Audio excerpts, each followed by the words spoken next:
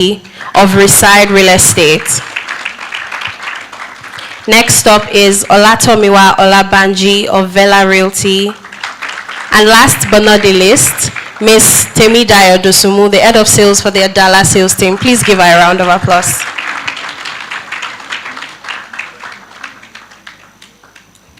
So today, in very short time, we're going to be listening to our top sellers for the year 2025. Come tell us what they did differently from every other person. So I'm going to start with everybody. And the first question here is, or let me just go straight. Last year was very competitive, if we can all attest to that. What I would like to ask everybody on the team is, what is something that you did differently that you think, made you stand out as a top-selling realtor for the year 2025? Let's begin with Temidayo.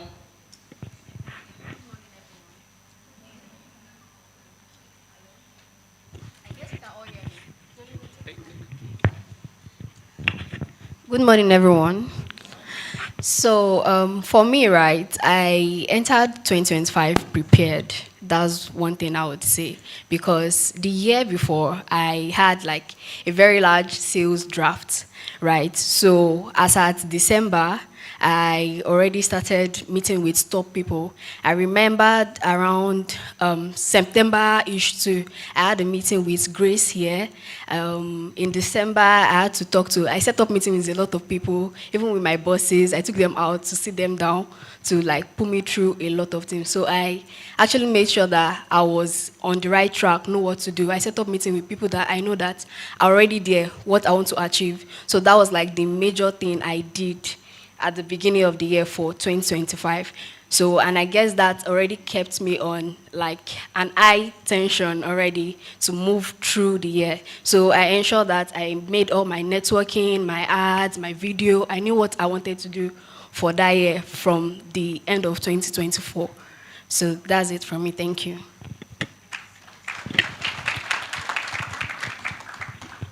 Okay, so for me, I made sure I plugged myself in an ecosystem that already works, right? Because starting into the year, it was very, very rough, right? So what I just did was to surround myself with top performance. 4 months into 2025, no sales for me, right? But I was seeing the results from the people surrounding me. So the moment I get discouraged or more, I just look up to them and say, if this guy can do it, what's there? I can. So they were just like, they're like my, I don't know what to call it, maybe my guideline or something, right? I just made sure I plugged myself into the ecosystem so that I don't get discouraged, right? And another thing I did was my follow-up system in 2025 was crazy, right? Very, very crazy. What I don't usually do before, normally I don't document my follow-up, right? But 2025 or more, I double down. Any conversation I have with you, I have it written down. I know the next time I'm calling you, right? From that first conversation, I know the next time I'm calling you. From that first conversation, I know if we are going to have another conversation or I just add it to my broadcast list, right? So I think that was what worked for me, yeah. Okay. Ms. Grace. Good morning, guys. My name is Grace. So last year, what I did differently, basically, I built strong relationship with people. And majorly, I really do not like to waste too much time on prospect, right? So what differentiates if I have to waste my time with a particular prospect who's not going to buy from me and the person that is going to buy from me is simply knowing what they want. So if a client is looking to buy a home, where they want to stay, and what I sell is investment, I definitely do not waste my time on that client. What I do instead is to refer the person to someone that I know that sells home. I move on to the next person that need my service. So this way, I kind of narrow it down to know people that I spent most of my time with, and then that way, I talk to people that are actually in need of my services. So, for example, if I have close to like, say, 50 people I'm talking to, and out of 50 people, 40 people are looking to own a home. And I'm not selling a home, I'm selling investment, right? Real estate investment. if I do not narrow it down, which that means I'm going to waste a lot of my time dealing with 40 people, and at the end of the day, I will lose that sale because that is not what they want. And one thing you don't want to do is to sell to people, force down the investment or force down a property into somebody's truth when they really do not need it. I bet you, whatever money you eat, you will vomit it by the time they start with trouble. So that's what I did differently, and it works for me. Okay, please pass to Mr. Bako. Good morning, everyone. My name is Alamina Tobaki. So two things I did differently last year was, the first thing is I started understanding my metrics. And secondly, I created a structure. And I would just dive into the two. First is understanding my metrics in the sense that I needed to know why I was doing everything I was doing, especially around my numbers. I told myself I wanted to start telling myself I did 120 million and in 90 days at a 12% commercial rate or not. I just wanted to know why I was doing things, my numbers, my lead generation metrics, my revenue metrics. I wanted to know every single number that led to a single sale I did. And it really helped me because that allowed me to develop something I called my daily non-negotiables, which simply means that I had to start up 30 conversations every single day, 10 from existing clients, 10 from new clients, and 10 from already, prospects in the pipeline already. So those 30 things, I did it. I started it not consistently, of course. I was doing maybe 15 days a month, 20 days, and it just got better as the year went by. And so at the end of every month, when I make a sale, I'm able to say, okay, if I had done 30 conversations every day, it means that at the end of the month I should be doing about 900 conversations, maybe 600 might sound very interested and all that, and I would be able to have qualified about 100 of them. So I just knew my numbers very well, and it started materializing into sales. Do you understand? So, secondly, structure. One thing about realtors, especially when you're starting out, is that, we like to see ourselves as sole proprietors, right? Which is what we are basically. You are your content creator, you are still your business manager, you are your editor, you are your everything, right? But one thing you should just try to understand is you can still operate as a business, right? Try to just create structure where you can, in the sense that give your time and, schedules around all of your business activities. So that was some of the things I started doing, and into half of the year, I actually started creating delegation. I started delegating to team members. I allowed myself off my content creation. I allowed myself off social media management and focus on the 20% that actually moved the needle, which is the follow-up, the calls, and the conversations. So those were the things I did differently in 2025. Thank you very much. So I don't know about you, but me, I have takeaways from this session. So from everybody, they are telling you, structure your time, schedule yourself, involve yourself with people that can actually help you grow. Basically, that's what they are telling you. So we'll be moving to the next part of this questions, and I'll be directing the next question to you, Ms. Grace. So we know how in real estate you get a lot of leads at some point, right? What I want to ask is, you already mentioned part of it. What I want a serious person from somebody that is not serious? How do you ensure that the people that are serious, you follow up with them? How do you strategize, basically? That's what I'm asking. Okay. First, let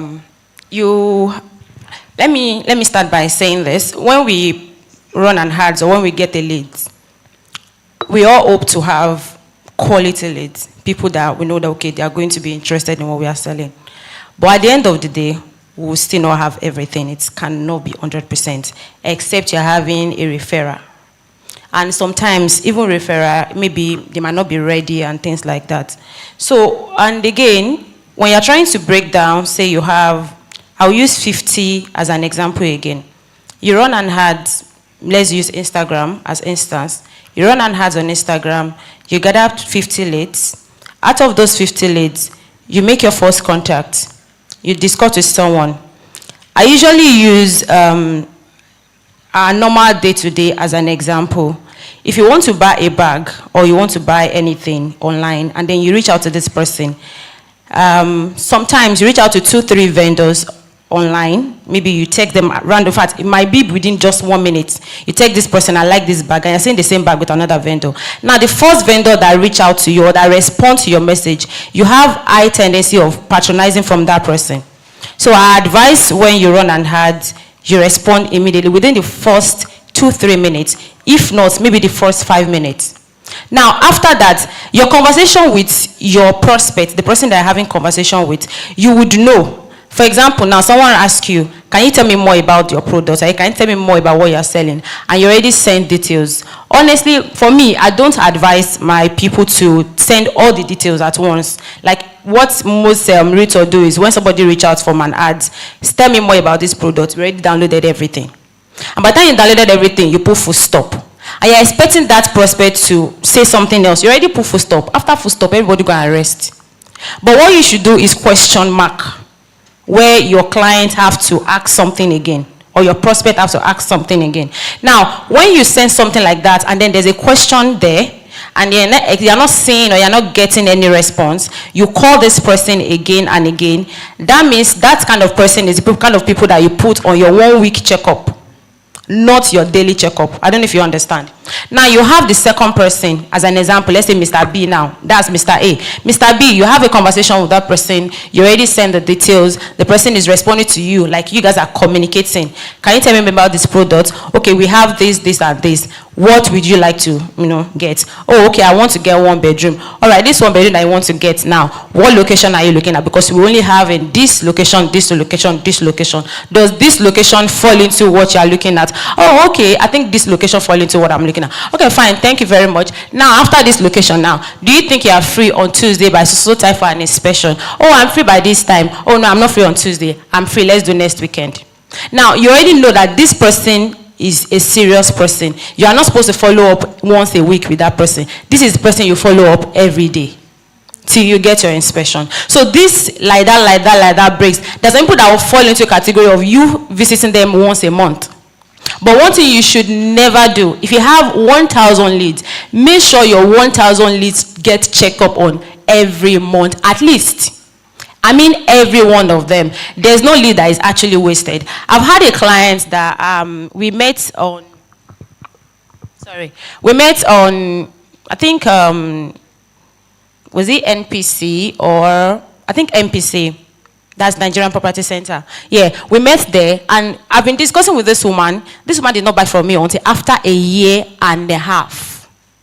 And it is not because she does not have the money. It's because at the time, the project I was selling, she was not interested in what I was selling. And I said it earlier that you don't want to force into a client anything they are not interested in, because you will end up regretting it. Because they will keep blaming you for telling them to buy that particular thing when they do not like it. So this woman did not buy from me until after 1.5 years. And trust me, this person was the one that bought the project. I mean, when she wanted to buy from me, when I was trying for her to buy from me, was just, I think maybe like 5 million naira. This woman came to buy a project for me for 75 million naira, and she paid cash. So you don't want to lose. You're having like that 100. You still want to check up on them, but you just have to session it down. If you check my phone, you're going to see different broadcasts. There's some that you must check up on every day. There's weekly. There's monthly.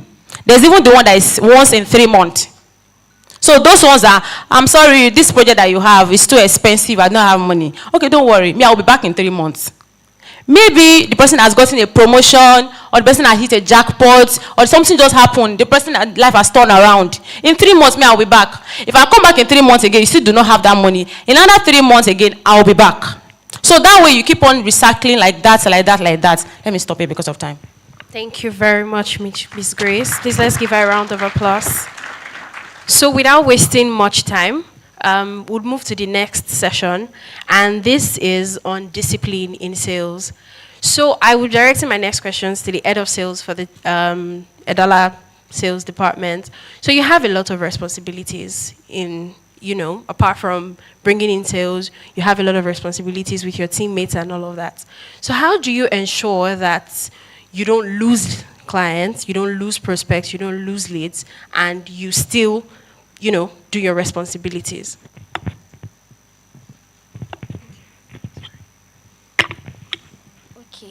So first off, there is no work-life balance. Of course, there are some things that suffers for it at the end of the day for me. So I would say that, like I said, I had meetings with people, so they put me through certain structure. And one of the things I liked about my team and how my mentors put us through was to create a tracker. So what your tracker does is that when you get a lead, you put the person's name, you put what the person wants to buy, and then after a conversation, you write where it stopped. So I think that was like the turning point for me because, I don't know if this happened to a lot of people. You might just be eating there, you now remember, oh, I'm supposed to call this client. And maybe your alarm did not come up at the time. Something just happened, though you set an alarm, right? So the tracker is something I used to check from time to time.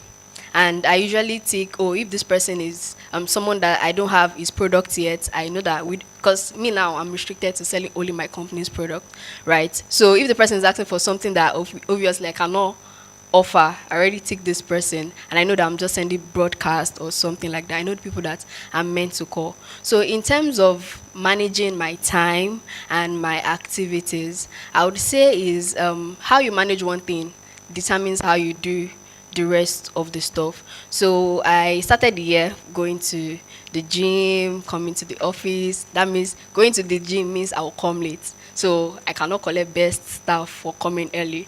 So I had to I've lost that part already. So it's not like I'm being perfect, but when I have meetings, on days I have meetings, I ensure that, oh, I'm going to go to the gym at the evening. So the issue is that we just have to, know yourself, what you can do. Someone like me now at home, I don't really do a lot of choice. I make sure everything I do is very, very simple. My clothes, I iron them ahead of time. I like doing batch ironing. I know a lot of people hate it. I do batch ironing, though I don't do laundries. So I know that even if at the end of the day I'll find something to wear once I wake up in the morning, right? Because everything is already aligned for me. And in terms of going for inspection, like I mentioned earlier, everything is already on my tracker.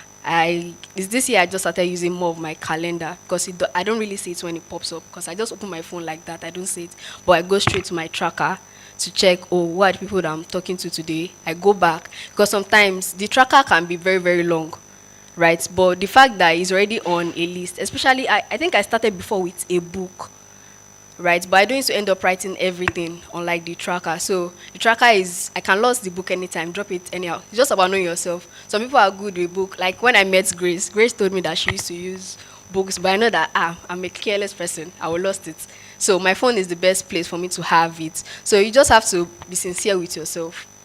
Somebody's what's it called? Somebody's way might not be the way you can handle things, right? Though there's always chance to make things better, right? But for me, it was using my phone to ensure that everything is in order for me. So that's how I've basically be able to adjust to everything. Thank you. So pretty much if you're disciplined and you put your mind to it, you can find a way around it. Thank you very much, Timidayo. On to the next question. So we know how the economy and all of that affects sales at times. How do you feel, this question is directed to you, Tomiwa, how do you feel when a project maybe a deal doesn't go through? You have a client, you guys have talked about closing, the next thing is to make payments. So how do you stay motivated when, say, you have clients where you've done all of the site inspections, you've discussed, and then all of a sudden they just don't go through with the deal? How do you stay motivated? Okay, I would say I'm used to it, right? If you want to do sales, you have to have a very thick skin for rejection. In fact, heartbreak, basically. You think that a relationship is... So it's actually, you just have to have a thick skin for it. The moment I negotiate a good deal for you, maybe you want a discount and something, and I do all I can to get you that discount. The moment I get you that discount, maybe that type of transaction, I send you an offer letter. The moment I send you an offer letter, my work is done. All right, I've moved on to the next one. Whether you now pay or not is left to you.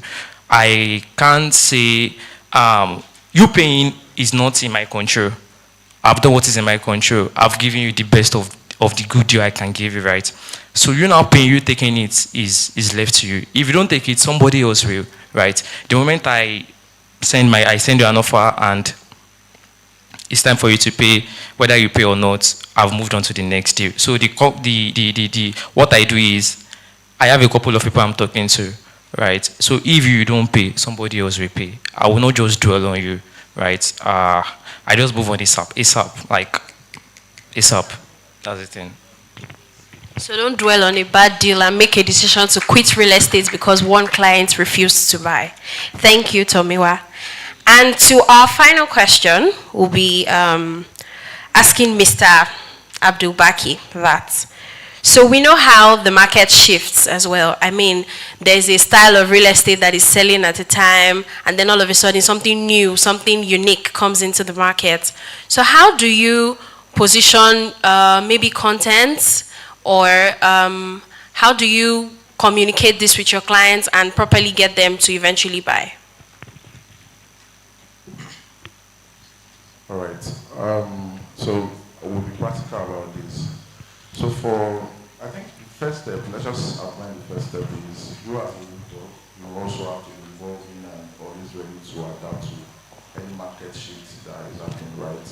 So for me, when I started real estate activity, which was 2023, I was, introduced first to long lease, and long lease itself was really playing around either for rentals or for wholesale accommodation because that was the environment we played. And because I was part of this company, which is Edala, and they started evolving into their own development, which was now short-let properties. That is the shift, right? So the question is just how did I now position myself to be somebody who can pitch short-let properties to investors, which is simple. First is the community, the environment that you are, right? Edala created a community outside of the Realtors community, which is the Rainmakers, right? And this is like an inner setting for people who we've seen, to a degree, certain level of seriousness and enthusiasm, right? So, and there is where we did a deep dive of how to actually understand this new market that has, come out to play.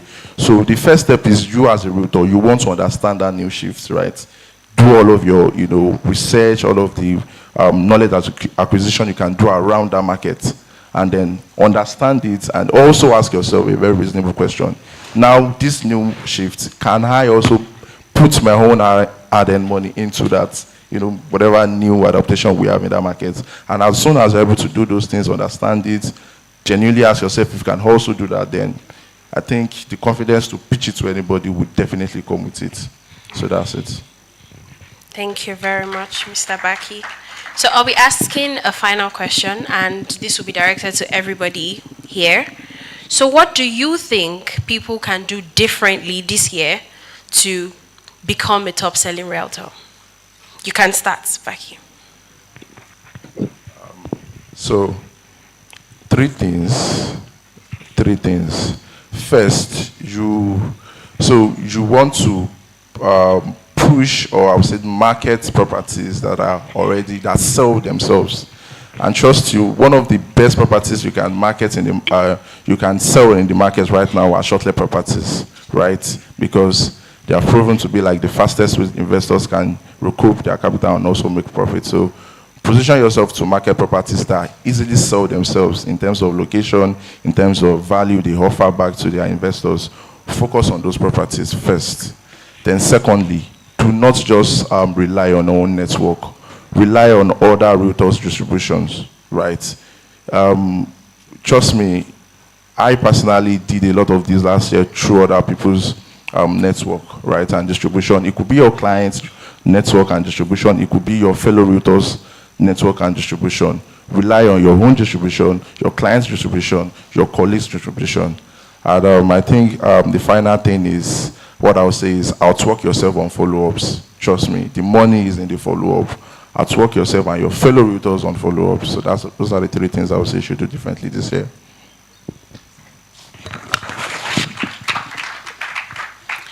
Okay, for me, let me use,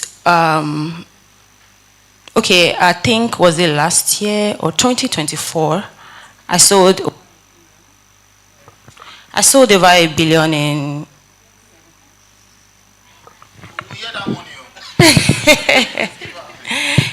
I think in like 7 months, I think I'm back. In like 7 months. All right, I was saying in 2024, I sold about over 1 billion in like 7 months. Now, what did I do differently? The fact that we are in 2026 and in 2024, there's not too much difference. You're still you, and you're still yourself. So whatever you are going to pull up, whatever you are going to do in that year, you might as well do it this way as well. A lot of questions came up because a year before the billion, in the whole year, I sold 280 something million. The whole year, that was 2023. And 2024, I sold over 1 billion in less than 7 months, I guess, yeah. Now, what did I do differently? Simple. I realized something. I mentioned follow-up. Follow-up is very important. But there are two different follow-ups. Follow-up before a client buys, and follow-up after a client has paid.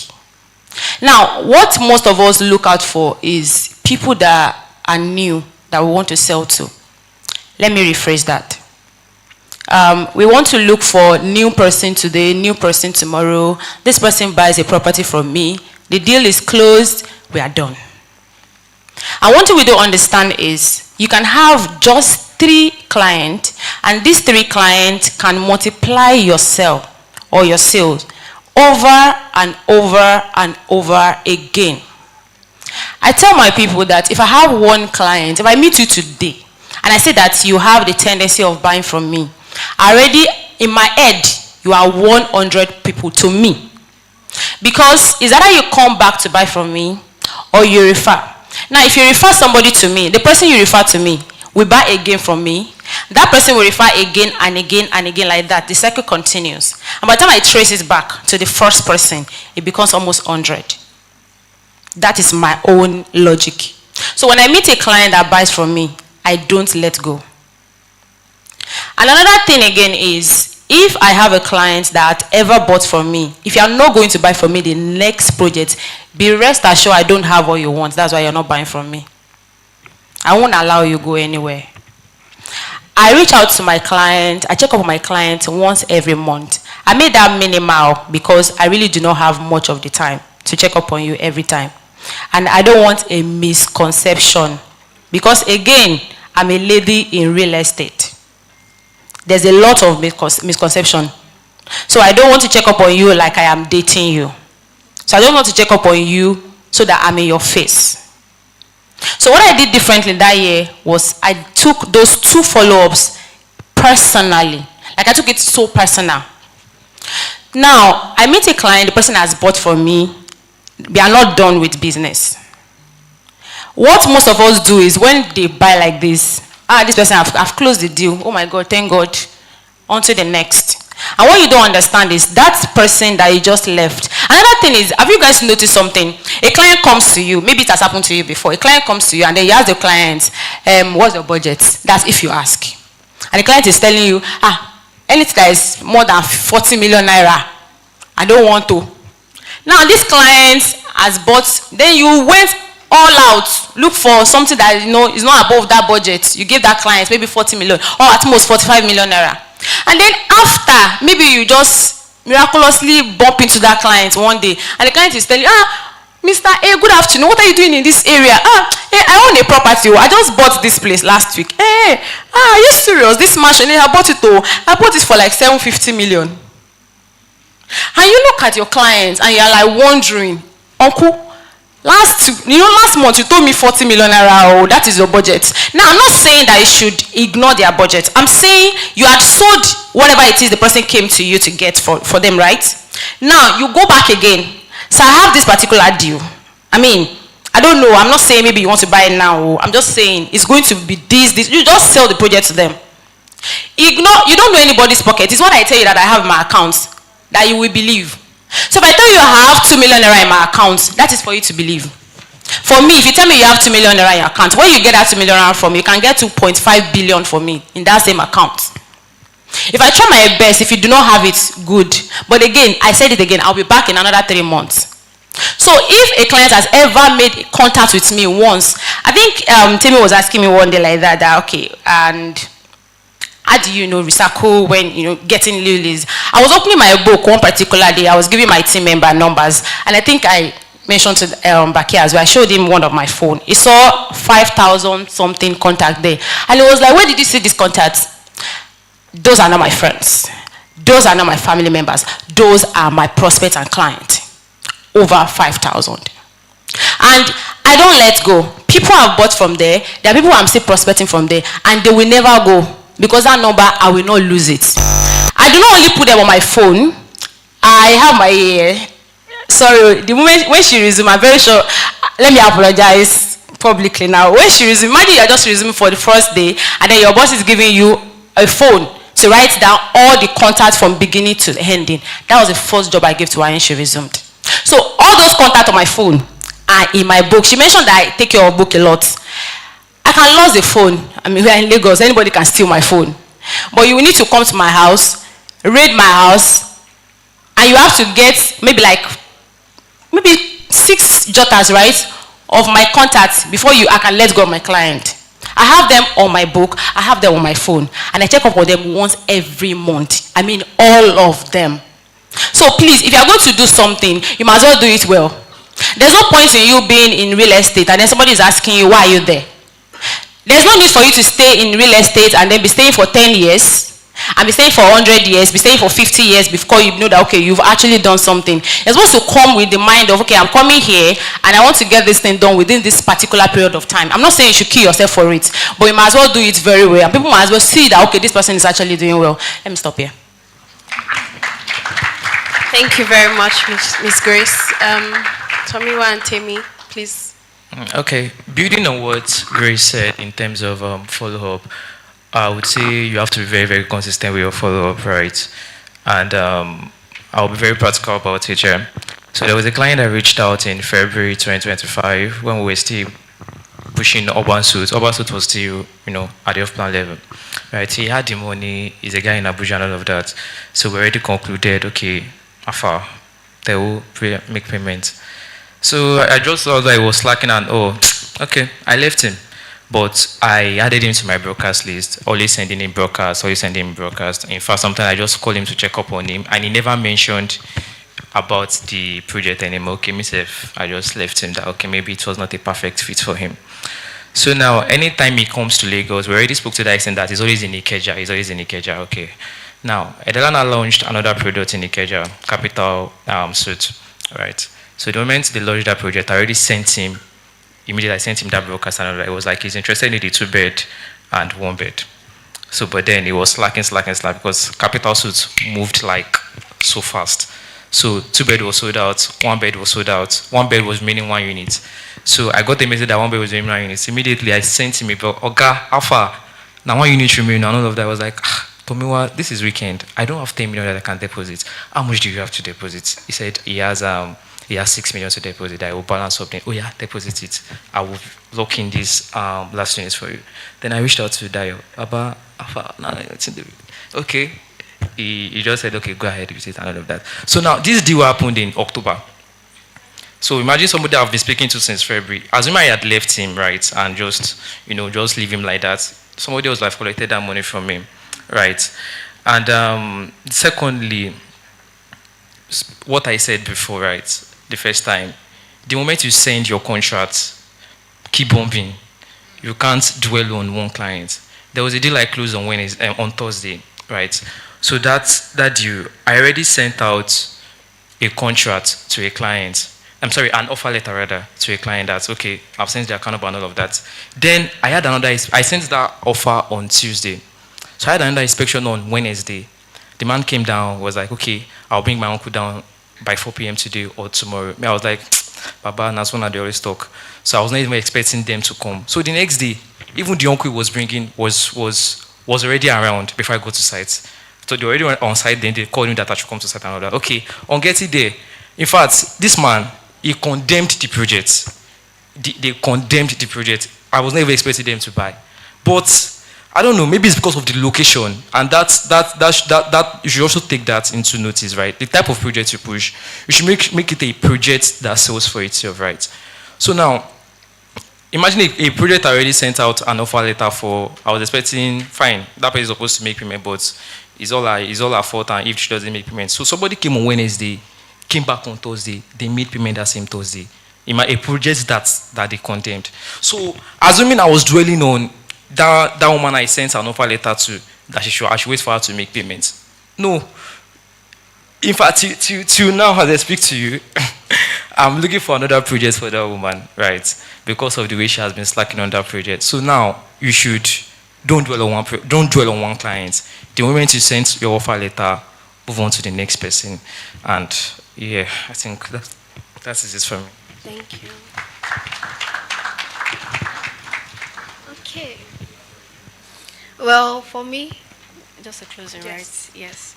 So the advice I would give anyone is that you need 3 persons. Number 1 is yourself, like I said, know yourself, plan yourself. Number 2 is your environment, the people you have, your work environment, how to make your process simple. The people you have in your circle, people you are talking to, your mentor and all, and finally your client. So in terms of yourself, I already explained that part in terms of networking with people. So some people might have some edge over you, maybe in terms of how they do their content. Try linking up with those people, ask them questions. It might even be simple things that you might see that is not an important something that is actually helping them make sales, actually putting them out there. So you should ensure that you're always networking with people, know what they're actually doing. Of course, some people might not be very open with you, right? But make sure you try your best. Don't be like, this person is, no, I'm older than this person, how much has he done? I can do more. Or maybe 2 years ago, you did a very high volume and you're now facing drought and you feel like, oh no, I'll still come up, Shebina me. Trust me, the strategy that worked for you that year might not be the strategy that is currently working right now. So make sure that you're always around information, getting information all the time. Even the person is a new person, you're not even on board the person sold. Ask the person, what happened? How the person eventually buy? What made the person buy these products? Maybe that's what you should even say in your next content, right? And then finally, your client, which is the third person. You have to build a good relationship, rather, with your client. For me, most of my clients see me as their younger sister. I see them as my mom and all. So they're always like, Timmy, I think one of my friends wants to buy this property. And I told her, but I will now send it to Ma. I use Ma for everybody, sir. And I'm not always like, oh, no, let me help you get this good deal. So you should be worshiping me. I don't do my client relationship like that. I take them like family, right? Even some people, of course, men, they might want to, bring this kind of advances towards you. You brother zone them, Egbon, sir, please help me talk to that your guy, that kind of stuff, right? I would follow up, like the way your younger sister wants, when she wants to build you, follow up. That's how I do my following up, right? And ensure that, the atmosphere is clear between you guys. So that's it from me. Thank you very much. Thank you very much. This has been an insightful session. Thank you, Ms. Grace Abdul-Baki. I'm going to leave it up to the MC now. Thank you very much. Please stand up. Can I ask that if you learned a lot from this session, please help me make it lusty. You can be more generous with your applause. Come on, guys. Please just come together. Let's have a group picture of them. Can the media team please do this?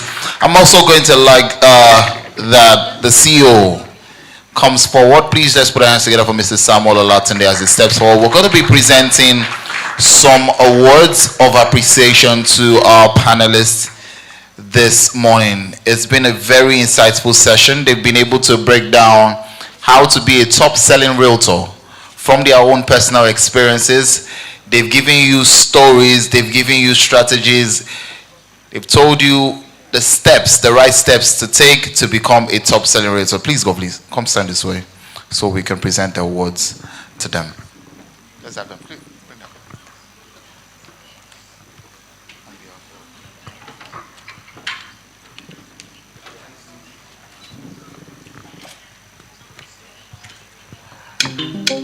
So on behalf of Edala, I'd like to present this award to Alamin Abdubaki for his insightful contribution to this panel.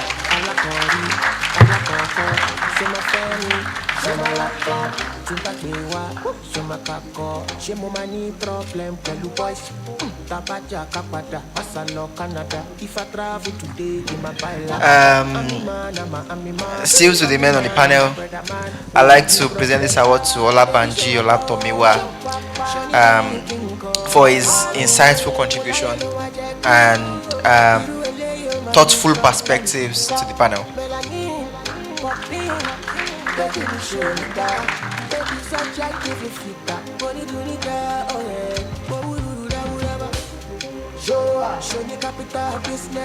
I'd also like to recognize Grace Babalola with this award for insightful contribution to this panel.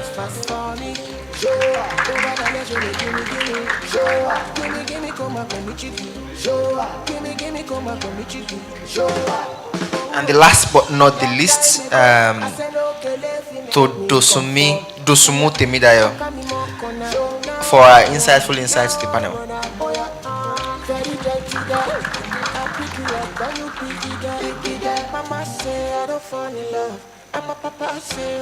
Okay, so this is also presented to the moderator for coordinating the conversation that we all gained from.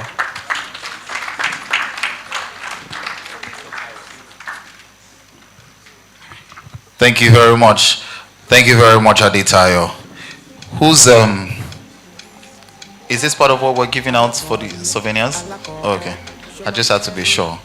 All right, before we step out briefly for 15 minutes break, we've provided a short reception for you just outside. We're gonna have everyone step outside for a brief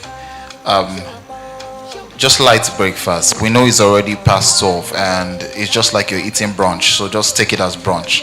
It's breakfast and lunch together. Many of us are already used to that, Some of us do 011, some of us do 101, some of us do 01, some of you do 100, 100. Some people do 001 as per the video. Yeah? Oh, some people do 010. Okay. But don't worry, I can assure you that if you take all of the things that you've learned here very seriously and you put in actions, you put in actionable steps, before the end of first quarter, alerts that can bounce back will enter your account in Jesus' name. If you like, don't say amen. And if you like, don't put in the work. We have a lot of incentives and giveaways for you this morning. I'm just going to ask 2 questions so that I can first give out some of the items that we have provided by Edala. All right. Someone shared a very peculiar story here and mentioned 2 products of Edala while he was speaking. He mentioned that he was about to sell one in February, and eventually he couldn't get the client to close on that one, but eventually closed on a product in Ikeja later in October. So in that statement, he mentioned 2 products. Oya, come. Quickly, sorry. Quickly. You mentioned 2 products. Come, please, your name and what are the 2 products you mentioned? Okay. My name is Muitala Kuduzomotayo. So he mentioned urban suits and capital suits. Is it correct? Please, who said no? It's the same thing. Don't worry. I'm sorry, ma. Come, sir. Come, stand this way. Please, let's put our hands together for him.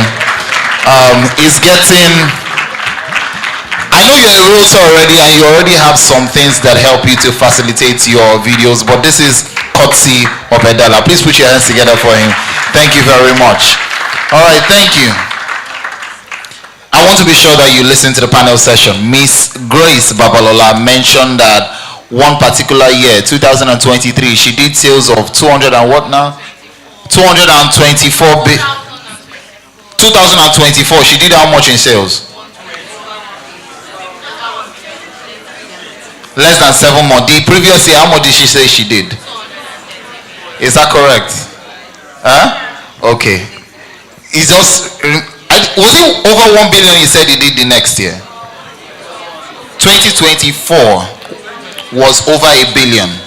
The previous year was 213 million.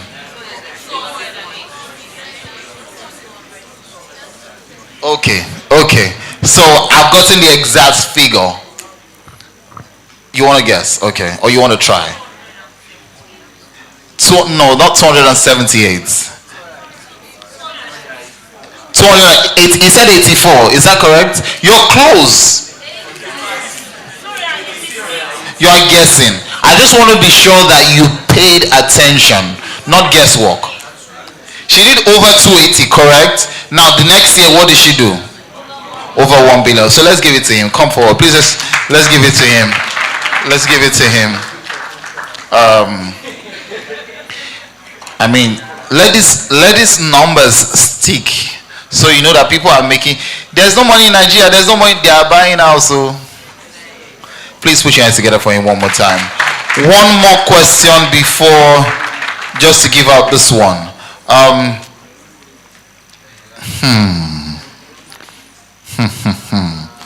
All right, this is not all. We still have a lot more. We still have a lot more to give out.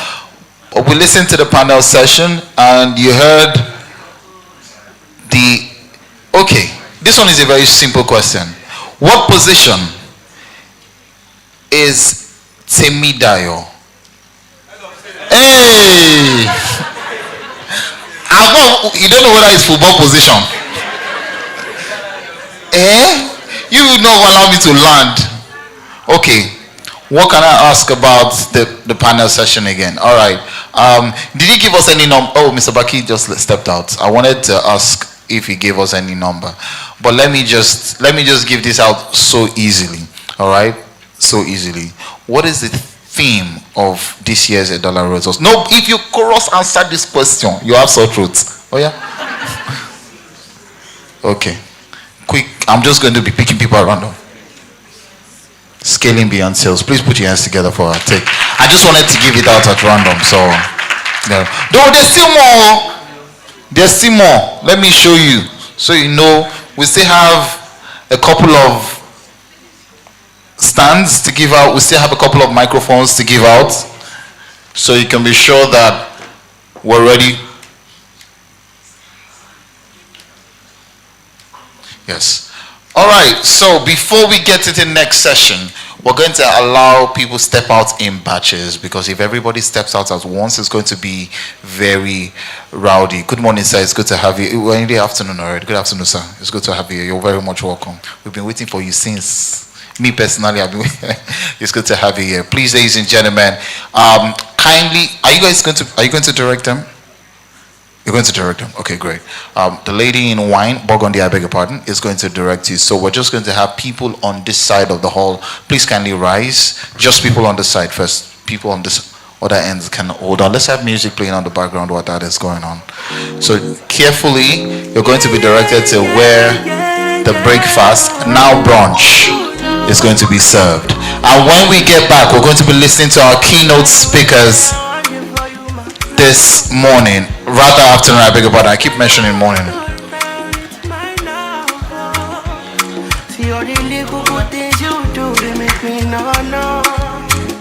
Carefully, please, at every point in time, if you have to step out, make sure that even if you're leaving your bag behind, all your valuables are close to you. Thank you.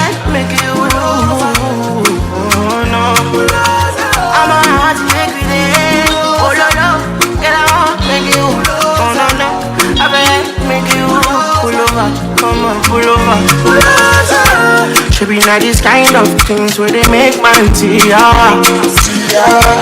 And me I understand, so your dad know like me. See me I won't make it no, say me there for you, cara. And if not the price be that, that's why I don't see ya. I never tell you for nothing. This love will make me the jack and shit. Without you I don't fit to love. Without you I can tell me with this something. I never tell you baby. This love will make me the something. No.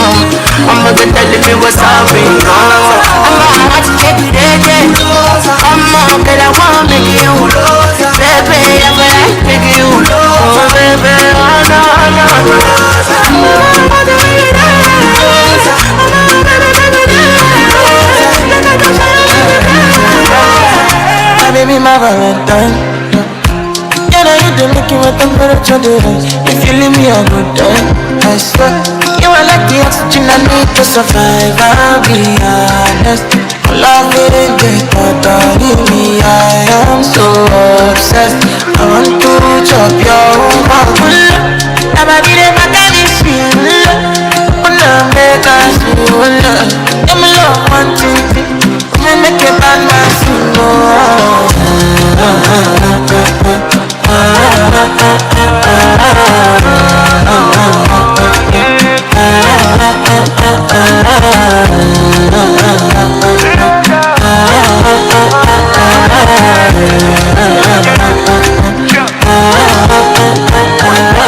$1,000 I could spend for your head.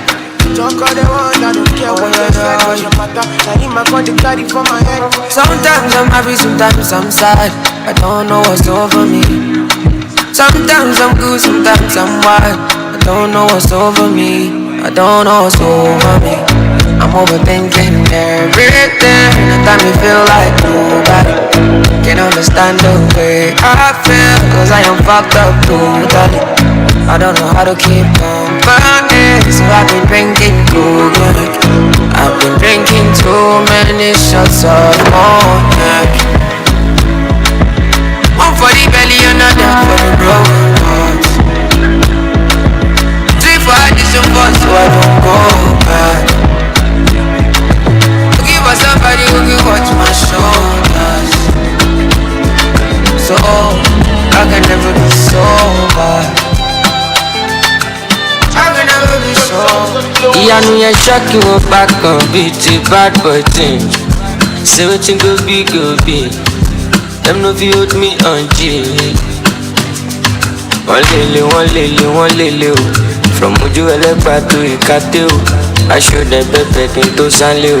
Because I know my dream mi ò kéré o. Jazz on jazz but their jazz don cast. Only strong feet to feel so bad. See I'm for my dream as I wear my crown. Get down on my knees and I pray to Jah.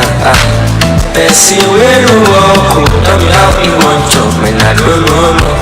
Heavenly sound from the street, that's how we roll. Yeah, èmi ò kéré, sọ fún máa wo ẹni kankan. Èmi ò kéré, sọ fún máa wo ẹni kankan. Unzanza, Olúwa, unzanza, unzanza, Olúwa, unzanza. Olúwa, unzanza, unzanza, Olúwa, unzanza. Unzanza, Olúwa, unzanza. Unzanza, Olúwa, unzanza.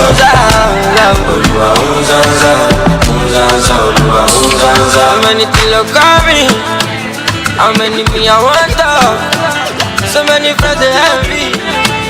But me I know they see them. I said the guy that they look at it now. Anybody want move my con? Emi lo mata ni kò lè gbàgàn. Now I dey do big thing, I be lion. My head strong pass coconut. Them try, them no reach me, oh God. Anything where you wish me, I wish you back.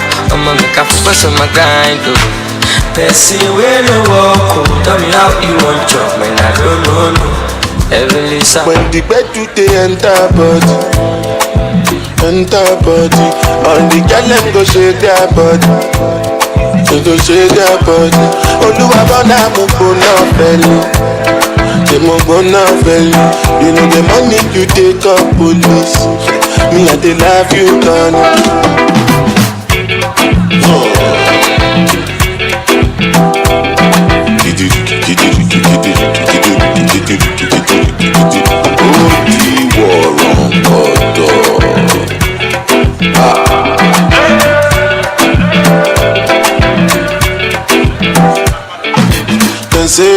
Say no number, but I go spray you the money on your mouth. You supposed to know, say me not feel newcomer. So my baby make you no go dollar, no go dollar. When the bed they enter body, all the girl them go shake their body. Everything she gets, if you know me now. Me with a king party room, you know me now. Oh, I know they fit just if we go the guy. Do me corny low, but you know me down. Enjoy that can just rest in my hand. Guys, listen, avenues like this afford you the opportunity to network. I don't expect you to just be sitting down idle. Meet someone. Rest on my shoulder, really harder, but follow me ladder. No holiday, so all day, follow me ladder, really harder.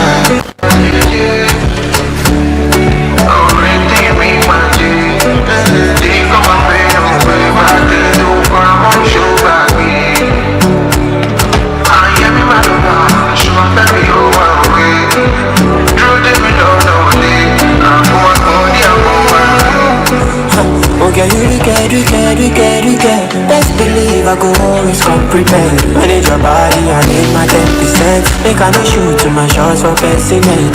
Oh baby, make you get there. What are you doing with all your sexiness? Maybe you get this style enough finesse. I'm with your body, you go run for president. So Calibre, but nobody there. Rest on the shoulder. Really harder, but follow me ladder.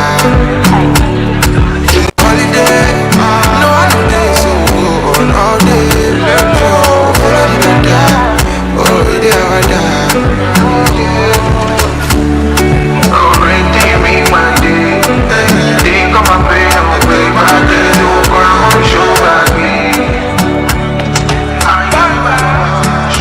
I don't even like to don't want chance. No be magic, the feeling is constant. So I got some cool feelings in order. And you don't even get any choice than to forget all the wrong things. So with you I want to do all of the bad things. You can imagine. And I know you get the understanding. Maka music, show my jam music, shaking that music. Let's make a family. I go be your defender. TB, I fit to give you 10 times. Maka music, everything eternity. If we day down, we can make a family. I go be your defender. TB, I fit to give you 10 times. Calculate, multi-calculate. So this I'm not looking manipulate me. I know your efforts not going to take me. So I got some cool feelings in order. Suffocate, I get suffocate.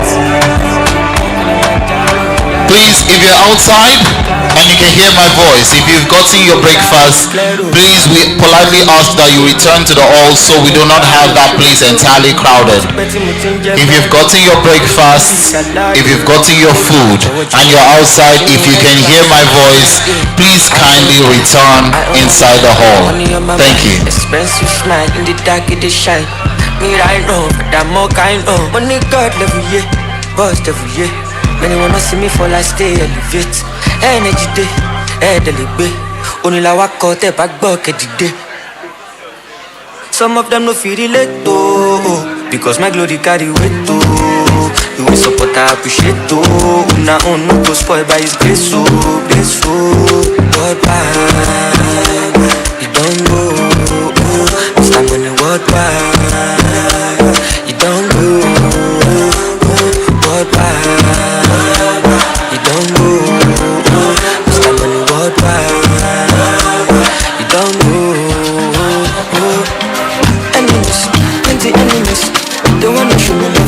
They come want to make a wallet. I'ma show you go there, no complaint. I'ma go there, also go shopping. I'ma not ticket to turn they play. I'm in the mood. I'ma get fell in the ground. They do marry no one like you. Tabaja de baba shot they low. I'm in the mood. Don't talk to you, waiting the worry. Now me and you. Today not today, where you gon' know me, yeah.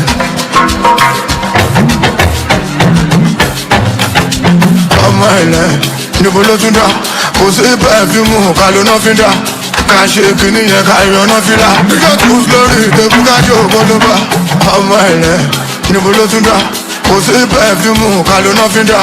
Ká ṣe kìíní yẹn, ká yọ ná fi lá. Kúrò cruise nínú pàṣẹ kájọ ọba gbádùn. Àmàjẹ ayé yìí. Àjọmọ̀jà yìí. Yóò gbọ́dọ̀ lórí àmàlà. I'm a giant. I'm a giant.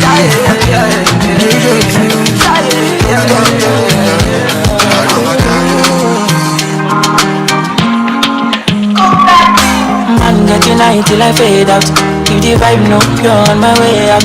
Mula badu, anytime we step out. The men them outside, we know they house. No they look for us, we know they house. When they see the mula, we don't spray out. Thank God, say the maga don't pay out. Oh, see, I'm ahead of them, I see what you. I'm a fat baller, you got only me. No man fit talk shit to me. Me look me, you go collect oh. See, I'm on a me, they lead, I see what you. I'm a fucking baller, you got only me. No man fit talk shit to me. Me look me, you go collect oh.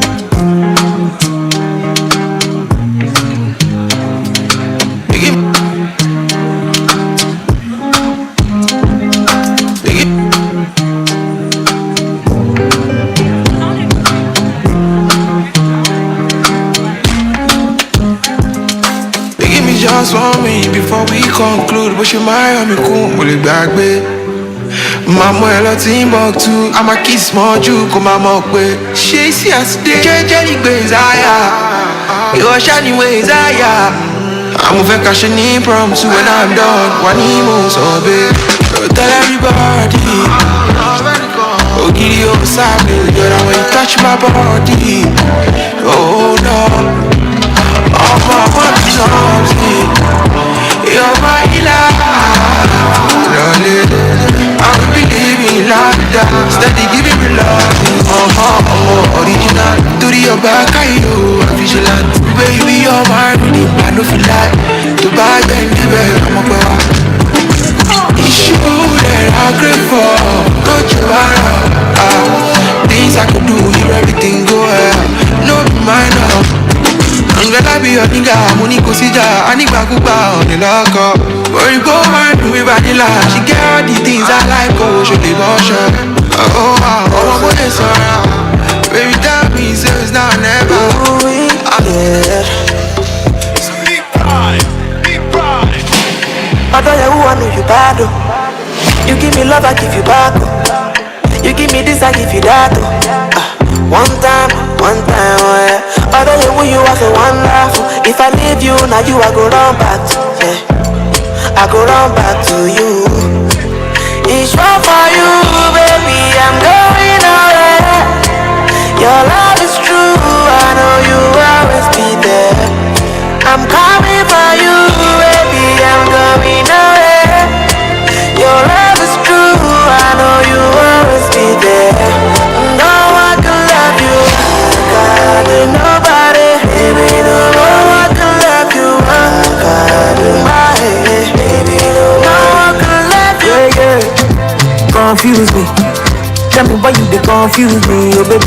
Your body too attractive, and the way I fall for you, it be like magic. Oh no, the way you did me, I go day, and I no go fit to come another day. But I go to call you my baby, and together we go there, we no go fade away.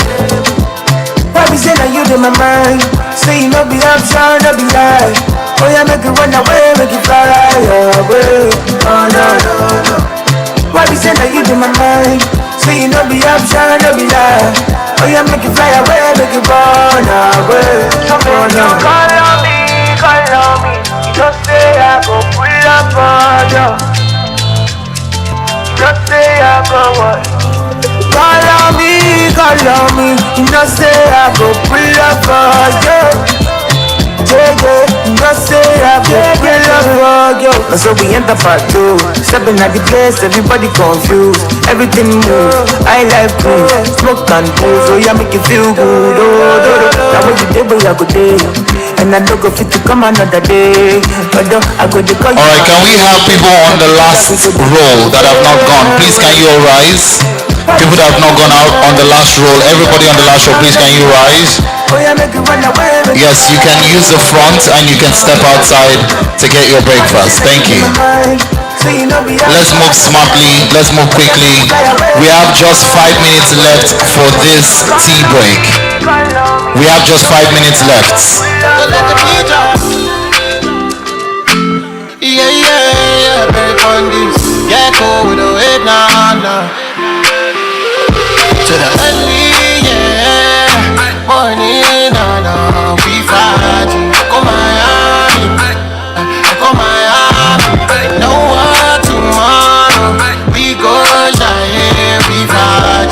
Come Miami, we go turn up all night. All the way to the sun go up, we go turn up all night. If you down with me, throw your ones up, we go turn up all night.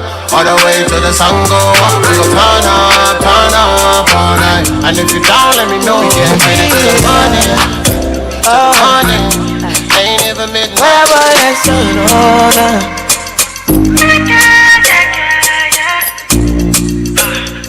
Shawty pull up in the backside. Baby, so they be killing. I'm making my me shady. All the girls calling me baby. See me see baby. Fine boy, wake cause I be sing baby. Tell me what you need baby. I'ma forget, sit that day.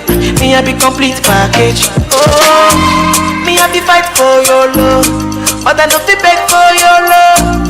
I no fi beg for your love. I no fi beg for your love. Me I be fight for your love, but I no fi beg for your love. I no fi beg for your love. No, we yeah, baby, yeah, baby, baby, be your vibe, be your vibe. I want you to feel like a kid, baby, baby, baby, baby, be your vibe, yeah, be your vibe. Waiting you need, baby. I get the sauce, get the juice, baby. I got the everything for you, baby. As long as you there. Oh. Bad boy, when you know for use, baby. I be king, I be me, shit. Girl, you know, so my love far away, far away. Me, I be fight for your love, but I don't be beg for your love. I don't be beg for your love. I don't be beg for your love. Me, I be fight for your love. Let me know, let me know.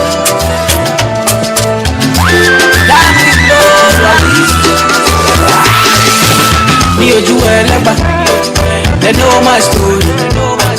From old dogs to I be hustle to work. Say, me or you elegba, oh, me and see.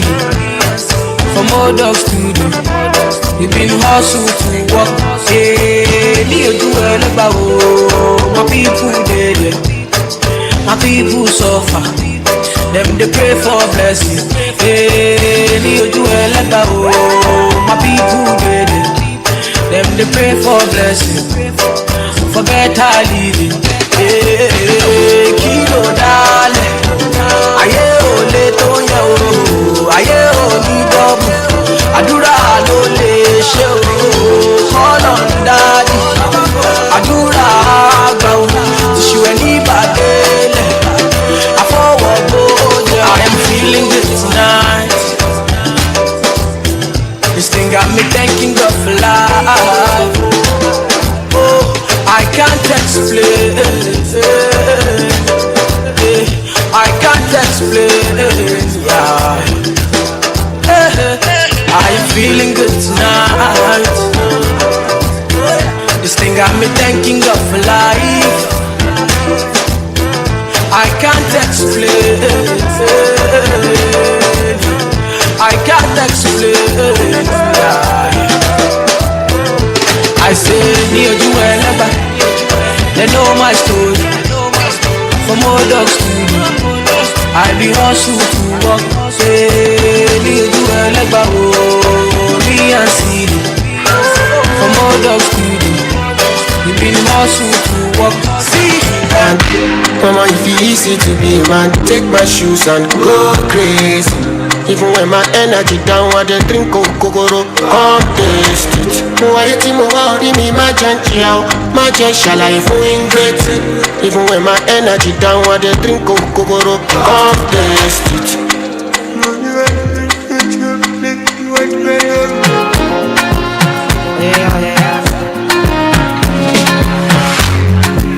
Now which kind life where I never see? I carry God so I fear nothing. Steady increase in the comma. Original no be parody. It no fit clear for your memory. Whether now winter or summer, I did Papa don't stop now. Living life, see my fire burning bright. It's in the inside me. Smally way they mighty. They never know I color. To remove fight, check and balance. Everything inside my mind daily. Trust me, you can't fool me. Energy don't got logo. For a friendly and conscious. I'm allergic to circles. I'm not ready for confusion. They're telling me make I show love. Stability on bono. Everything a connection. I'm not ready for confusion. Things happen inside life. Try to make I live my life. Dreams come true if not fight the fight, make you no go tired. Fire they go. You need to put your body on hold. If your body is no long, I just stop now. Living life, see my fire burning bright. It's in the inside me. Slowly way light. Tell me where you dey. Last is Saturday. I go meet you there. Cause I miss you every day. Call me any day. I'll be on my way. I'm one call away. No matter the situation. Yeah, no shot. Keep my action. Don't need too much. I love you with passion. Jessica, Jennifer, family last shot. I will soon be like no more fornication. To run up, baby, my son. Girl, I want some. I say now you, only you, I want the sanction. Yeah, I'm all yakpa for my catalog. When I only you, where I want for my mansion. Girl, I'm not here to the confuse you. Girl, I'm only here to the convince you. That I love and I need and I miss you. Me, I love your body and your melanin. Follow me, give me ginger. Take me high with my energy. I never love you, finish you. Don't leave me, oh romance. Baby, let me take you to Ibiza. Let me put a ring around your finger. If you make the memory to linger, I will give you anything you want. If I go jet and I go galant, I no go fear. You do me tumba, but I don't care. I mean my feelings and I just want to make you know. Tell me where you live. Man, I need to see you every day. We gotta stay in touch. And right now, Musi ball or no. Whether you like or not. Joe, my shit, we carry lay. We this your shit on. You left me with no option, gone. I don't feel the night on God. And if you check out, all I want is your love. Don't leave me, bugger. I don't go like if you forget it, bugger. Cause the touch of your time, we gave me your love. My physique, bugger. Oh, my decking, no. Cause you were the one I love. You were the one I trust. You do me jedi now. I'm only for a local. And if you like bygones, be bygones. Come about me, you lock up. You do me jedi now. I'm only for a local. Baby, you know that I let you go. Baby, you know that I let you go.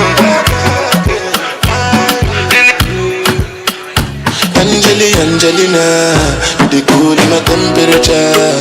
If you call, I go come deliver. I no go fall in your hand never. So now me you could live forever. Teacher, just bring it out a little bit. If you see that's the second car that was presented last year by Edala. And this was given to, as you can see, that's Tomiwa on the screen. It was one of the speakers on the last panel session. And one of the reasons why you're here today is to learn from people who have evidence. If you get what I'm saying, evidence. And for you to win that car, I think you need to surpass over 400 million worth of sales for an Edala product. Is this possible? Yes, it is. This is January. This is the 10th of January. We still have about 346 days. Am I correct? 345 days. Say that again. 355 days left in the year. Okay? So you can put into action your marketing plans, your sales plans for the next over 300 days, and it's very possible to win this car. This is a car. You know, there's a difference between vehicle, motor, automobile, and car. Do you know the difference? My brother, do you know the difference? You know there's a difference, but you know. This is one of the things that you can win, and that doesn't mean even if you don't get up to 200 million naira in sale, 400 million in sales, you won't get other incentives. There are other incentives for every milestone you make. Once you sell over 100, 200, 300, there are different incentives from $1 that would be presented to you. And I'm sure, who is interested in winning a car this year? Who's interested in winning a car this year? See, it's possible. I promise you that it's possible. And I just want you to know that if you don't win it, I will win it. Just know that we're competing. For those of you that don't know, aside from being a master of ceremonies, I'm also a seasoned real estate broker. I'm also in real estate. So that's why it's very easy for me to familiarize myself in this ecosystem. Because there's money there. Tell your neighbor there's money here. You will think it's a joke. What I want you to do, just bring that in. See, pay attention. Right now that you've come for this event, all right, I want you to do something throughout next week. Throughout next week, everywhere you pass, everywhere you go to, everywhere you are driving past, look around. You will see that in Lagos, almost every street, road, avenue, they are building. Do you believe me? They are building somewhere. Is it that they are reconstructing? Is that they demolish to raise up? Or is it either they just want to start a building? Pay attention. And once you begin to observe that, you will know that in this country, there's what? There's what? There's money. There's money. Money in Lagos. And there's money also outside Lagos. So far as Nigeria. You also heard him say that he got the client that was based in Abuja. But every time the person comes to Lagos, stays at Ikeja. So don't be limited to just Lagos clientele base. Once you're online, it's a global market. You know that, right? You know that, right? Great. So please get ready for the first keynote session that we're going to be having. We're already supposed to have rounded off with the breakfast. So please, if you've gotten your breakfast, if you're done eating, can I ask that you return into the hall? If you can hear my voice, we're already way behind schedule. We need to be as prompt as possible. Those outside, if you're done eating, if you've gotten your breakfast or your lunch, please kindly return into the hall. We need to get started. We need to get started. We're waiting on you guys. Those that are outside, please be quick. Let's return into the hall. Okay, so I'm just going to do this generally, just to open your mind. I'm just going to be asking one question. This is 2026, and it's very important. Not mandatory, but it's important just as a means of stirring up and spurring up your activity this year. It's important for you to set a sales target. Right? Alright, so I'm just going to ask 6 people your sales target for the year 2026. I'm going to start with familiar faces so it doesn't become uncomfortable for you. Grace, this is 2026. Where's the second microphone? I need another microphone. Okay. Check. Perfect. No, just simple question. Just one question. 2026, what's your sales target for the year? Is there a gift for it? Yes, there's a gift. You're the one that will give me the gift. Okay, for 2026, personally, I'm looking at 15 billion. 15 billion. And as a company, we're looking at maybe like 35. 25 billion. I said 35. 35. She's correcting me. I said 25. She said no. 35. Somebody say power. 15 billion and 35 billion as a company. Is it possible? Yes, it is. Mr. Alamin Abdubaki, please take the mic. 2026, what is your sales target? So as a company, 10 billion, personally, individually, 3 billion in sales volume. 3 billion. Please switch off the mic. Thank you. 3 billion as a person, and as a company, you said 15? No, as a company, 10 billion. Somebody would think it's news you're listening to, where they are just saying billion. But is it possible? Yes, it is. What's your sales target for 2026? You will start from today. Okay, my sales target is 200 billion. Yes, it is possible. I love the energy. So can I ask you? Okay, I'll still come. Oh, because no, it's targets now. I did not say what has been done. I did not say what has been done. No, I say what will be done. Don't worry, FIRS is not here. They are not here. Nobody is recording. No, give us something you did in the previous year. No, that time they've not started it now. See people that are doing billions, they are scared. Not that they are scared, they are just avoiding being in the spotlight. But sir, you give us something now. When you speak, okay, definitely. We're going to hear numbers when you speak. Let me ask someone. Sir, we're going to hear numbers when you speak. Oh, we will not agree for you. Let me. Some people are still. Okay, I know Ishaoluwa. No, don't be scared. Don't be scared. It's just 2026. What is your sales target? 1 billion. Say it loud. 1 billion. 1 billion. 1 billion. Let me just tell you, this number sounds very crazy.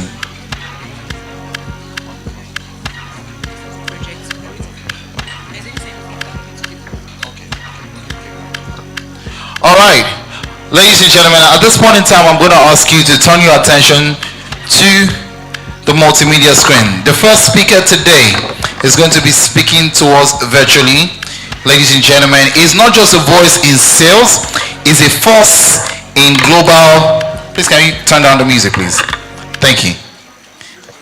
Ladies and gentlemen, our first keynote speaker is not just a voice in sales, is a force in global sales ecosystem, is a CEO of Sales Factory Global, a leading sales training company with footprints in Lagos and outside the country, London and beyond. As a respected member of the Forbes Coaches Council, he has authored 2 influential books on sales. He has shared powerful insights through over 276 thought-provoking articles called The 4 Letters. Ladies and gentlemen, his impact cuts across borders in industry, from leading sales transformation for major real estate companies to also coaching banks and fintech institutions in Nigeria and the UK. I dare say that his results speaks loudly. He has served as a resident sales coach for VPay Bank. He has advised forest companies, and he has successfully operated across B2B, B2C, DTC markets. Ladies and gentlemen, he's a serial entrepreneur. He's one of the most sought after advisors and coaches in the sales world. Ladies and gentlemen, please, if your hands are not too busy, please help me put them together. Give me a warm, lusty, well-deserving, generous applause for the sales maestro himself, Mr. Paul Fall. Thank you. Can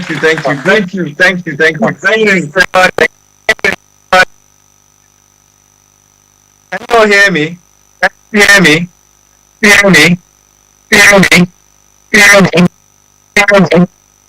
Ensure you're echoing. Ensure you're echoing. Ensure you're echoing. Ensure you're echoing. Ensure you're echoing. Ensure you're echoing. Ensure you're echoing. Ensure you're echoing. Ensure you're echoing. Ensure you're echoing.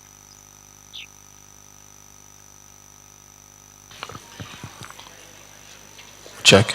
Mr. Paul, just give us a few minutes. We're going to try and work on the audio quickly. Let's just make sure that we have a better audio.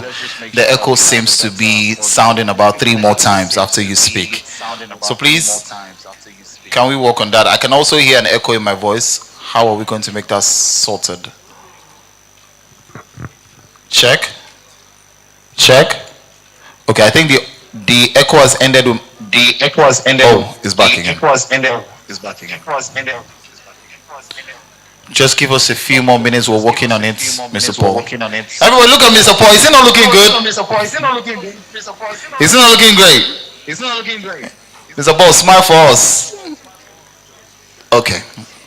Just to be sure he can hear us. We apologize. We're working on the technical glitch. Let's just give us. No problem. No problem.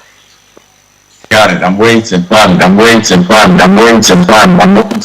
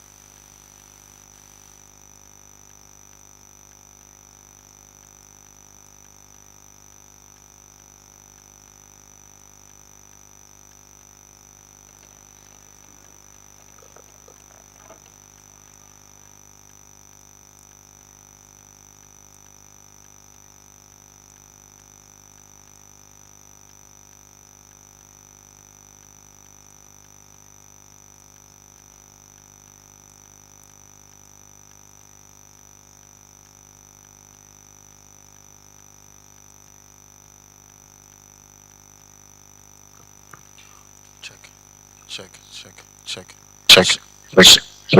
Push it. All right, Mr. Paul, let's hear you speak to us so we can know if the audio is good. The audio will be. I'm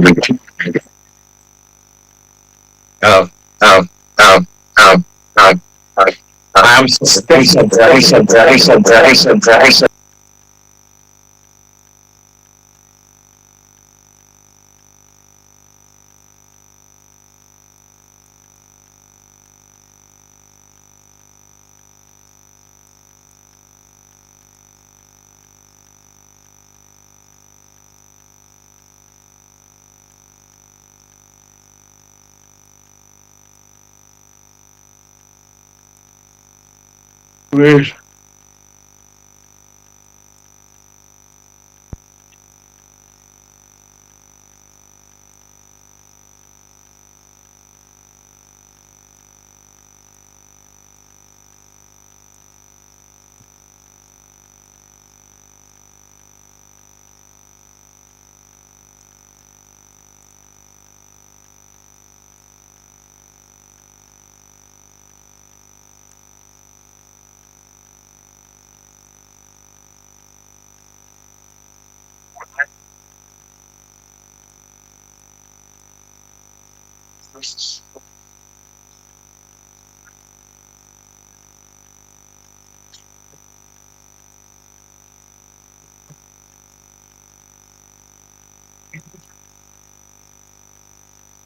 They don't say anyone.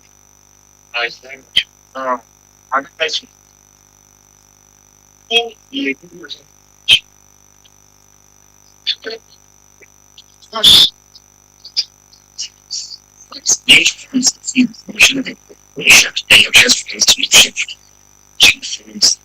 Agents directly to Russians. So it's a Russian AI free and that's good.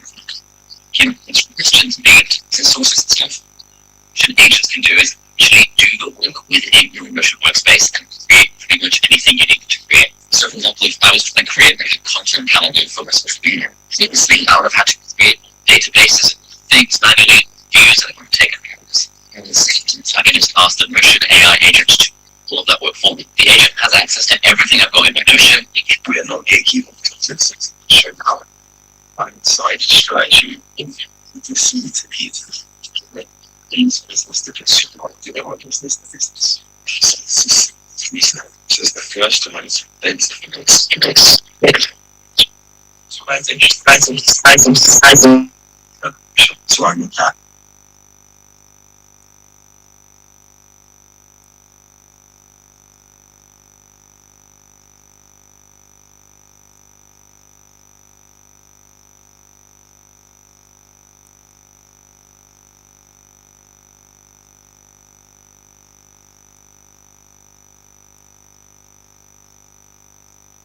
Looking for the creators, sure. So I can see. You know, I wasn't sure you were busy. This is the landlord I deal with. Starting. Mic check. All right, sir. I don't know if you can hear me from here. Hello, sir. I don't know if you can hear me from here. Hello? Hello? Hello? Hey. All right, great. Go ahead, please. Can I just teach like that? Is it working? Yes, we have a better sound now. You can go ahead, please. Yeah? We have a better sound now. You can go ahead, please. Mother, can I go ahead and teach? Excellent. Give me a thumbs up. Hello? Hello? Okay, it says yes. Okay. Me and Mike have been safeguarding the app for like your phone has gone, your hand has Jesus.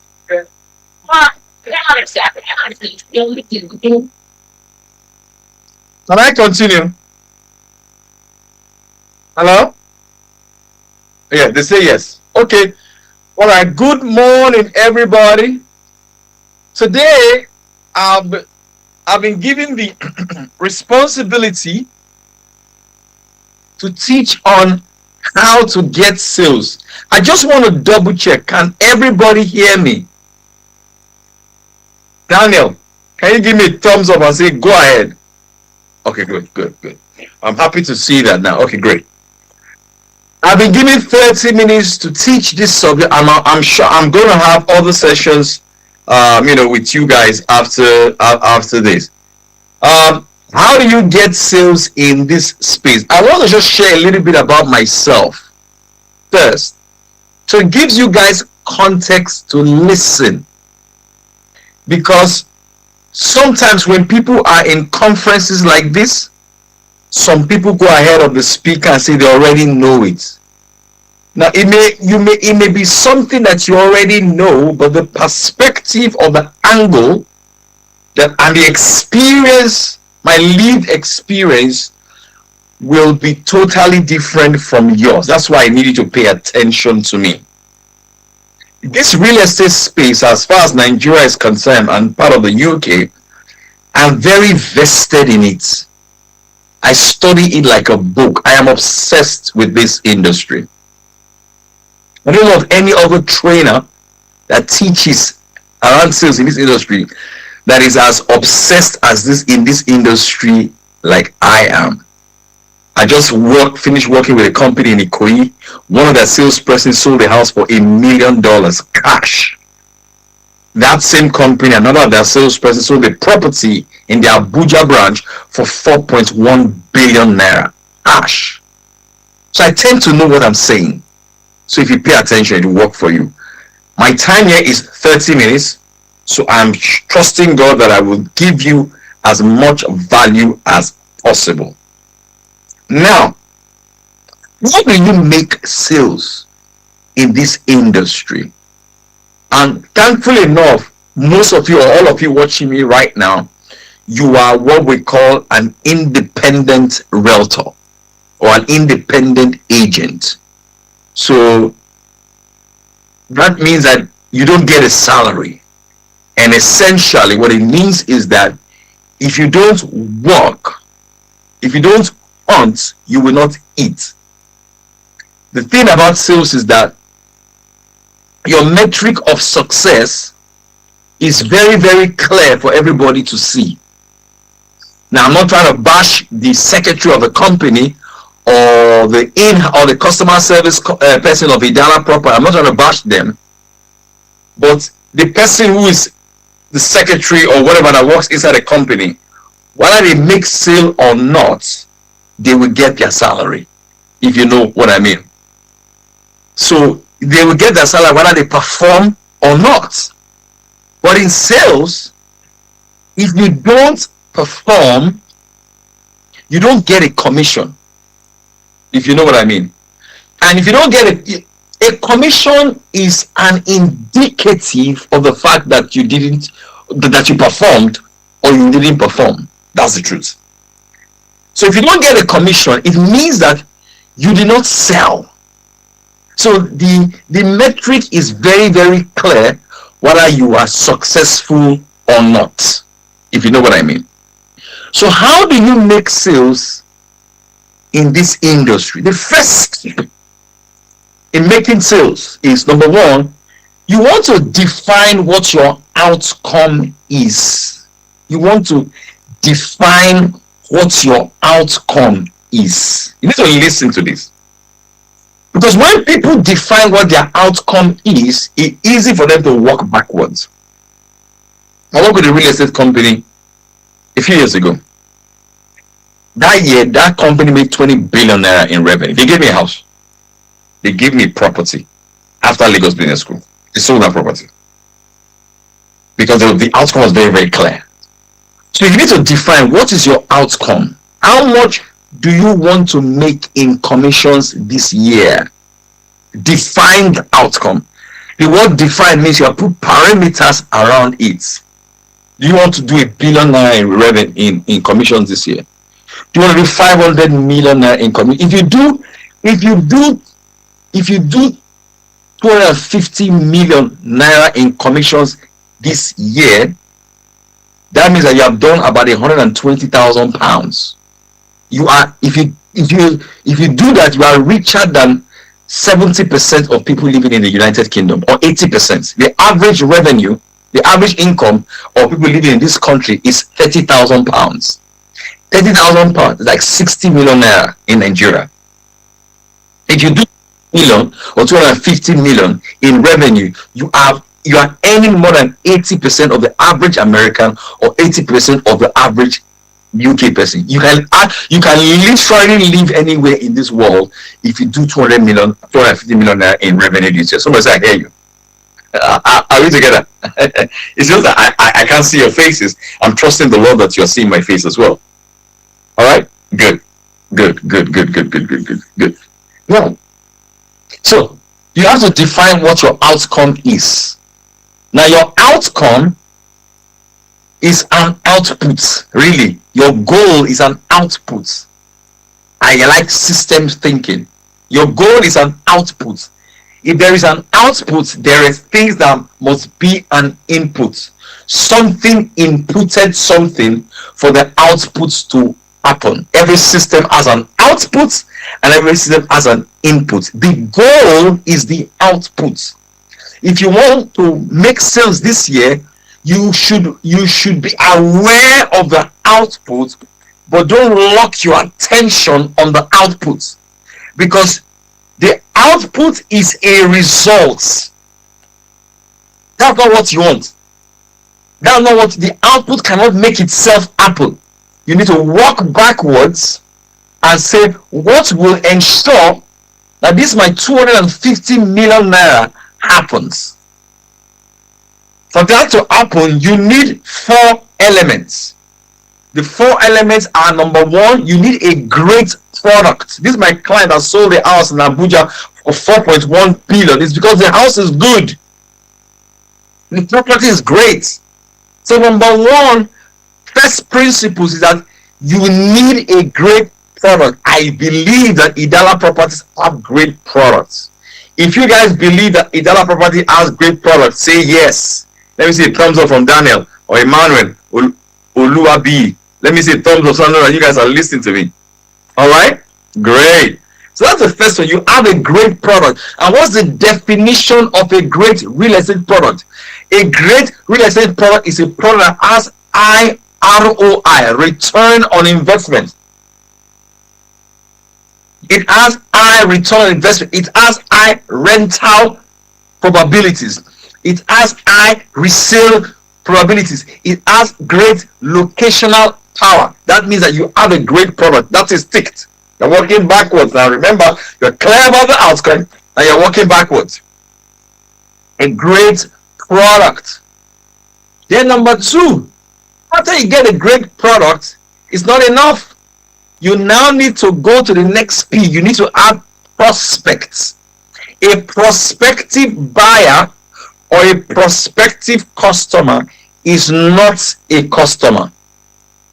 A prospective customer is someone that has the capacity to pay for your product or your service, but they have not paid for it yet.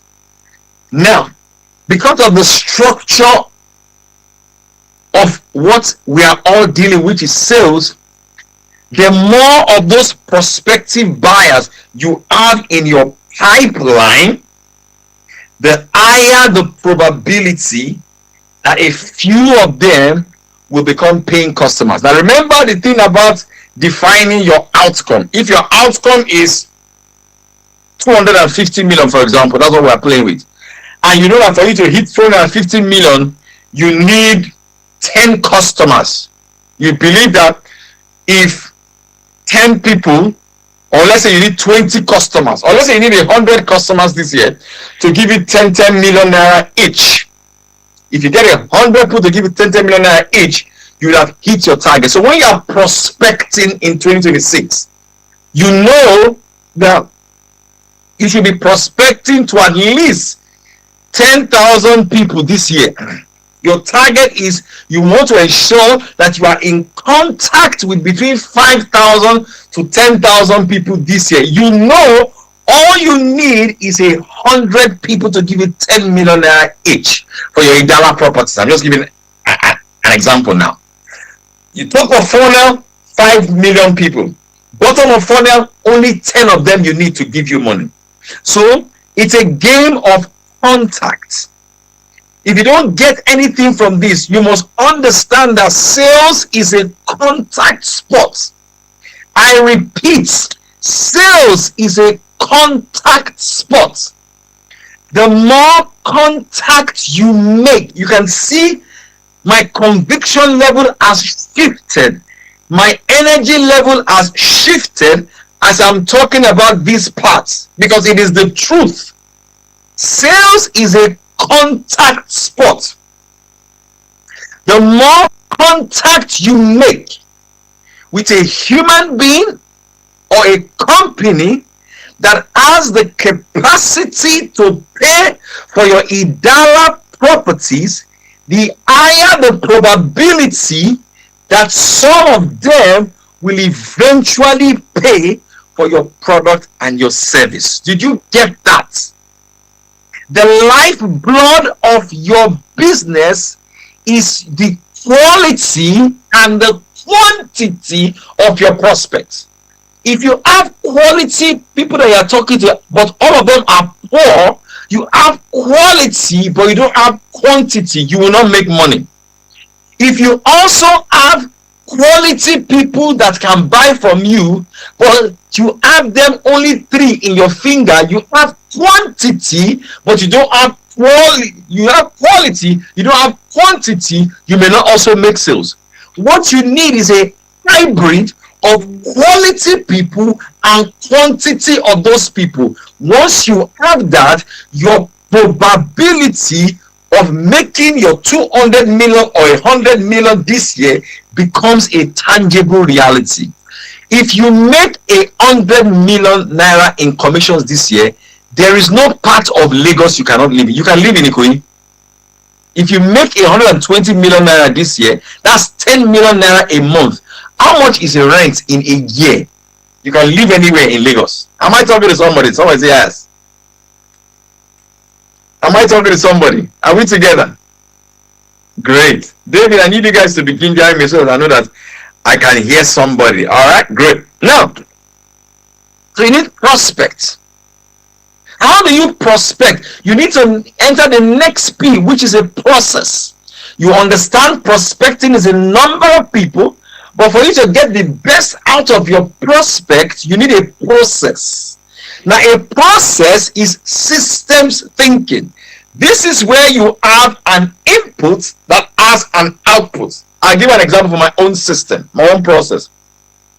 I send out between 30 to 50 DMs Monday to Friday. I repeat, I send out between 30 to 50 DMs every single day to look for prospective customers. I send it out, I spread it across LinkedIn, Instagram, and WhatsApp.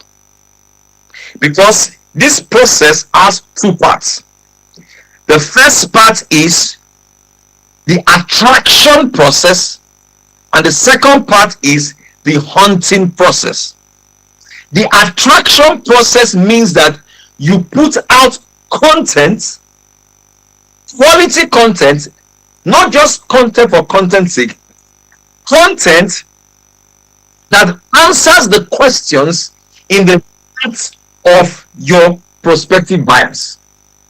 The content becomes so good and it becomes like a magnet that attracts them to your DM, attracts them to your WhatsApp. That's why you always put a WhatsApp number.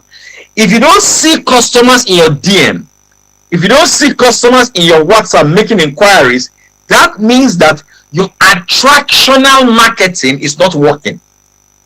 If you ask the people in Idala, my conversation with them started first in my DM. From my DM, we entered a telephone call. From the telephone call, I ended up in this training. That means that whatever piece of content I put out was powerful enough to attract them into my DM. When they now came into the DM, that's when I closed them using sales skills. Did you get that? So attraction is your content. Now look at it. If you want to attract a magnet, if this is the magnet, and this is what you want to attract with the magnet, if the thing is too far, the attraction will not take place. The closer it is, the more the attraction will take place. In this context, your closeness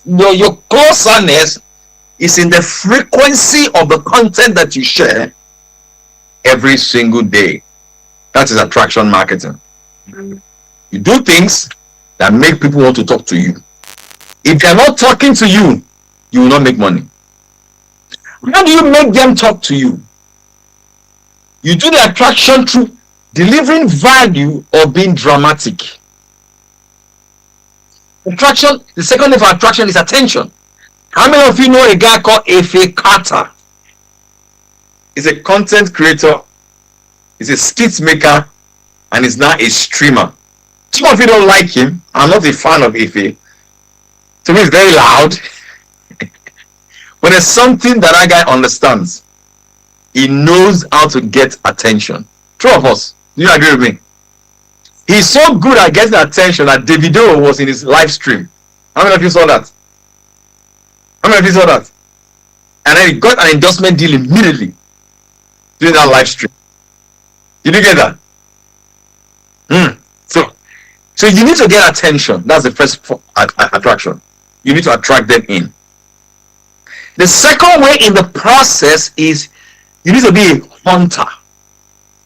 Attraction is you put out a bait, you pull them in. If nobody's in your DM making inquiry about your property, it's not the customer's fault, it's your fault. You are not attracting them enough. One way to attract them quick way, so I can cover all the spaces. You want to research the problems of your prospective customer. Remember prospect? And ensure that your content is answering those questions in their hearts. Because in the words of Robert Kulia, you must always join the conversation that is already taking place in the brain or in the mind of the consumer. Did you get that? Great. What is your content? You attract by content. You attract by your personal brand. That's why all of you must ensure to build a solid personal brand that makes people want to talk to you. The way you dress up online is very important. The way you package yourself. This is my studio at home. I could have just won anything. I just come downstairs. No. I work on this studio every single time because the eyes will buy first before the pocket will buy. Did you get that? Great. Next is you now look for hunting. You gotta look for a way where you are always hunting for customers. Did you get that? So mine is 30 to 40 DMs every single day.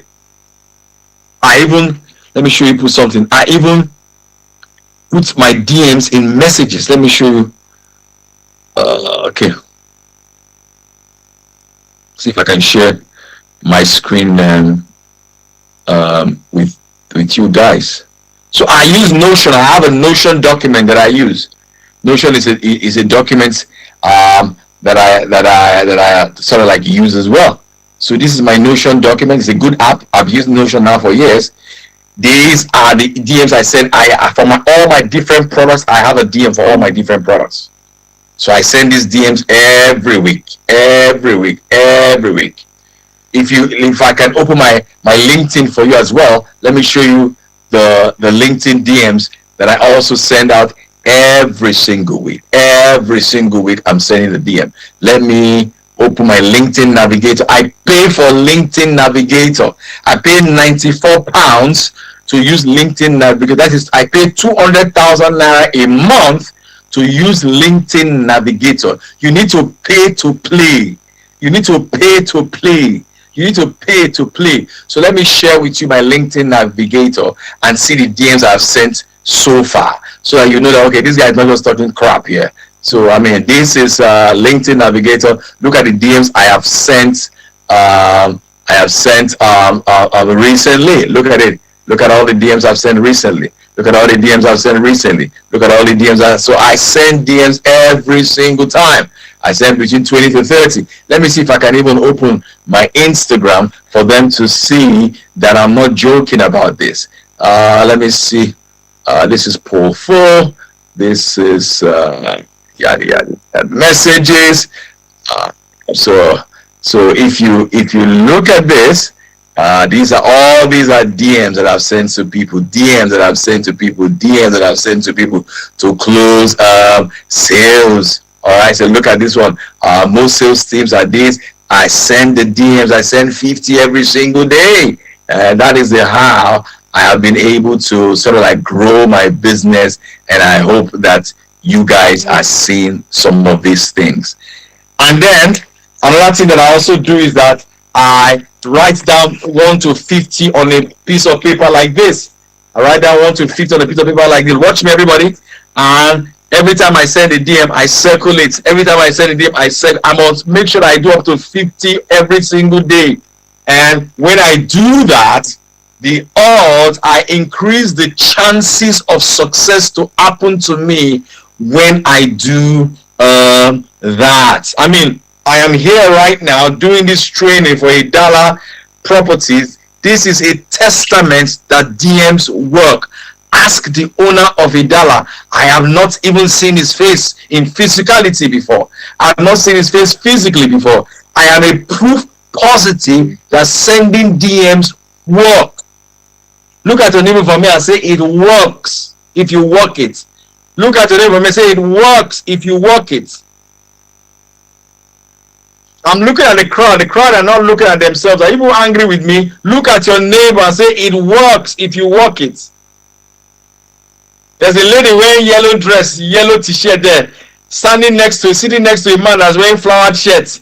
The man wearing short sleeve shirt. Her hair is different color. She's touching her hair. Say, this man, they called me. Oh, he's calling me. He's calling me. Look at that man again and say, it works if you work it. There are two. Now they are looking at each other. The seat in front of them is empty. Look at them and say, it works if you work it. All right, so yeah. So that is how I get leads. That's how I get leads. Another thing that you guys can do is that, guys, because you sell Idala properties, let me give you an idea, a hack here. The diaspora market is one of the biggest markets. Don't sleep on it. Last year, between 2024 and 2025, Nigerians in the diaspora sent back home $17 billion. Sorry, $4 billion. Nigerians in the diaspora sent money back home to cousins, relatives for property, over close to $10 billion last year. In case you didn't know. Now, the diaspora market is a big market for property. One of the hacks I can give to all of you right now is this. When you record a YouTube video, when you record a video for your Instagram, in Instagram, you can schedule a video. Check the time that people in Canada wake up. Check the time that people in Australia wake up. Check the time that people in UK wake up and go to work, and schedule your video for your video to be shown to those people when they wake up. You can schedule it in the app. You can schedule that thing in the app. The diaspora market is a big market. I said I should add that in as we go along. I have a client in Lagos. 80% of his real estate clients are Nigerians in the diaspora, and this guy has never come to London before. He has never gone to America before. He has 3 houses in Lagos selling property. He's an independent realtor like you. He sells his property mostly on YouTube. I want to encourage all of you, go and open a YouTube channel today. You don't have to be great to get started. Start the YouTube channel and start posting Idala properties in those channels. Put your WhatsApp number in the show notes. Tell them for more information. Reach out to me on WhatsApp. When people begin to reach out to you on WhatsApp, it shows that your video is working. Am I talking to somebody here? All right, great. So, but you got to make this daily. And when you make this in daily, that's when the power is. So make up your mind and say, you know what, every day I will do this. I will contact at minimum 20 people every single day. It's not hard. Contact 20 people every single day.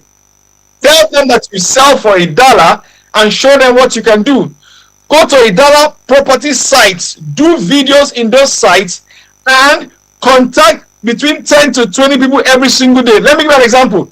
If you talk to 10 people every single day, by Friday, you would have spoken to 50 people. Monday to Friday, 50 people.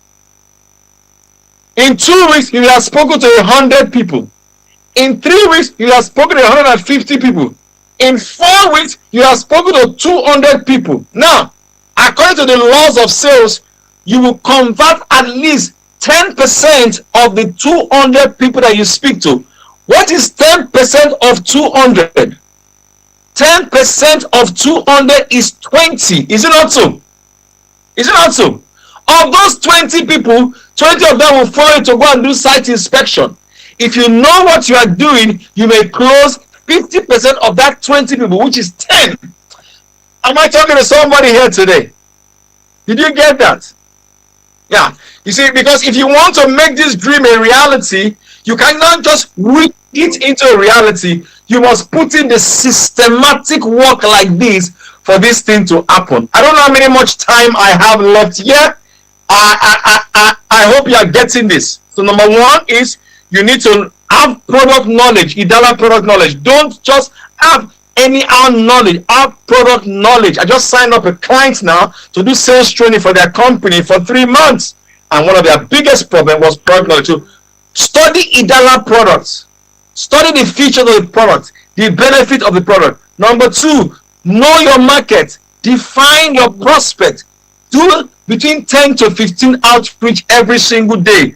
Number three, ask yourself, you have 2 types of outreach: attraction content or hunting. Attraction is your content. Hunting is when you go to events like this, you send DMs, you send WhatsApp messages. And if you put in the work like this and you add the spiritual part of it, which is prayer, you'll be amazed at the result that you will get. Let me end with this story. During the Christmas holiday, I watched a Netflix series called Buying Manhattan. It was organized by a guy in America called Ryan Seahant. Go and Google him. He's the biggest real estate brokerage firm in New York. They do over $1.5 billion a year in revenue. One of his staff, her name is Jade. If they get any listing, any property, before Jade will sell that property, she will go and consult astrologers and all those Oyibo Juju them before she sells the property. You watching me right now, you go to church, you go to mosque. Let me tell you, sales is spiritual. You need to understand that your words have power. So now that you say you want to make 100 million this year in revenue, you start first by declaring words over it. Because what you say with your mouth, you tend to attract into your life. Thank you for listening to me. My average training is 3 months or 5 hours. I spoke to you guys for only 30 minutes. I'm sure that they've organized something else for me to still be with you guys for another few days. Please follow me on Instagram. I'm very active on Instagram. Follow me right now on Instagram. I share a lot of content on Instagram. I've got a big YouTube channel. Check it out. Especially the video I did about Otedola on how he sold 150 of his properties to save him from 200 billion naira indebtedness. Go and watch that video. You will thank me later. My name is Paul Fo. God bless you.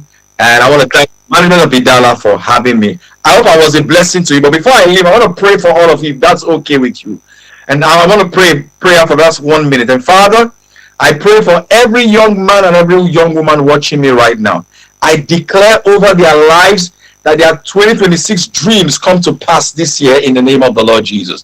I declare that they will sell Idala properties in an overflow in the name of Jesus. I declare that customers will find them from the east, the north, the south, the west. They will win Idala Realtor Awards. They will win all the awards given to top realtors. And they will also buy properties from Idala because they made so much money from Idala. That is how I bought my first property. I did sales training for a real estate company for 2 years. They hit their target so much. From the money they paid me, I bought a property from them. I have a tenant in that house right now. And so shall it be for you in Jesus' name. Amen. Thank you. I want to see your hands up if you were blessed. I can see the crowd. If you were not blessed, put your hand down. If you're not blessed, close your hands and then they talk to this guy. I beg. But if you are blessed, put up your 2 hands and say thank you. Thank you. Thank you so God bless much. you, and I'll speak to you soon. Any questions? Can I take a question? Of course. One Do we question, have? And then I call this Do class we around. have questions? We can take 2 questions quickly. 2 questions. None on this side. None on this side. None on this side. I believe you gave a crystal clear session, Mr. Paul. And okay, we have. Please, can you? Can I run take forward? one question? Yes. Please come forward. Be very breezy about it. Make it fast. Anybody else? Anybody else? Okay, please come forward, sir. Quickly. 3, and that will be all. Thank you so much. Thank you so much. Thank you so much. Thank you so much. Okay, hi, my name is Uche Bumi. So you talked about the diaspora market, tapping into the diaspora market. So for new realtors that don't really know their way around, how do we tap into the diaspora market?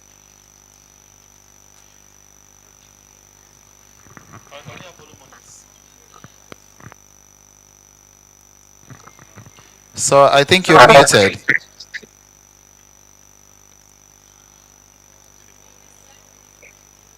So we can't hear you. You might have to come again.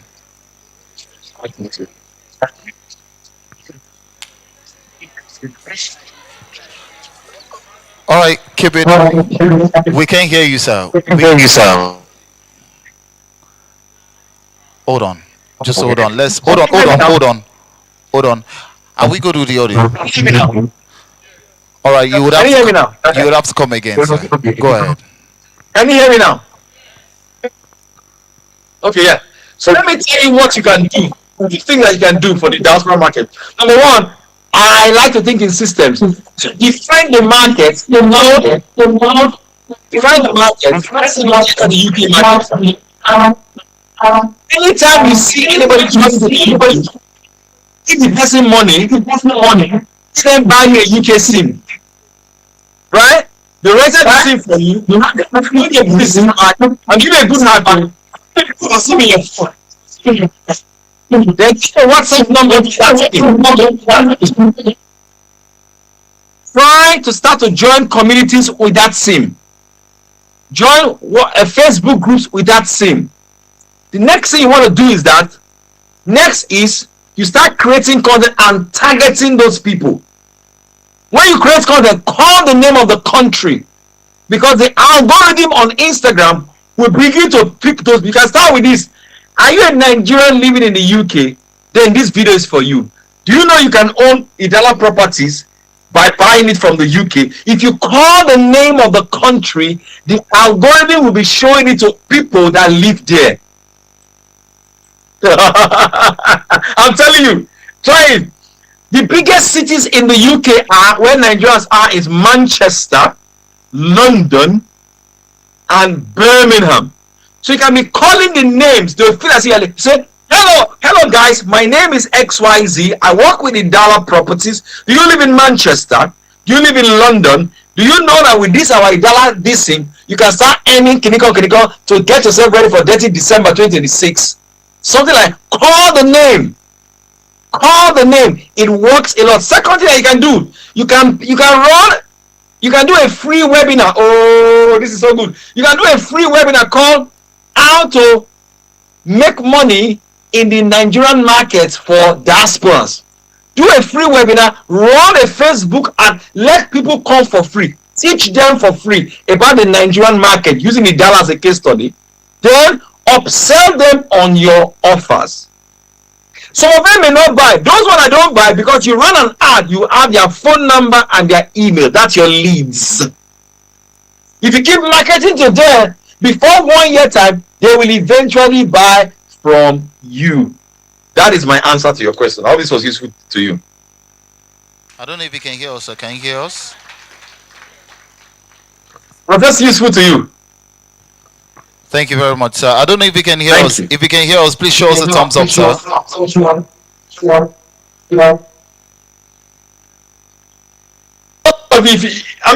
teach a lot of members of my community, members of my Telegram group. I teach these things a lot. You can make sales. Even before I moved to the UK, I was already making money in the UK from clients here. All right. We're going to go into the next question. I don't know if you can hear me, Mr. Paul. Give me a thumbs up if you can hear me.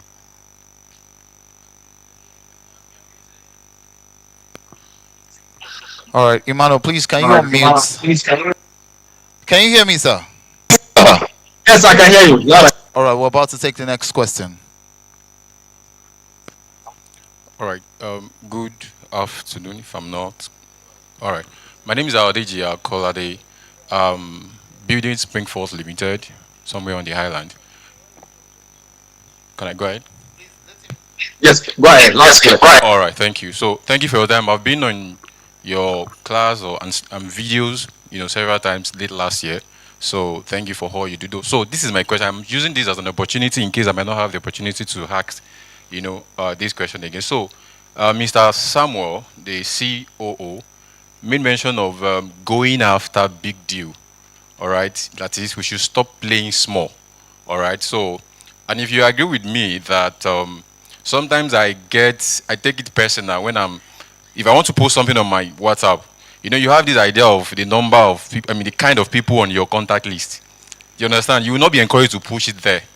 So you understand? Sometimes I will look at my contact and should I just throw this phone away or change my SIM or something?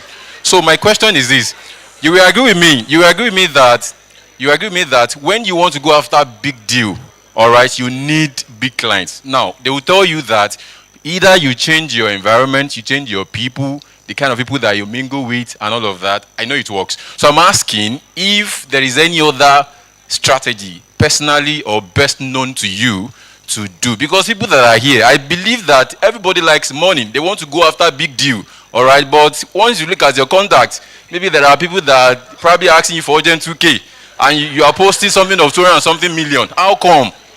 How does it work? As how? You understand? So that's my question. So what's your personal strategy to move apart from you changing your environment or changing your contact? Or what do you have a personal strategy to? Because people personally, I am ready to go after videos. But let me answer after videos. I have an answer. But let me answer it for you. A while back, right, I got a job to do sales training for Zenith Bank for 2 years. I was doing sales training for Zenith Bank for 2 years. Do you know how I got the job, my brother? I'll tell you how. There is a coffee shop on Ozumbambadiwe called Wings. I don't know if you know that building on Ozumbamba, they call Wings, a big office complex, Ozumbambadiwe. There's a coffee shop inside there called My Coffee. A cup of coffee in that place is like 4,000 naira a cup. When I used to go and drink coffee then. One day I was drinking coffee there and I saw a beautiful Lebanese woman. I was wearing a navy blue suit. I always dress well. Always. So I went to meet the woman and said, this is what I do for a living. Do you need a sales trainer? She took my card and she took my book. Unknown to me, this woman is a very big madam in Nigeria. That's how I got that job to do Zenith Bank, Access Bank around Nigeria. So my advice to you is that all you realtors, if you can afford it, once in a while, go to the places where the big boys go to. So if I tell some of you to go and drink coffee for 3,000 naira, you will not agree. You say you buy that 3-in-1. You know 3-in-1. You will not agree to go there. So if you want to make that happen, you have to go to those kinds of places. Another thing that I want to share with you guys is that I have if you want to take your sales to the next level, right? I teach sales every single time. If you want to, I have a community where I also teach sales every single day.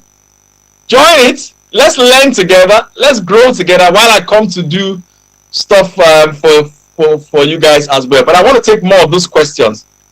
More questions. I enjoy the questions. Did I answer your question for you? Did I answer your question for you? Yes, you have, Mr. Paul. Thank you so much. We just have one more question. About that 3-in-1 coffee. Just one more question.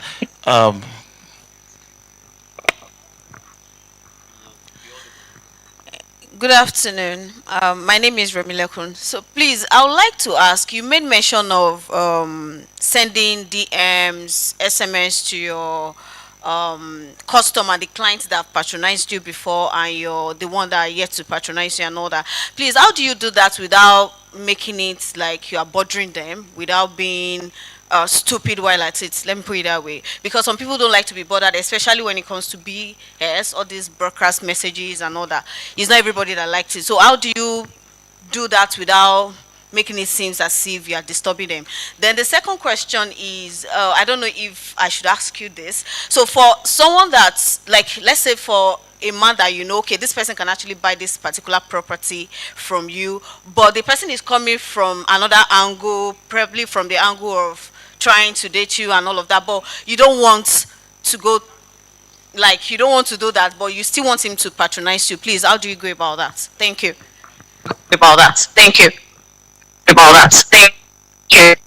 Very good question. Very, very good question. Thank you for that question. Those are very two important questions. You know that because of the time frame that I have here, I may not be able to share everything. Remember, I'm going to give all of you a free copy of my book, 15 Simple to Sell Anything to Anyone. I'll give it to Taiwo. She'll give it to all of you. I thought somebody would clap. If you don't clap, I'll take the book away. That book, I said that book for 10K. I'm giving it to you for free. Because I like Idala. I want to hear the clapping. Emmanuel, are they clapping?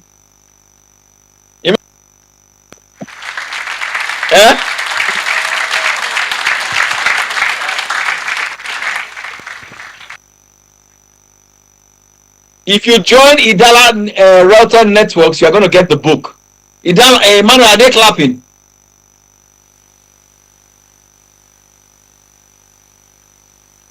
Hello, Emmanuel. I hope they are clapping. Daniel said. Okay, great. So I'll give that to you. I have a community where I teach sales and marketing every single day. If you want to join the community, here's a QR code. Scan this QR code and get the details if you'd like to check it out. Scan the QR code. Now let me answer your question, ma'am. How do you get leads? How do you get those names? I use 2 websites. Everybody say 2 websites. I use 2 websites. So scan the QR code if not. So let me show you the 2 websites I use. I use this website called hunter.io. Let me type it out for you guys to see. I want to teach you guys as much as possible so that you go out there and crush it. Hunter.io. So let me share my screen. All right. So type in hunter.io. So if I want anybody's email right now, let's say I want to look for whose email do I want now? I'll say let's look for. I like Rory Sutherland. Let's say Ogilvy. So I can get Rory's email here. Boom. This is a very big man in the UK. Oh, I just got his email now. What will I do? I will get like 10 of these emails. Then I will just begin to send them an email. Craft a very great email. That's how I get them. That's one way. The other way through which I get them is, watch this. Are you guys getting blessed by this? Let me show you guys something in my Instagram now. I like to be as practical as possible. Let me show you. So if I'm on Instagram, right? If I'm scrolling on Instagram and I see any real estate company, and I feel I can do business with them, here is what I'll do. I create a folder on my back end of my Instagram that I call lead to DM. Let me show you. Lead to DM. Let's show you now. This is the back end of my Instagram now. So I create a folder here called lead to DM. Now you see it. Lead to DM means anybody here, I will message them. I've saved all their details. Any real estate person, I just begin to save all their details and I just begin to fire them with emails, fire them with text message until one of them buys from me. Some of you think I'm crazy, right? That's how I'm able to feed my family, own properties, and it works. I want to encourage you guys, join the community if you want to. Learn how to sell cheap, not expensive. Yeah, so I hope this was useful to you guys. Any more questions, my brother? Emmanuel, thank you. You've done a lot of work for me today. Emmanuel and Daniel, God bless you guys. Thank you very much, Mr. Paul. Thank you. I don't know if you can hear Emmanuel, us. can you hear me? Emmanuel can hear you, sir, but Emmanuel has been replying you on behalf of everybody. Can you hear us, sir? I think I'm muted. Any more questions? Am I still muted? Please, can we unmute this mic? Sir, can you hear us? All right, great. So on behalf of everybody that is here, on behalf of every realtor, industry leaders, and friends that are here, would like to say thank you. Can everybody say thank you, Mr. Paul? Thank you so much. So please, one more time, put your hands together for Mr. Paul Fu. Thank you so much. Thank you so much. Thank you. I believe we're going to take him off the screen now. Thank you so much, sir. That was very insightful and very, very packed. Very, very packed, I say. Were you able to learn something from that session? Can I have a little bit more volume on this microphone, please? Were you able to learn something from that session? All right, I'm just going to start randomly. He mentioned that he saw a movie about something in Manhattan. Do you remember the title of the movie? What's the title of the movie, sir? Selling in Manhattan. By who? Please come. Let me give this to you. This is different. This is different from Bala Blue. On behalf of Edela, thank you for responding to that question. Thank you very much. You can return to your seat. All right, so he said selling in Manhattan by Okay, that's one of the many things he said. But he gave us some pointers with the letter P. Do you remember? Okay, you on red. You're very quick. Please come forward. You're not ready. Stay back. So he gave us some pointers with the letter P. There were three. Wait, was it three? Yes. Three. Great. Prospective, product, and process. Is she correct? Is she correct? Please give her a round of applause. Please come take this. There you go. There you go. One more question. He has written different books, Abi, but he mentioned the title of one of his books. Please come forward. Quickly, make it snappy. He mentioned the title of one of his books. There's a number inside. Hello, FL. Good to see you, sir. You mentioned the two books. You can mention the two books. Is it that you know it before, or is now you just knew it? I just knew it. Okay, great. 15 ways to sell, and you have another one, irresistible way of selling. Is it correct? Some of you are saying the yes is not inconvenient. I know he got the first one correctly. 15 ways to sell. And the second one is what? Irresistible. That factor is there. That one stick in your head. Irresistible what? Anybody? Okay, I remember now. How to become irresistible. Is that correct? Please, can someone help me check that quickly? So you don't, someone said, I don't know. I don't know. If he gets, if he's correct with the two, I wanted to give him a mic, but if he's correct with the two, I'm giving him something else. Is he?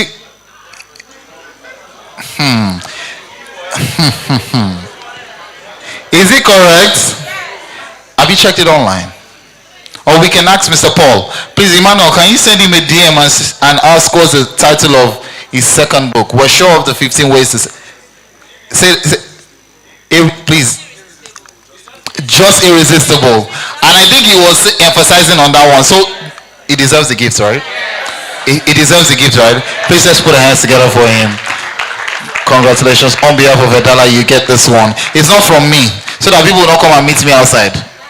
It's from Edala. Please, one more time, let's put our hands together for him as he returns to his seat. All right. Should I ask one more question? You are saying yes. Would you answer? All right. One more question, and we're going to wrap it up. Very simple question, because this one is straight to the point. All right. Mr. Paul Fo is, you know, he's a speaker. You know, he's a sales coach, but he has a company. What's the name of his company? Do you know the name of the company? I saw your hand first. You can cross it from there. I can hear you. Sales Factory. Is she correct? Is she correct? Please come forward to get your gifts. Please put your hands together for her. Thank you very much. Don't worry, we still have gifts, because the way some of you are no more clapping again. Please put your hands together for her. Sounds better now. Thank you very much. Congratulations. You have this on behalf of Edel. One of the importance of customizing these gifts is because we know that in the hall this afternoon we have about 95% of people that are realtors, and you would need to make videos on social media, and you would need some of these items. You would need a microphone to enhance your vocals and your audio, and you're also going, I mean, I'm not saying we're giving out a phone, no, don't come and hold me later, but yes, you're going to need a microphone. And sometimes if you have to do all of these videos by yourself, it's convenient when you have a phone stand. Am I correct? It gives more convenience, and that's why we had this gift specially customized for you. We're going straight into the next panel session, and I would implore you, if you like, listen. If you don't like, but please make sure you pay attention. The next speaker, if you have his biography, please, you can put it up on the screen while I talk about this next speaker, who embodies innovation, strategy, and the future of wealth creation. Is a serial entrepreneur and is a sought-after financial and business strategist. Is a man that is deeply passionate about helping people build wealth while they're growing personally. One-time TEDx speaker. It brings clarity, energy, and firm forward-thinking insight wherever it speaks. Ladies and gentlemen, some of you know him as the CEO and founder of Z Realty. He's also a lead analyst of Trade with Bolu.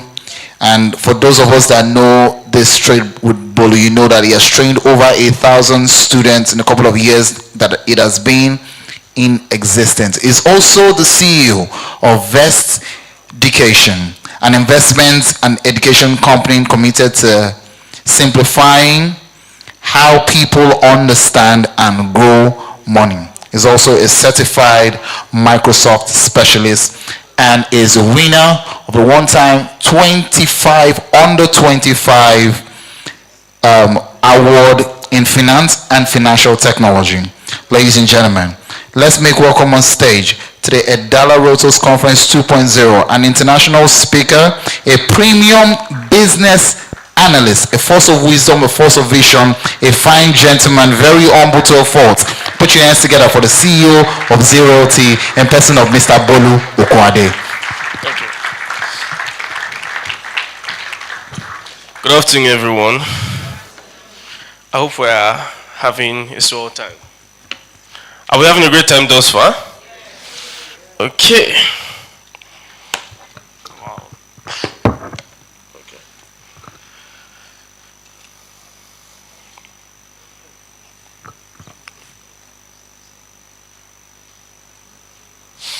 Okay. Good afternoon, everyone, once again.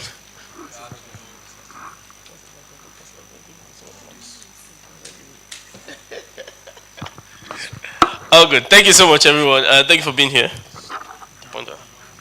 Okay, perfect. Great to have 30 minutes with you. Okay. Interesting. Okay, perfect. Thank you. So I have 30 minutes with you. They've introduced me. My name is Bolu Okwade. We lead an amazing company called Zero T, and God has helped us. I think that's the most important thing about my bio. All right, so I want to have a conversation with us. How many of us, for some of us, this is our first time in sales? Let me see your hands. You're intending realtors to sell. Let me see your hands like this. Okay. How many of us are selling already? Let me see your hands like this. Okay, great. So for both the sellers and the sellees, I have something that I think will be extremely valuable for you. All right, so just like he said, I have insight into real estate and also into business strategy. So I used to head strategy. We've worked with over 58 companies to exceed $1 billion in revenue per year. Right, so mine is a bit correct. So just listen to me. Great. So I want to tell you a short story, which is... Okay, great. So let's pay attention. And just follow me through. And where's MC? You pick a lot of questions from this story. So today we're going to talk about Johnny, Johny, right? So everybody say hello, Johnny. Okay, follow my story. And who is Johnny? Johnny just finished school, or Johnny is maybe currently at work or something. He's an entry-level person, or maybe even he has a 9-to-5, and he lives on the mainland at Yaba. He works on the island, and so he has to go to traffic every morning. And so Johnny goes to the island every single morning, and as he goes, he sees flyers, billboards littered with real estate. How many of you can relate? On the island, almost every billboard there is a real estate billboard. And so Johnny remembers his friend Jaye. Jaye sells real estate, and they graduated together, maybe like Samuel. And now Jaye looks like he or she's making it. And so he says, I too must sell what? And so he makes a couple of inquiries and then makes a couple of flyers, takes them and begins to promote. And the moment he gets the flyers, he remembers Uncle James that drives a Range Rover. He remembers Auntie Tiara that drives a G-Wagon. And what do you think he begins to do? He takes his flyers and begins to what? Come on, talk to me. He begins to what? Good. Now he DMs them frequently and he begins to hear the statement that every realtor hates to hear. I will get back to you. How many of you hate that statement? I will get back to you. How many of you have never gotten back to you in your life? Good. So after a while, he has a brilliant idea. Instead of sending all these things individually, why don't I throw them on a broadcast? So he puts all of them to a broadcast, and he just realized that first it was 2 ticks, and now it is 1 tick. You know the meaning? That what? Yeah, if you send me broadcast twice, I'll block you straight. Yes, quickly. And so the guy said, this strategy is not working. But guess what? Jai was a spiritual guy. So he joins NSPPD. How many of you join NSPPD? Because what God cannot do what? And then his pastor said, there's a way, a new door will open. So he made up his mind. He said, he changed his strategy. He said he would start posting on his WhatsApp status. How many of you started doing that? Great. And he hoped that they will buy. So he takes properties, 100, 200 million, posts them. But I mean, reverse was the case. Rather than seeing his clients buy, people started interpreting him that if he can be posting properties of 200 million, it means that he has what? So they started asking him for from fire to fire. And he said, which kind of wahala is this? So he said, maybe it's because I'm posting 100 million properties. If I start posting properties of 2 million, maybe they will buy. What he realized is they stopped asking him for big money. They started asking for what? Small money. Alright. So you overheard somebody saying, run ads. Right? He was still losing 95. And so he made up his mind, okay. Out of my 200k salary, I'll be spending 40k monthly to run ads. Did this for 9 months. At the 10th month, when I was about to pay the next 40k, he realized it's been 10 months without results. And so he shouted, yay, that's 400k. So he said, no, he's going to use his 40k to eat. Because now who they are alive if they sell waiting? Real estate. Anyways, after encountering countless motivational speakers here and there, he went around trying to look for help. And then they told him, it's in you. You can do it. But after encountering them, he realized that it's not in him. So he said, let me just be friends with my HR properly. At least she will promote me at my workplace. But about to give up, he or she decided to show up for a Dallas Realtors conference. Perhaps they can get a way out. Some of you are like that. Perhaps you can get a way out. So I'm here to tell you that the way is here. Put your hands together for me. So, now, I want you to give me what I'm going to tell you in about 2 years. If you pay attention to what I'm saying, and there's a reason why I have this timeline, I do believe you could rapidly change your story if you pay attention to what I'm saying. In a matter of 2 years, you'll make a ridiculous amount of money. All right? Now follow me very carefully. Let me just switch back to my slides here. I was thinking about what to speak about because, like someone knows, my greatest problem is speaking for short. On the average, the minimum session that we do is like 6 hours. So when you give me 30 minutes, it's like preamble. I'll try my best. Great. So now listen to me. Now, I started asking myself, what are 3 practical things that you can do in the sequential order, step by step? What are usually the problems of people when it comes to real estate? And what I found out many times is, you see, your greatest and the most important thing, what I mean in order, I arranged it for you. You don't have to think a lot in this session. Just carry what I'm saying, copy, and go and paste. Usually, the first problem is, when people start real estate, they don't do what I call a network analysis. There are 2 kinds of people. There are people that have what we call a network by default. So they were born in Ikoyi, they went to Grange, they went to, tell me top university, Babcock, Covenant University, and when they were done, they did their masters in Wharton Business School, all right? The church they went to was the church on the island. How many of you know that the church on the island and the church in Ikotun? How many live in Ikotun here?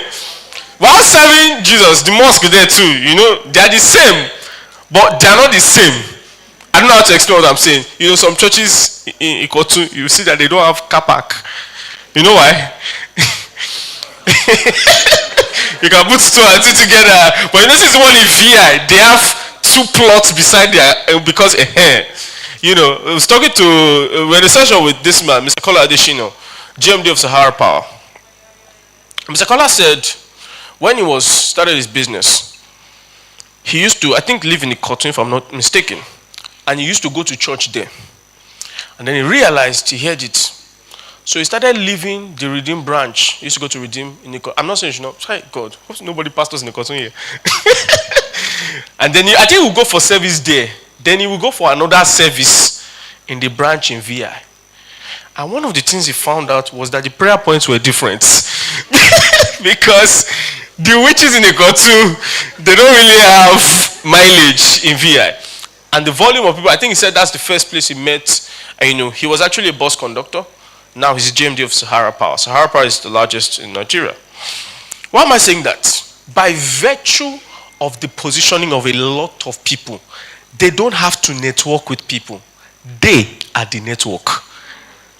You know that? I remember a session with Cosmas. Cosmas Maduka, he said, I don't need collateral. I am the collateral. Don't play. So moving on. Some people like that, network by default. Now, but as for many of us, myself inclusive, how many of you were born in Ikoyi? Aha. Banana Island?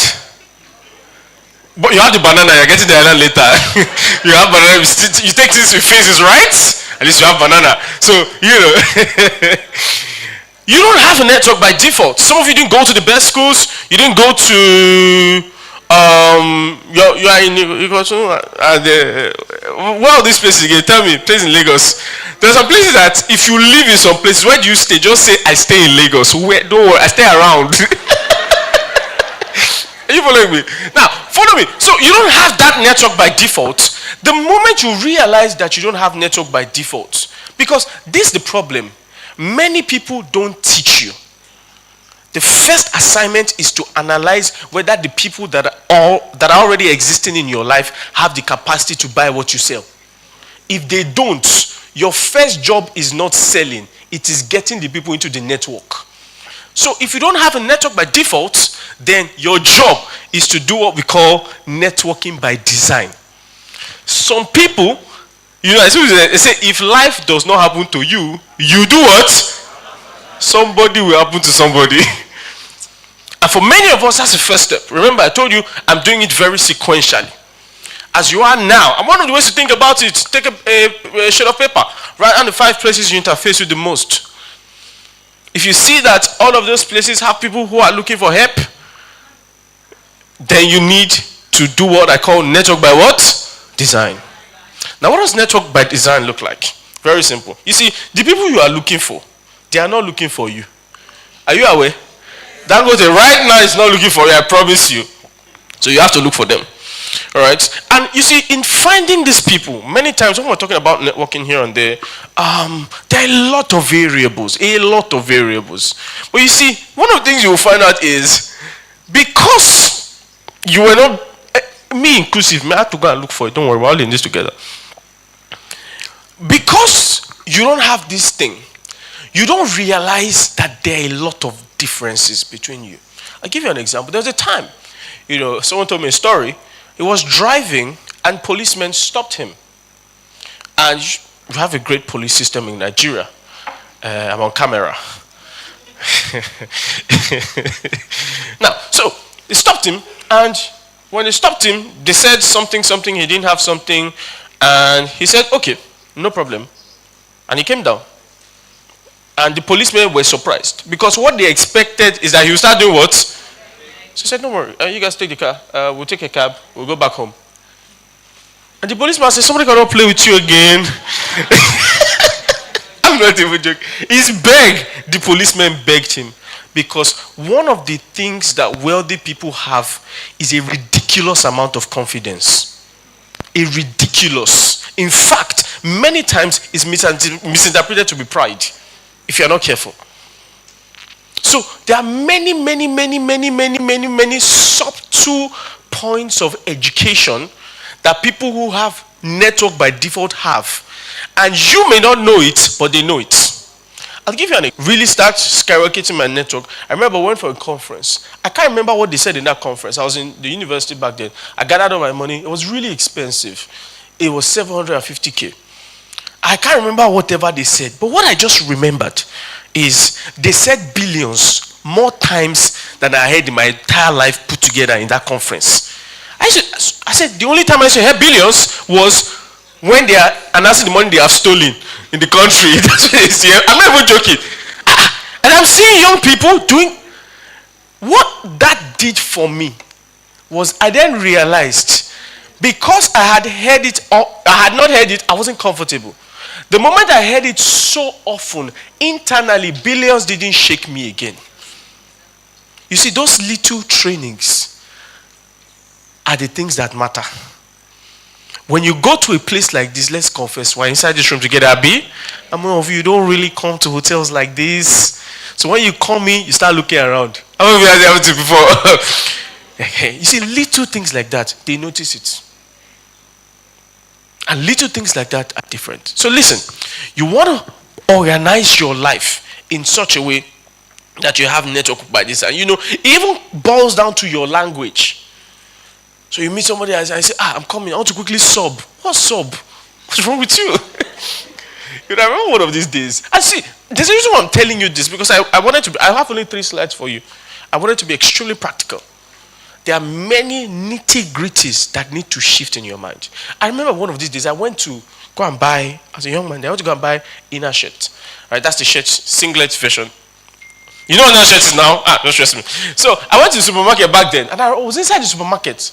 And as I was there, when you go to buy inner shirts, normally, then you just go there and you ask them which one is the cheapest. So they said it's there. So I went there, they had a lot. So I found the one that was the most important thing is that you are what? You are wearing it. Have you? So I found it, the one is cheapest, and then got like 3 or 4. And then one guy came, and then he wanted to buy inner shirt also. So I thought I was helping him. I said, bros, I've helped you to check for the one that's the cheapest. It's over there. The guy looked at me and he didn't say anything. See, they were shame, warming garments. I will never forget. I went and then I started hearing him saying things like, oh, this one is polyester and cotton, and the cotton and this. I said, people used to check cotton in that shirt. So the conversation is not the same. So the most important thing, like I said, if you're starting from scratch, if you don't have the network, is you're going to have network by design. And how exactly do you do this? Moves me to the next point. You see, most people find the people. So, somebody said it, you have to get to those rooms. But the problem is for many of you, when you get into that room, what now happens next? Okay, I'm going to Ikoyi Golf Club. What happens next? How do I get people to buy from me? Which moves us to the next place. Now listen, you see this word is one of the most important words in your sales journey. The problem that we have is, if I'm honest as a person, I am the only one that knows I'm honest. Are you aware? Other people don't know I'm honest. And let me tell you, don't ever forget this. If there are 2 products here, don't forget what I'm about to tell you. You see, in business, there are certain products that if I want to buy them, or let me ask you a question. If you want to buy Coca-Cola right now, you can go outside, right? And just pick it up, right? You can get it from maybe, if there's a woman selling, maybe she has a cooler somewhere. You can buy the Coca-Cola, right? Good. Now, imagine you were a couple, you were waiting on the womb. Waiting on the fruit of the womb, sorry. Waiting on the fruit of the womb for 10 years. Eventually, you now got pregnant. You now want to go and do your delivery. As you get to the hospital, they say, this is Dr. Chan. Dr. Chan is the one that will attend to you. The doctor is looking young. He says, doctor, how are you? He says, yes. He says, okay, how often have you been doing delivery? He says, oh no, this is my first one. What will you do? What will you do? But what if he's very skilled? Write this down. Nobody wants to be your miracle. Nobody wants to be your miracle. Nobody wants to be the experiment of your knowledge. In real estate, nobody. Listen, in the first case, you could buy Coca-Cola because the most important factor to consider is the quality of the product, right? You could buy Coke from the Malam, you could buy Coke. But listen, there are certain businesses where rather or more important than the quality of the product is the quality of the person advertising the product. So that's why you can buy Coke from anybody, but you cannot use anybody to treat yourself. Real estate is the same thing. A great person with a bad product sometimes will sell more than a good product with a bad person. Are you following what I'm saying? Nobody wants. So the problem is, okay, Remember, so we're going sequentially. You said, I don't have a network. I have to start building my network. And I got there, and then they said, how long have you been selling real estate? You say, you are about to be the first if you buy. How many of you have been asked that question before? So what do I then do? Listen, many of you are starting your journey. You don't have what we call credibility. Because you lack credibility at the beginning, what you do is you need to learn how to borrow credibility. Tell your neighbor, borrow credibility. How do you borrow credibility? I'm about to explain to you. Some of you, well, this is what we did those years. Just have mercy on me. There are 3 places you can borrow credibility from. Number 1, you can borrow credibility. Let me be sure it's in the sequence. I have it in my notes. I could speak from my head, but I want it to be extremely sequential for you. It can be good. Write it down. 3 places you need to pay serious attention to. Number 1 is places, people, brands. Places, people, and what? Brands. Let me start with places. You see, places, P-L-A-C-E-S. Places, people, and what? Brands. You see, let me tell you the truth. When it comes to, are you good? I'm hearing murmurs. Are we good? I should say it again. Places, people, and brands. Brands, B-R-A-N-D-S. And I'm going to explain to you each one of them and say my last point and I'm out of your face. Now when I'm talking about places, you see, where you meet people is more important than meeting them. I say it again. Where you meet people is more important than what? Because many times when you meet people in particular places, they make certain assumptions about you based on the credibility of the place. Let me explain. You see, there's a particular, my mentor told a story, and they went to, he was with the client, so they went to the, forgotten what they call this place in the UK, like the government in the UK, House of Lords in the UK, and they were inside that room. And so they were going to that room. There's a particular real estate developer who had been, he's been selling, but he had this particular client, and he wanted to close them. So he told them, I have an extra invite to the House of Lords in the UK. And he gave them the invite that they can attend the program. You see, let me explain to you how dense that place is. To get into the place, the security check is 45 minutes. From the outside to inside is what? The person has been living there as a UK citizen all their life, hasn't been able to get into the House of Lords, then you now invite me. Already, the credibility is what? Going up. Got into the House of Lords, had the conversation. The woman gave the guy $100,000 cash, paid for the house. Been trying to close the client what? Since. Now, what really happened? This is how the person is thinking. If this guy can get into the House of Lords, $100,000 is not the kind of money that he can steal. Nobody wants to give you the kind of money that looks like you have not handled before. By places. So let me tell you a secret. One of the starter packs, find any great restaurant, right, around you, high class, go there and buy water. Wait, it's not about the water. Wait, I'm never getting what I'm getting. I want to tell you the most important thing there. Wait, it's not about the water. When you buy the water, you sip it like Jesus has turned it to wine. That's how my mentor would say. I just be there. But listen, the most important thing is you need to go there often so that when you walk in there, the guy who is there greets you and says, customer. You see, that customer is very important. That place is where you have meetings with your clients. So when you go there and it says what?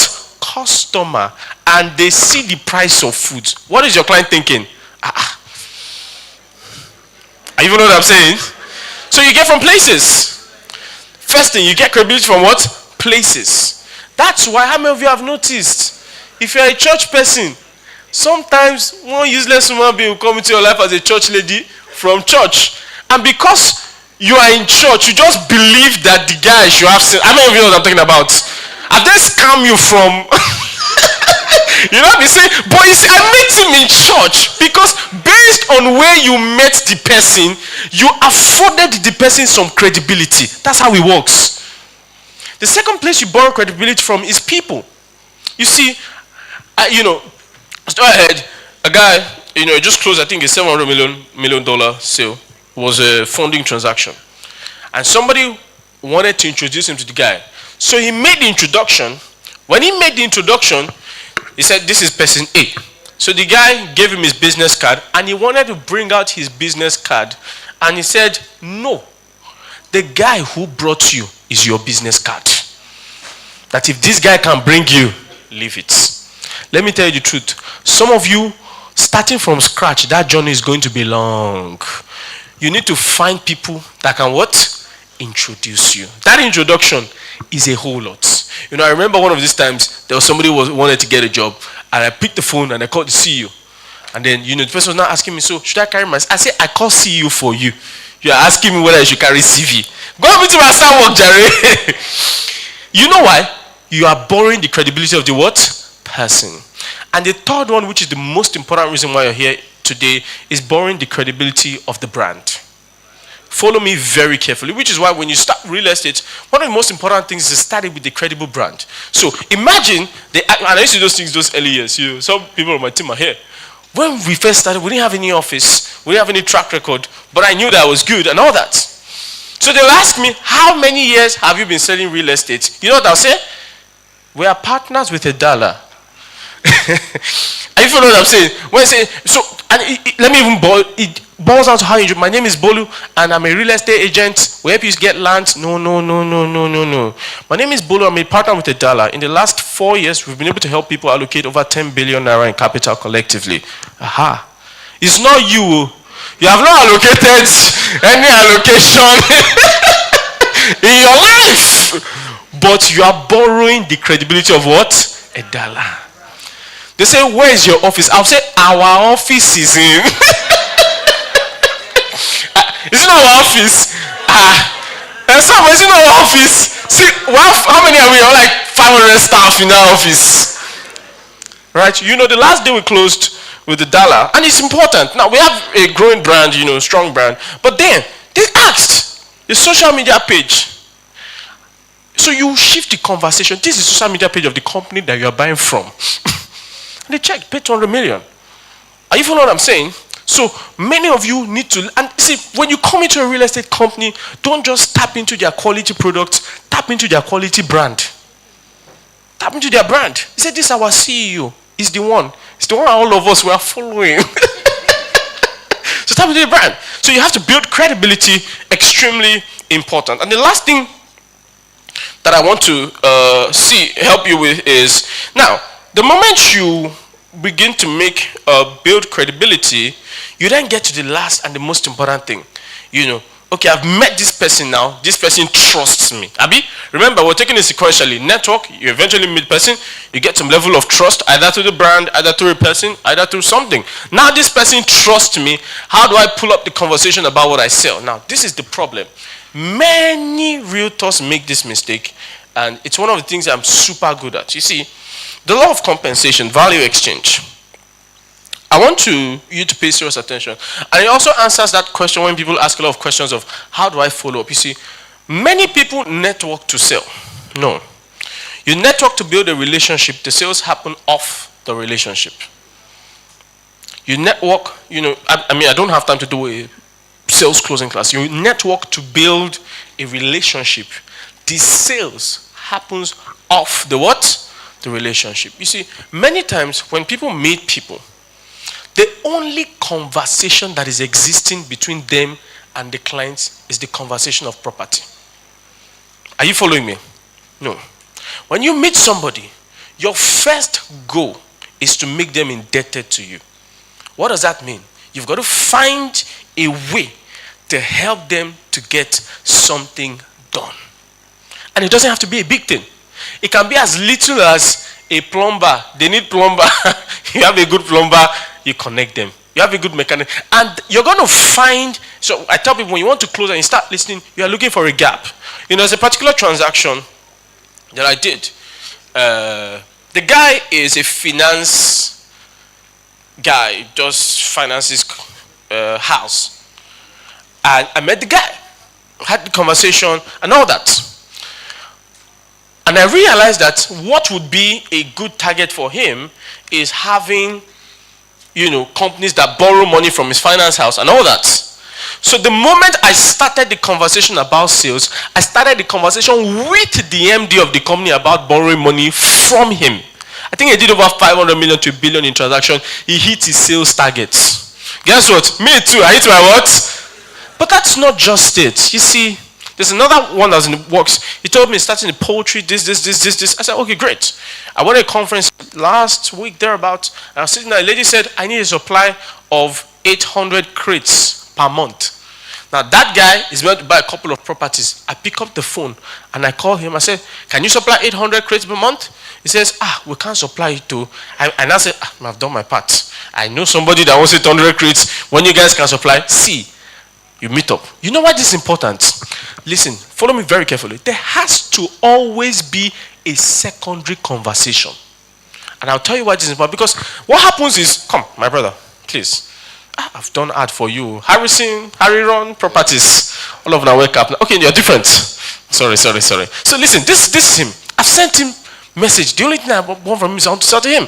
Now, and then when I sent him message, he said, I will get back to. So 2 days after, what do I now do? I say, hello, sir. Just a soft, the reminder is never hard. So just a what? Soft reminder about our conversation. Now let's imagine this guy is going through a lot, but he does not want to tell you that he's not interested. What does he do? He ignores you. You keep sending messages, and thank God for WhatsApp, read receipt is off. And then you say, my client just ghosted me. But this is it. If it was a conversation, like I said with the ex guy, I say, hello, how are you doing today? So every time he sees your calls, every time he sees your messages, he knows automatically the only thing that you want to talk about is to what? Close. But for me now that I have series of conversation lines open, when I call my clients, they don't know what I want to talk to them about. So now that guy that I talked about 800 crates, I can call him and say, maybe he has another deal for me. So as we are talking about, I'll now say, that oversuits, are you still interested? So you have different conversation lines so that if one should hook, you can continue with what? Another one and draw it back to that one. That's how to do it. But the problem with many of us is, thank you so much, we're only concerned about them buying for us. When you meet somebody, try and find something to do for them. The moment you do that and you do it often, they become indebted internally. And how many of you are good people? Or you think you are good people? As somebody does something for you, you just feel like I have to do something for this person. Exactly. See, your first job, it works almost. You need to get people to that point. Let them feel guilty if they don't help you. See, you guilt trip. You guilt trip them, they will buy from you. Does that make sense? If you do what I said in the order that I said it, find a network, find some way to leverage credibility to introduce yourself, and consistently pushing value. The only problem that probably happened to you is if you have bad sales skills.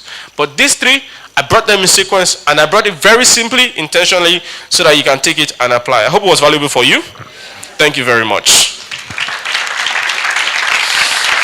Just hold on, sir. Listen, I listened to his session and I believe that it deserves a more lusty ovation. I believe you can do better with that applause. Make it well deserving. Thank you. This is what we're going to do. We're very sure that after that insightful session, it's very impossible for us not to have questions. So we're just going to take 3 questions because we have a panel session immediately after this. So just 3 questions. First person, can you signify with a show of hand? 1 person, please come forward, sir. 1 more. 2, please come forward quickly. And just 1 more person. We have 2 people already. No, just stand here. 1 more person, please.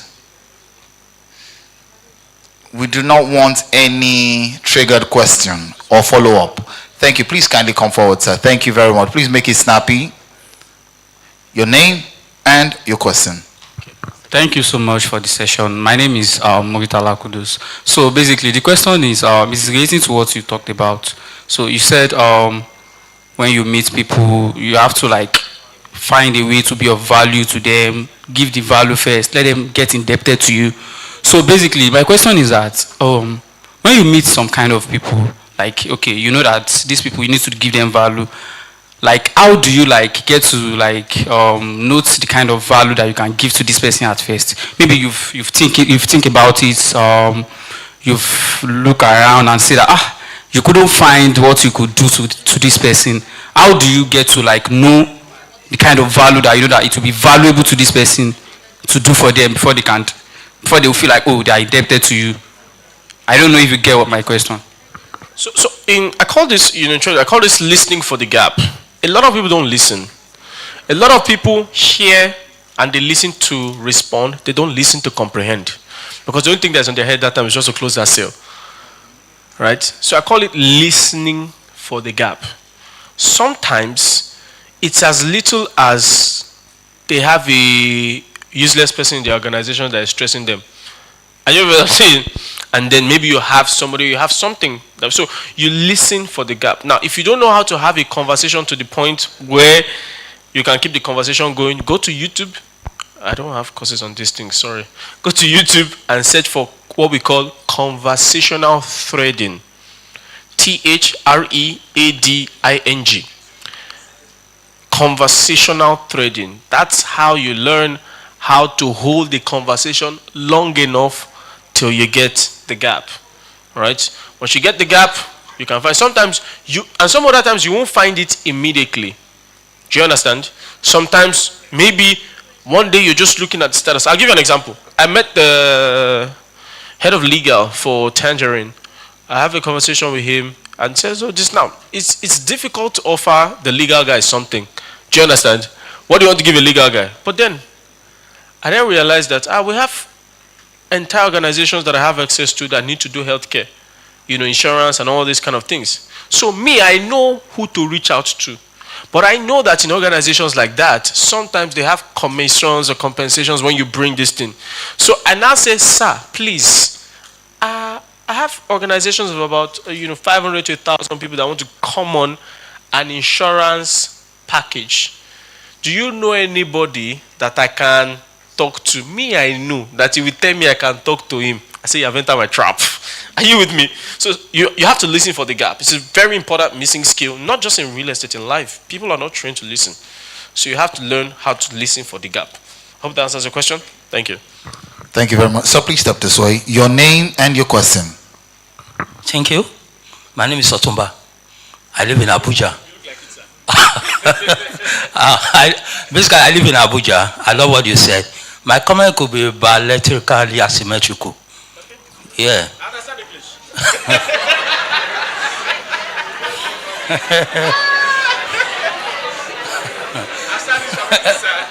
Yeah. Closing says, practically, looking at World Trade Center, there's other properties in Abuja I'm closing the sales. Like World Trade Center, Gusape, Nasokoro, and some big projects like that. Consistently, you talk something parameter, which I love. I could close the day to a final conclusion. In some variables. Why? Because one, there's some properties of 1 billion, 2 billion, 3 billion. And by consistently marketing them, the client will say yes, they go for inspection. At the last minute, there will be something disrupted. I just look it at a parameter from the basis. Go school. School is not a scam. I hope you are aware. so I'm sorry, I'm very serious also. So listen, I think I get this question. Please correct me. So you're saying, looking at all the variable parameters involved in the equation of closing a sale, sometimes you get to the end and the sale doesn't happen. Okay, go school. So the question then becomes, how do we work around that? So I think one of the most important things is there are 3 important phases in closing. Many times it's the product, the company, and the person. And you need to know where the ball is dropped. I've seen very painful times when a realtor is talking to somebody for a property and has encouraged them, educated them, and all that. And then it's time to close, the guy disappears. Another realtor shows up and closes that deal. Have you heard about it? We call it reaping where you did not sow. So you have to find it out, right? Is it, sometimes, and it's true, it's happened to everybody, they look at you and you don't look like the kind of guy that can handle this size of deal. Let's be honest. It happens to every one of us. At some point in time, there's one deal that I got. I had to call one of my guys here sitting there in front. I said, Shanu me, help me. Because, that's the kind of day I had to prepare pitch deck for. Pitch deck. I got to raise funds. So, it was a huge one. So, you have to identify. If it's happening so frequently, you have to step back and analyze your process. Are you with me? And if possible, you have conversations with them. Is there a reason why we're not going on with the deal? Do you understand? Is there a reason why? Are you uncomfortable with the place? Or do you need do you understand what I'm saying? And all that. But you have to find what it is. If it is happening too often, and it's not a spiritual problem, you have to find what it is. Does that make sense? And it's just running through that process. When you find where it is, how it is, then you can begin to look at the solution. But for now, it's still a bit open. If I had more time, I would have had direct conversations to help you find what it is. Let me take the last question. Thank you. Before he leaves, he's going to drop his social media handle, so you can feel free to send him a message on LinkedIn or we're going to get it, don't worry, on LinkedIn or on Instagram. Oh, you can already see that. It's showing on the screen. Sure, you see that. Thank you so much, sir, for the wonderful section. I really appreciate it, sir. My name is Benjamin. So you mentioned about creating a personal brand and creating credibility. So how do you create a credibility for your personal brand? So I actually did mention creating a personal brand. I actually said tapping into the credibility of an existing brand to commence. So that's what I said. So, but, creating a personal brand, see, people are experts in plenty things. My own expertise is business strategy. And I don't lie. If I don't know how to do something, I will tell you I don't know how to do it. However, I know a few things around creating a personal brand. I just think, and I think it's also the same thing in this industry. You see, you don't need to do a lot to make it in this industry. You just need to do a little above where everybody is stopping. You see, the average realtor in this industry is not creative. Paul Ford was mentioning a series, Owning Manhattan. That's actually the series name. The first episode, then the second season just came out. I'm telling you, you would realize most realtors are not creative in the advertisements. I've been selling properties for a while. I have never in my life done hello smart investors. All the investors are smart. Person won't give you money, smart care. You are smart. And then you say, this land is 20. I might even know all the land in Lagos is 20 minutes away from the airport.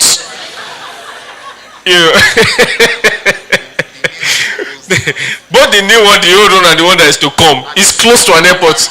And is also close to the refinery. So you need to sit down and ask yourself a couple of these questions. Many times when I want to train people to create a personal brand, I try to find some edge that they have.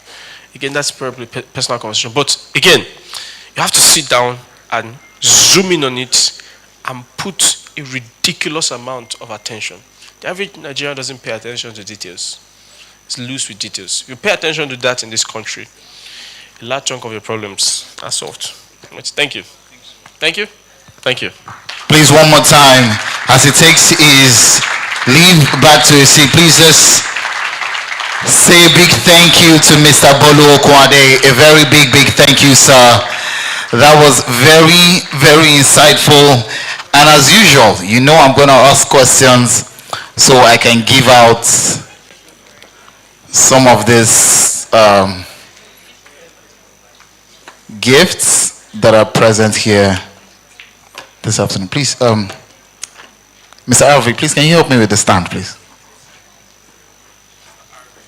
Thank you, sir. All right.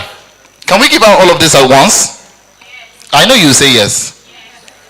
Of course you will say yes. Please, 1 minute. All right, before we give out this incentives, we'd like to call forward Mr. Bolu Okwade. Please come forward, sir. We have a special presentation for you. And I'd like to call the CEO, Mr. Temidayo Oloyede, to please come forward. And also the COO, Mr. Govli, Mr. Samuel Olatunde. Sir, can you stand here? You'll stay in the middle. And they would present this to you.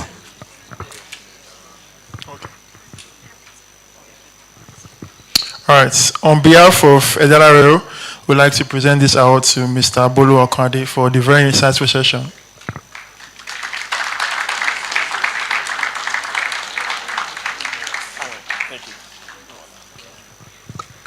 Thank you very much. Please, can I hand this presentation control over to someone before? Theo, please come receive this. Can I have music on the background? Just light on the background. All right. Aside from credibility, he mentioned other points. Sorry. Yes. Excuse me. I saw you writing. So I want to ask you. No, the last person on this row. I saw you writing. So apart from credibility, can you give me some other points he mentioned? If you can give me two, you can win something.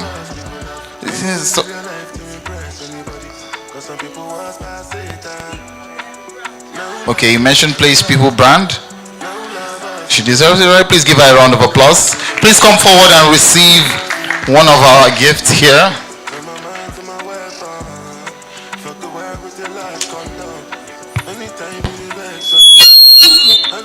This is on behalf of Edala. Congratulations to you. Thank you very much.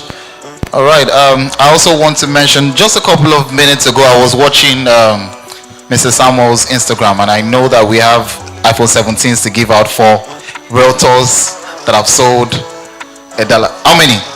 10. 10 pieces of iPhone 17 Pro Max. iPhone 17 Pro Max. And he will be giving out when? And a car. Today. And a new car. All right. Okay. I'm saying that so that you know that it's not just there's what? Results. Somebody say results. Don't clap. Jab your neighbor. Like they say, share you the year. Listen, okay. Listen. Being a realtor is very interesting when you begin to see the results, but there's a lot of work to put into it, all right? There are days, endless days where you're under the scorching sun, and if you agree with me, these days the sun is not joking, right? Am I correct? It's like the sun is competing the hottest with the ladies, all right? So you know that it's a lot of work. So jab your neighbor, say evidence day. Today, 10 people will be going home with a brand new iPhone 17. I don't know if the car is brand new, but whatever it is, give it to me. All right, so can I ask two more questions? Can I go ahead to ask two more questions? All right, so Mr. Bolu gave us a very, very interesting download from personal experience and all of that. All right, I want someone to tell me two things, two major things. I'm not coming to you. Don't worry. Two things you were able to get from what he said. All right, please come. Quickly, quickly. You see, I'm coming closer to you, so come closer to me. Quickly, two things.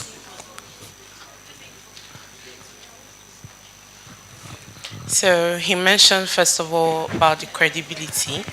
That was the first major thing he talked about. Then he also talked about changing your network by design. Because, well, a lot of us are not born into that nepotism. You call it Lapo baby, as Gen Z would say. So I think we explained that we need to create our own network to be able to make our sales according to the product or services we have to offer. Okay, he talked about building a personal brand yourself, being a like brand. There's a way he put it, not personal brand. If you can't explain that one, do you have another one too? Yes. So as I said, first one was your network. The second one was what's it called? When you meet the person, that whenever you're making talks to a particular person, you have to understand that secondary conversations is equally important when trying to close. That's brilliant, isn't it? Yeah. She's correct, Abi. Please put your hands together for her. Please, my lady, come forward. Come forward, come receive something on behalf of Edala. Come. From Edala, I beg your pardon. Please give her a round of applause. Thank you very much. Thank you. All right, one more question for one more person. You have question or you have answer? Well, we're not taking questions now. His answers were taken. All right. Have you mentioned everything that he talked about? There's one particular one I want to hear. Okay, we just asked a lady now, so we have to ask a guy. We have to make it gender equal, Abi. So let's ask a gentleman. Please, by all means, give it to any gentleman raising his hand there. You have to sit down. You can't stand though. You have to sit. Okay. Good afternoon, everybody. My name is Divine Udense. Okay, he talked about people, place, and brand. And there's something he said. He said, borrow credibility. If you're just starting out in real estate sector, you have to partner with people that are already successful at it. Then you borrow what they've done to build yourself. Thank you. Thank you very much. Please come forward. Please just give him a round of applause. Come forward, sir.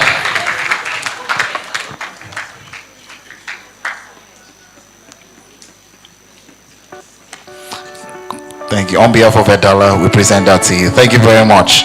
All right. We'll give this out later. Or we should give it out now? Should we give it out now? Should we just give it out now since... Okay, let's just give it out now. All right, great.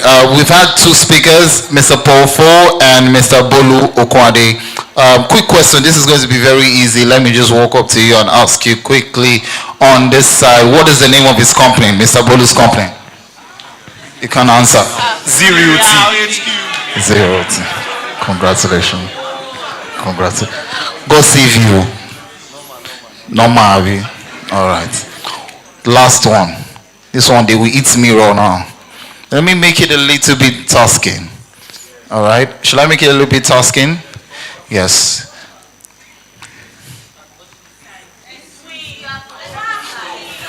Okay. This one is not a response. This one is evidence. Show me your notes.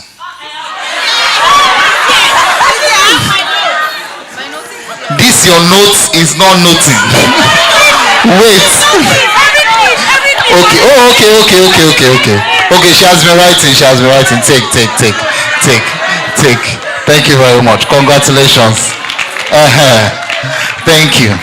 Show them that there's something inside. Show them. Let them see that there's something inside.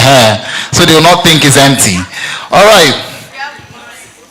You've been hearing numbers all morning into the afternoon from 200 million, 300 million, 500 million, and many more numbers. And one of the things that Mr. Bolu mentioned is that so many realtors, and I want to believe that you will not be a part of them, so many realtors are not creative in the way they sell, in the way they pitch.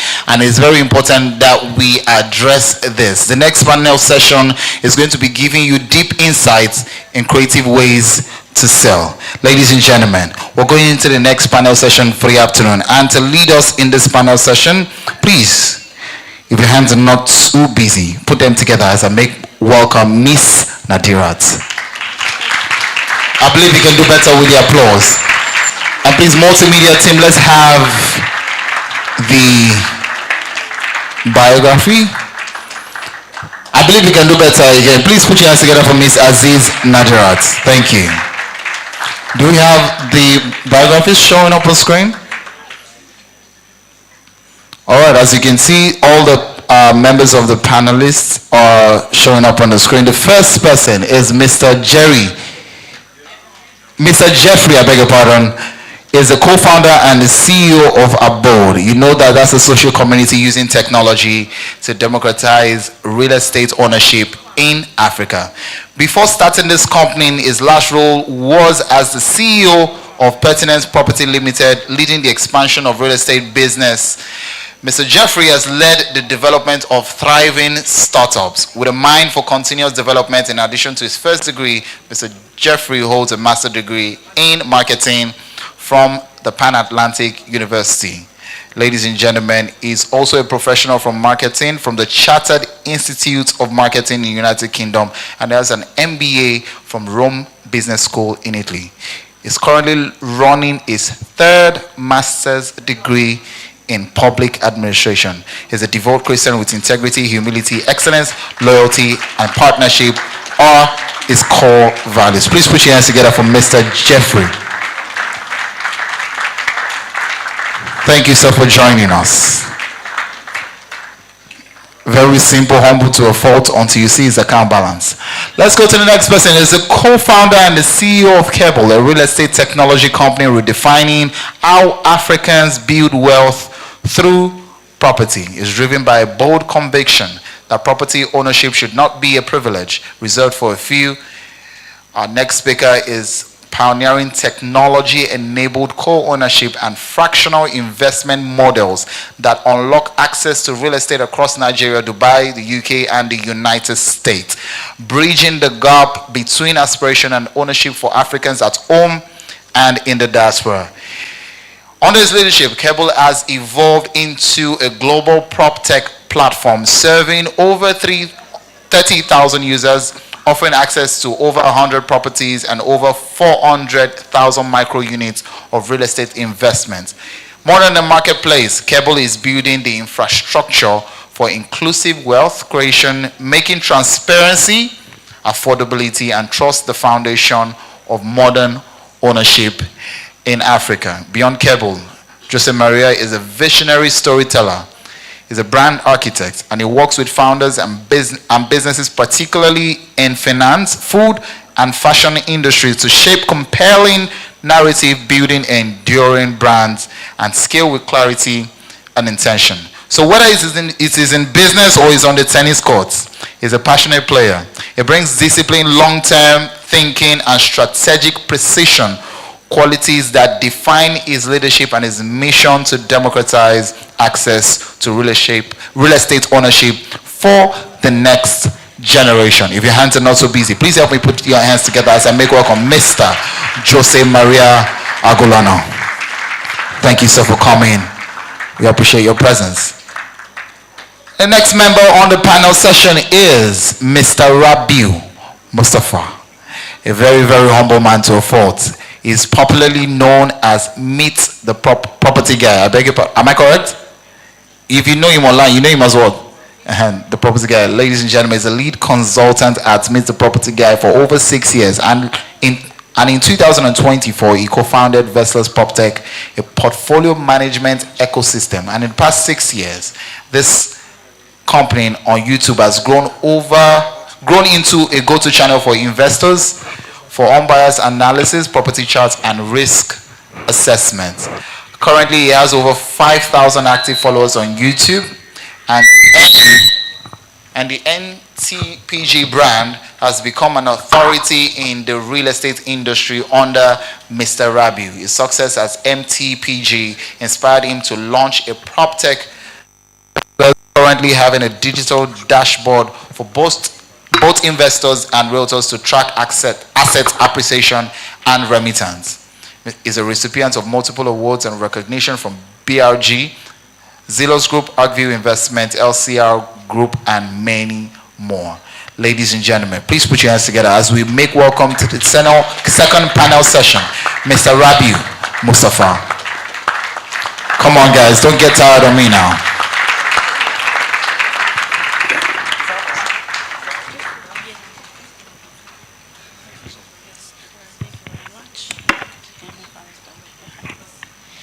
So good afternoon, everybody. You guys are not responding. What's happening? Thank you. Like I said earlier, my name is Ms. Nadrat Yomi Aziz, and I will be moderating this session.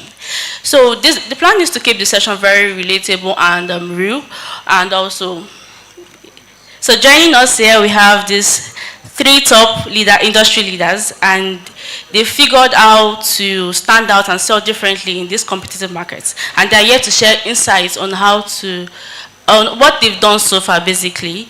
So it's really great to have you here. Thank you very much for coming. So before we move on to the main conversation, I have like a very quick question for you guys. Okay, so what is that unexpected question that an investor have asked you when you were trying to sell to them? Something fun, just that question. Should we go with you, Mr. Jeffrey? Yes. All right. Good afternoon, everyone, and thanks to the founders of Idala for having me on the panel. Okay, so I think there was a lady I was trying to sell to many years ago, and the question she asked me after about 15 minutes of explaining what we were selling, that's real estate. She asked me, that was my job. Okay, that's not expected. What have you been saying for the past 15 minutes? I don't even understand. Then she started advising me that the people I'm selling property for, they are using my... Okay. Okay, let's go, Mr. Jose Maria. Hello. Thank you very much. Again, this has been a very insightful day, so I learned a lot. So I've been taking notes as well. In terms of the funniest thing I've probably heard is actually quite recent. The customer essentially said, "Oh, you're selling this property. Can you send the receipts of other people that have paid for this property to be sure that you're the real person that is selling this property?" So I was like, okay, how am I going to send the receipt of customers' payments? That, oh, there is an evidence that, oh, they really sold, you're the person that is actually selling this property. It took a whole like, I don't know, 30 minutes to essentially convince this person to move through. But that was a very weird, funny conversation experience on my own part. Yeah. All right, thank you for that. Mr. Rabiu. Good afternoon, everyone. Good afternoon. I've not really got my own body, but there was a time I sold a property, was it like 2 years ago? And I had to click on my statement and I said, who paid? So the thing happened that the client just went to company, did the transaction, put my name there as the realtor. The company paid me the commission. But he didn't. So, but how do I tell what? So I put it on my dad. The guy go, yeah, I was not at the transaction. And this is like around maybe 12 blocks there, actually. So like, Okay, that's big. Well, thank you very much for that. Thank you very much. So I also have a question for my audience. Are you guys ready? You guys are not responding. Are you guys ready? All right. So very quickly, with the show of hands, I know you guys post property flyers on your status. You also do this on Instagram and you run ads on Instagram, but you don't end up getting serious buyers. How many of you here have experienced that? Okay, so I think I get some hands. So basically, this doesn't mean that they are not doing the hard work or they are not putting in the effort. It's just probably their approach that's different. I mean, we can see that the real estate is evolving.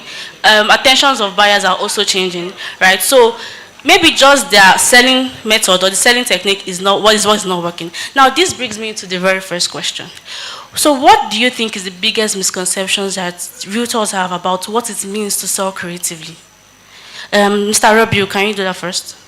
okay, so I'm going to continue from where Polo stopped. Okay. Which was the first, I think maybe the last point you made about we as people, we are creative. Okay. And when I say creative, I mean that I will not use the word creative. I will say we Nigerians generally we are people. We are like, if this works, everybody wants to go to it. Nobody wants to do something different.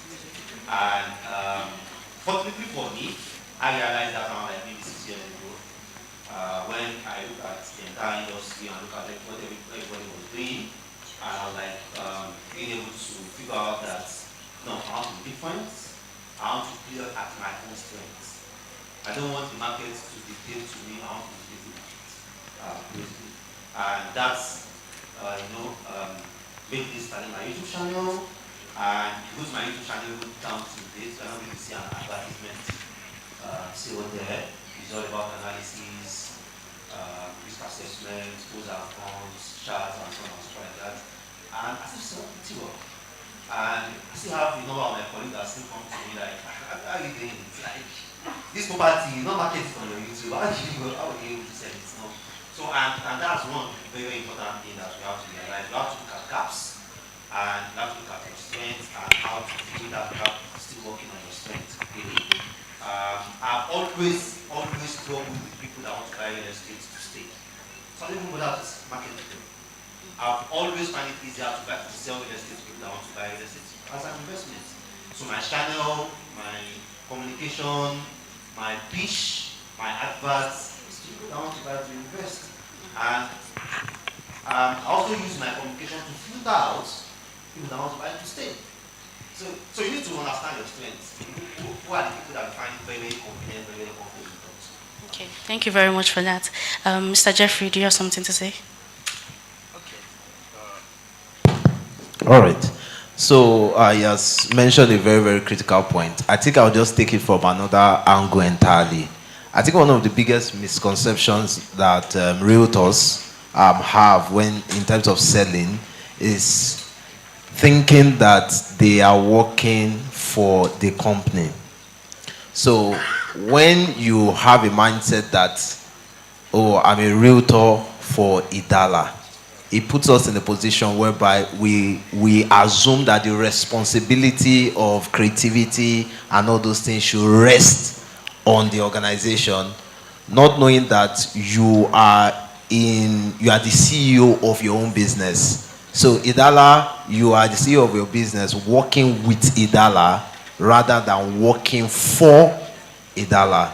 So if your mind changes from that position, then you take responsibility and ownership for your creativity, your marketing. That's why a lot of realtors depend on the organization to create videos, to write. Some people will be so funny that if you send maybe a flyer, they will even send you a message that send write-up, send caption.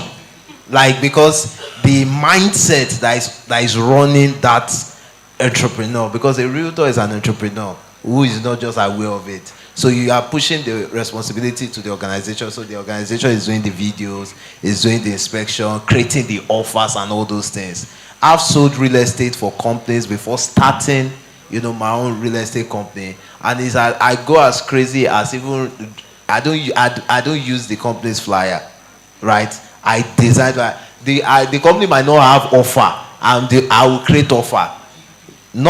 So for instance, maybe the company is even selling the product for, let's say, 10 million. I can say, oh, we are doing Christmas promo. The price is 15 million, 50% discount, 10 million. In most cases, the realtor always wants to allow that the company should be on thinking creatively. So I think one of the greatest misconceptions that a realtor has right now in selling creatively is assuming that they are working for the company, forgetting that they themselves are the entrepreneurs. All right, thank you very much for that. Mr. Osimari. Thank you. I think what I've seen so far, and I tend to reiterate it with my team as well, is there is only one version of you. And what that means is that if you looked at the first session where we had some of the top selling realtors, each of them are unique in their own way. Each person has a flow for how they close deals. So you have to find your way.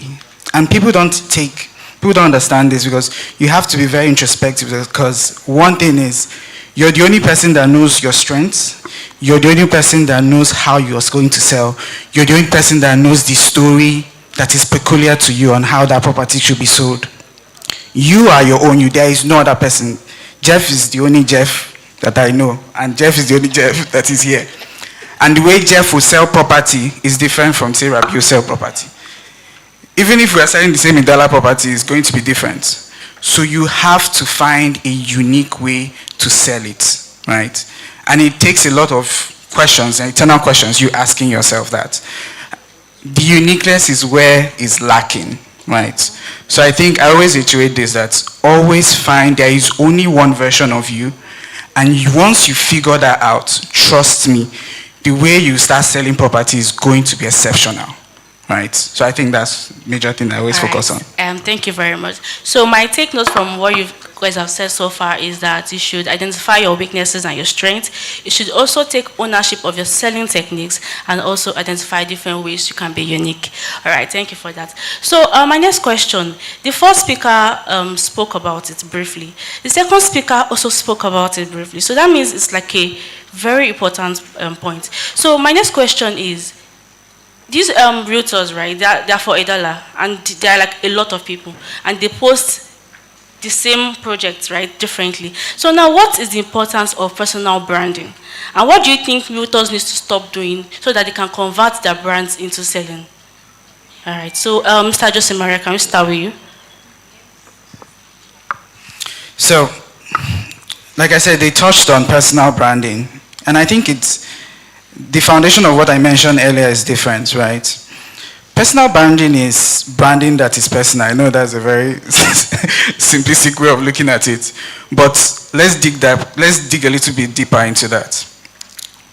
Where did you go to school? For me, I went to Unilag, right? I studied accounting. I'm in real estate, right? I've been in real estate for almost close to 10 years, right?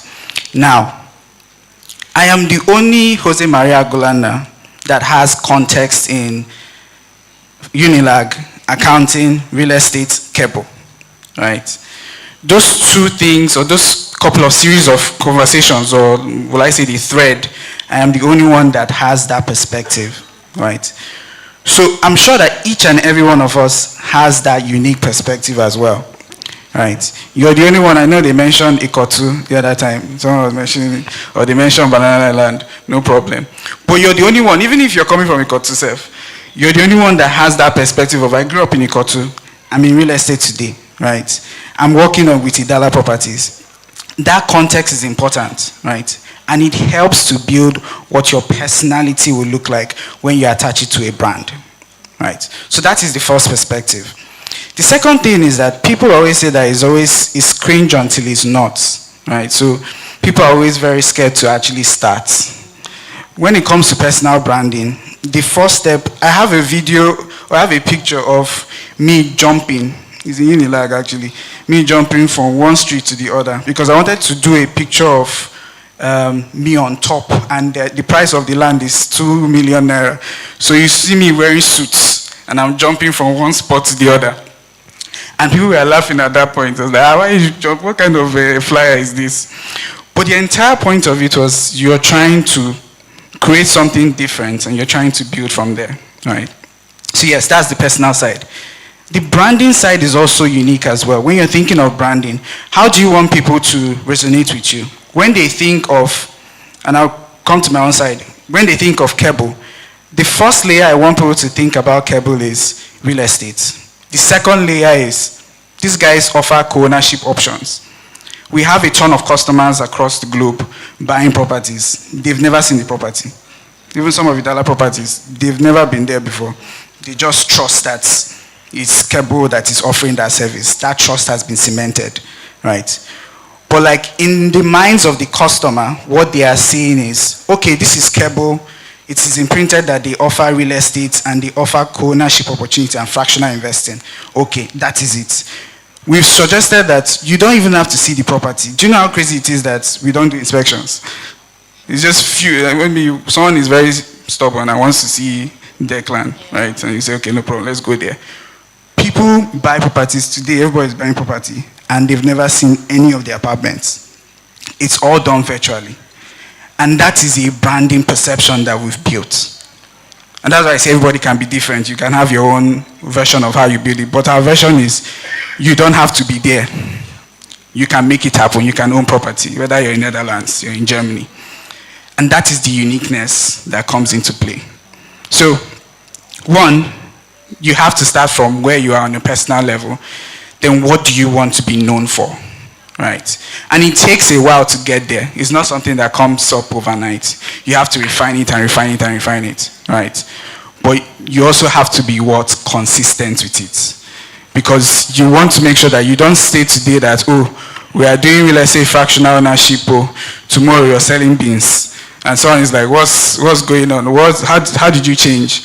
Your brand has to be consistent. So when someone wakes up in the morning and says, okay, what does Kebo offer? They essentially know that these guys do this, right? And that is the first point of entry. So as you go on to start to build your own personal brand, first of all, realize that you're unique and you're the only one that knows your story.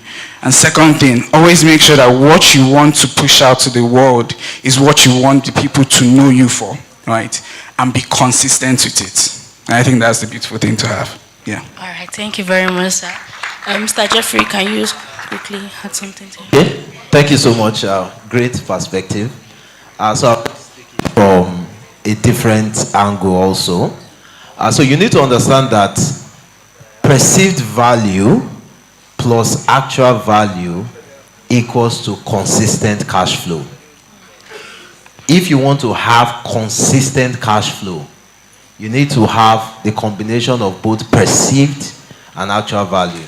I used to tell my guys anytime we are doing training that by God's grace, it took a while to arrive here, but there is no single day right now for almost the past 2 years. There's no single day that I don't make money from real estate. There's no single day.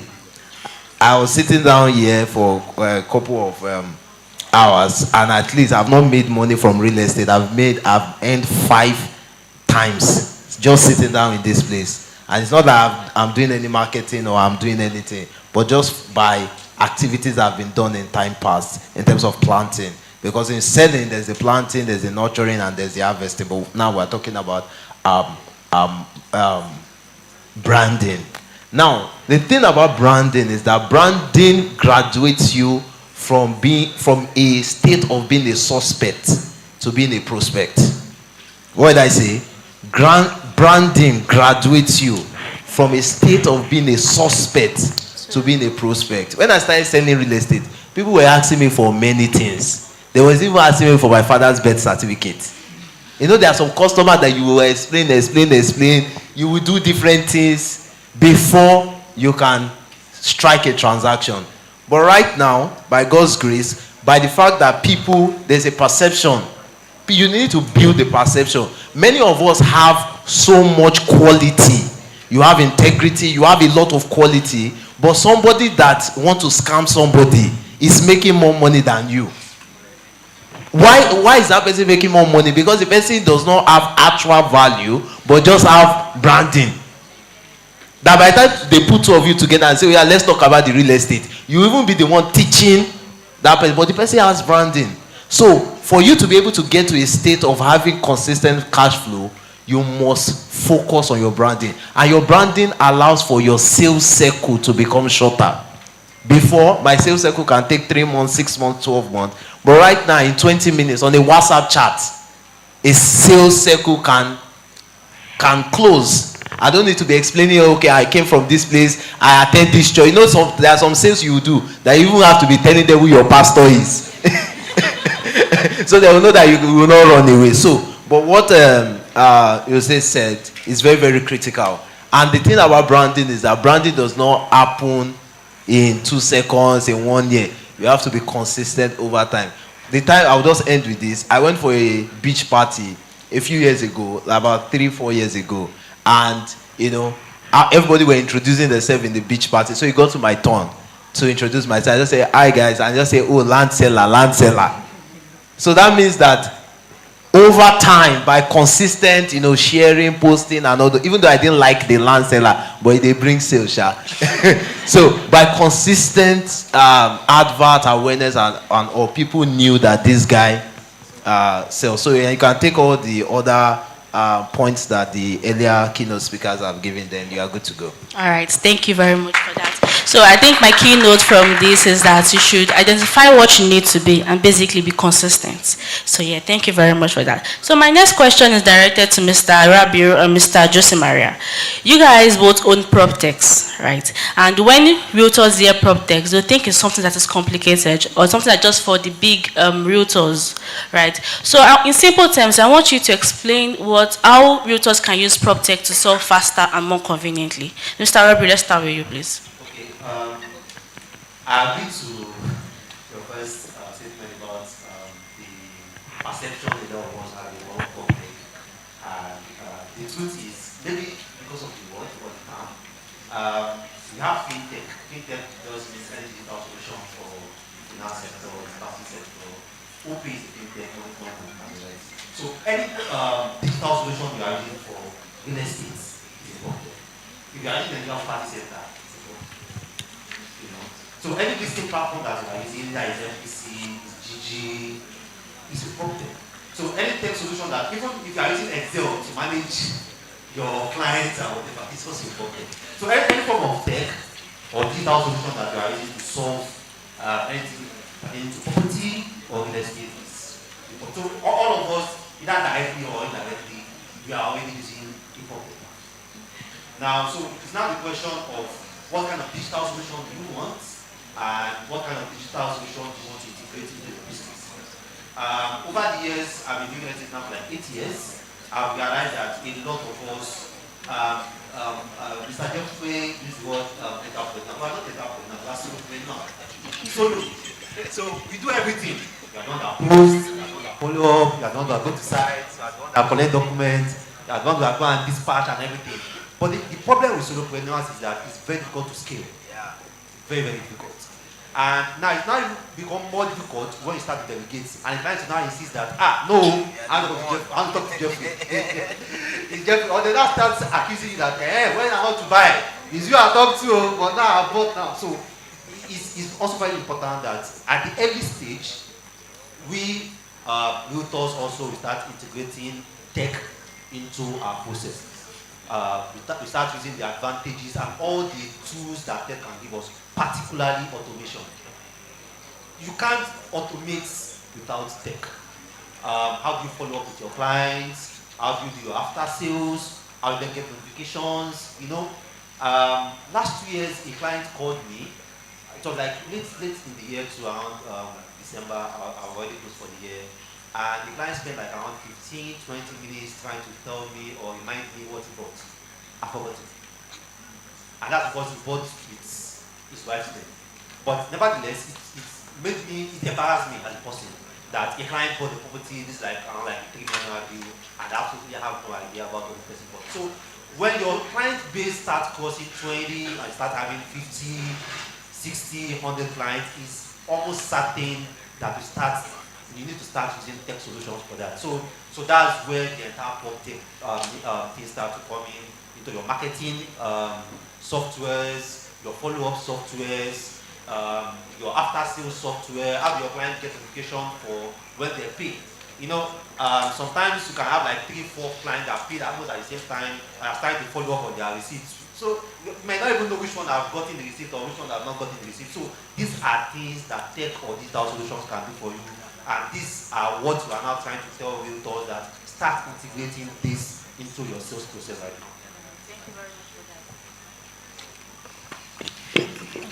Thank you so much. You're spot on that. So like the clearest definition for prop tech is property plus technology. It's that simple, right? And the way we started, like my core belief is that when you're thinking of scale, when you're thinking of leverage, right, as a realtor, technology allows you to do things at scale. Right now, let's say you're speaking to 10 customers, 20 customers, 100 customers.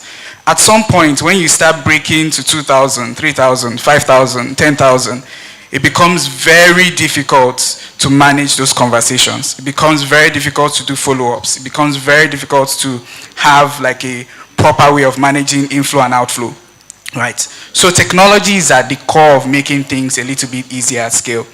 That's what most people would say. That's the core thing. But if you're even starting out, what can technology really do, right? Today, we spoke about running ads, right? That is, in a way, prop tech. In a way, it's prop tech. You can't get your customers. If you want to get more people, you want to see more visibility, you have to push it out some way, right? Now, you have to flow through a funnel, right? Okay, you have to respond to them quickly. You're using WhatsApp. That's your own prop tech too, right? You're using a CRM. Now you get to a point where you want to do follow-up with emails. There are email campaign tools in the world right now. So how do you do that? That's also part of your prop tech too, right?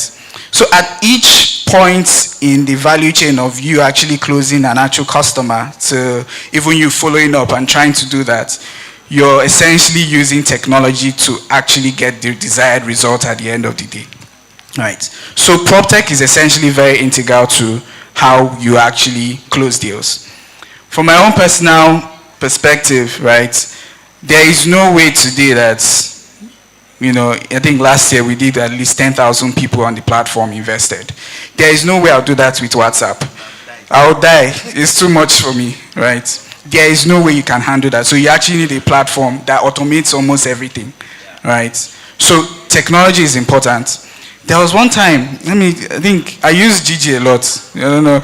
It's Gigi that surprised me last year the most, you guys. And it's one of those platforms that I am shocked with the level of response that I get from customers. Like, you can spend 7K, 10K and just push out an ad, and something within a day or two, someone will reach out. That way, you're testing out PropTech. He mentioned property technology. You can sign up on those platforms, Nigeria Property Center, and start listing, right? Learn the skills. It doesn't take much to push things out there.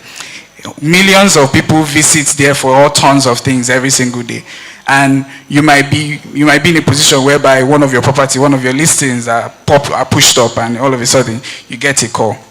Right, so technology is very important, it's integral, and you need it even when you're starting out, or most especially it becomes very difficult when you're trying to scale and you don't have that. So yes, I think that's very important to take note of. Thank you very much for that. So to the realtors there and the aspirators, you should try considering PropTech as something that you would use as a way of selling. All right, so to my next question, Mr. Jeffrey, this is for you.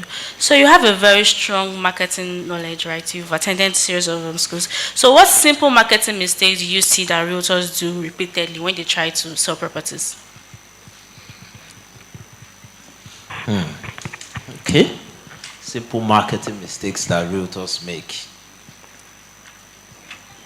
Okay, so now there's a model we use in marketing called the AIDA model. I'm sure that many of us are aware of that model. So it's 4 AIDA.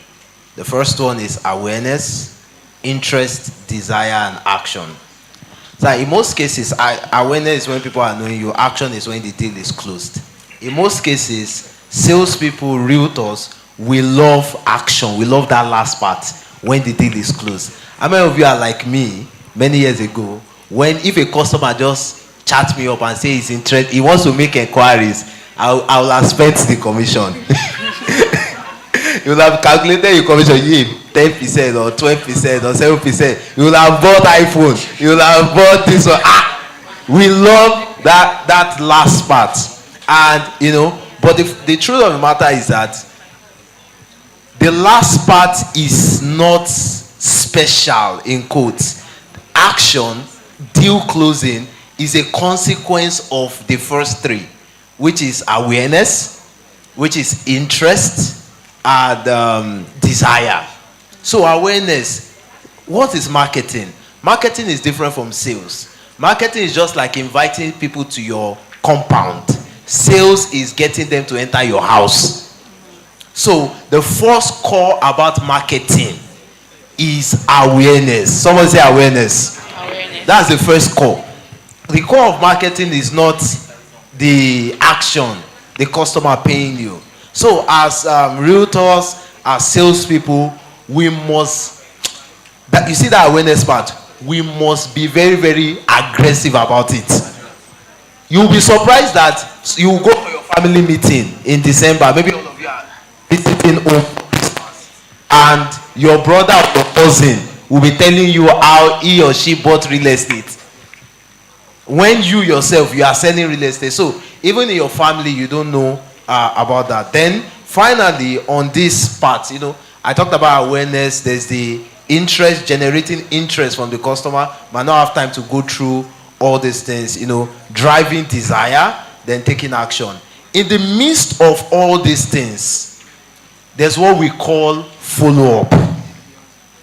And the grave of deals is in follow-up. What did I say?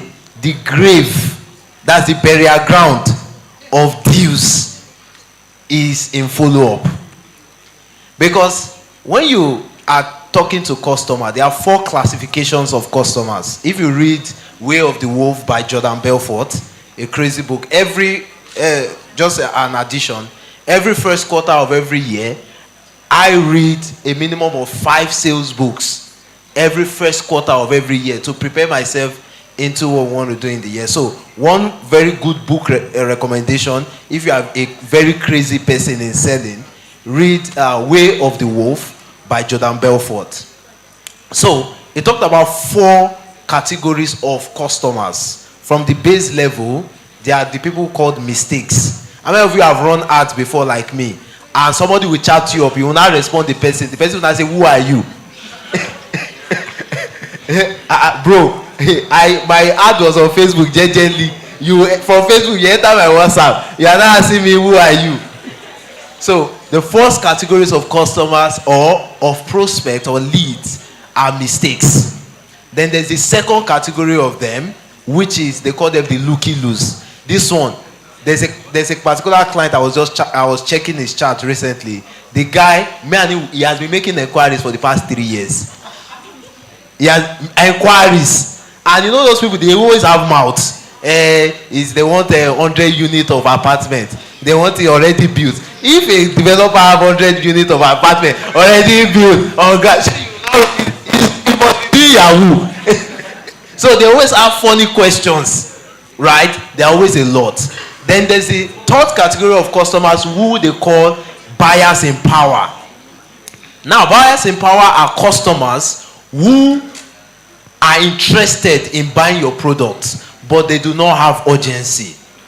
Then the last category of buyers that we have, which all of us love the most, are buyers in need.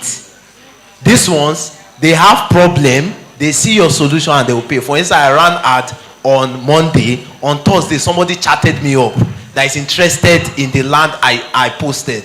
I ran the ad on Facebook. Then I told the person, are you interested in going for inspection? He said yes. I said, can we go on inspection tomorrow? He said yes. I went with him on inspection on Friday. On Friday evening, he has paid.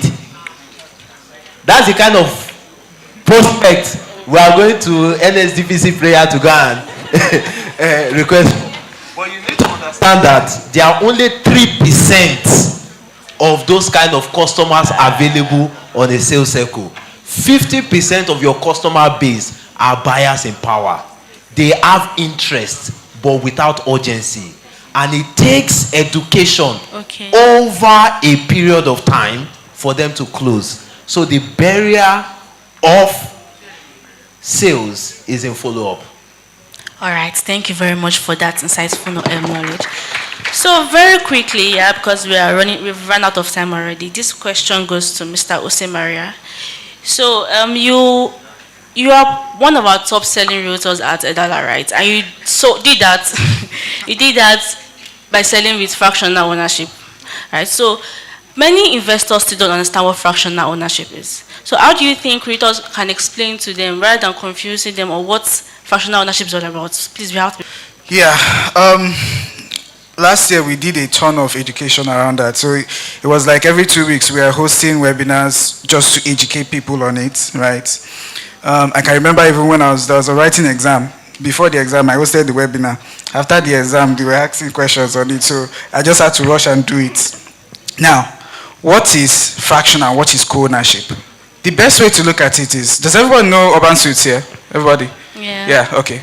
Yeah, fantastic. Does anyone know the price of Urban Suites? What's the price? What is it going for? 80, right? Yes. 80. So let's do 100 million, right? The way co-ownership works is, the price is 100 million, right? Someone will come on the Keble platform today and say, okay, we're doing co-ownership. We've divided the 100 million into 10 different slots, right? So that means that each slot is worth 10 million, right? Fantastic. Now, you don't even have to pay the 10 million at once. You can spread that payment over time, right? So that's what we essentially did and baked into the model. What is this trying to do? It's not that you cannot buy the Urban Suites 80 million. We have people that can do that. But the goal or the vision of what we're trying to do is anyone can literally come in and say, I want to own real estate and start today. What this did is that it sort of reduced the barrier of friction for early people that wanted to get into real estate. So they didn't have to speak too much English or they didn't have to pitch too much to actually get them into the door. And they could start gradually over time. And that is the essence of how you're thinking of co-ownership. Co-ownership is essentially saying a group of 10 people, 5 people can come into an apartment, own it together, earn income from it, and when the sales happen, so from 100 million you could get to 200, that's over 100% gain, right? They share that gain across them and they exit, right? And that is how we essentially pitched it. Now, how do we pitch it to customers? Because it's a very technical thing. When we talk to customers, we essentially make it very clear what co-ownership is. But we reduce the friction of them thinking too deeply about what's the intricacies of co-ownership. So it feels like they own the entire property. They actually feel like I am the owner. One day they will come to that and say, this is my house, even though they paid 10 million or something. They actually feel like they own the entire property. And that is the message that we've passed across to them. So every time I'm speaking to a customer, they essentially, I own Declan, I own Urban Suits. And that is the message that we essentially put through. And it's cuts across both our marketing, our technology, how we do sales as well. And that's what we focus on. Thank you very much for that. Thank you very much. So I think the final closing question, Mr. Rabiu, if you had to, so there are a lot of aspiring realtors there, right? So if there's one thing, just one thing you want them to take on from this, one maybe strategy you want them to take on, what would it be? Okay, if there is one particular mantra I want a lot of newbie realtors here to go with, that would be, don't sell because you want to sell, sell because you want to help. Sell because you want to help. Okay, please repeat it. I'll say it again. Don't sell because you want to sell, sell because you want to help. And almost every time when you are doing that, I can guarantee you always going to sell. I have a lot of clients, they'll tell me, Rabiu, don't worry, this year I must buy property from you. Like they are now indebted because I've helped them over and over again. So don't sell because you want to sell, sell because you want to help. All right, thank you very much for that. So we've come to the end of this panel session. I'm really grateful for all the old insights you've given us. I mean, it's been really educating. And to our audience, thank you very much for listening and do enjoy the rest of your day. Thank you. Thank you very much, our panelists. Please, can we just stand in front here for a group photograph? Thank you. Just take one step forward, please, and stay together. Please, Najera, can you join them? Let's have the media team take a picture. And we're also going to be presenting awards of appreciation to our panelists.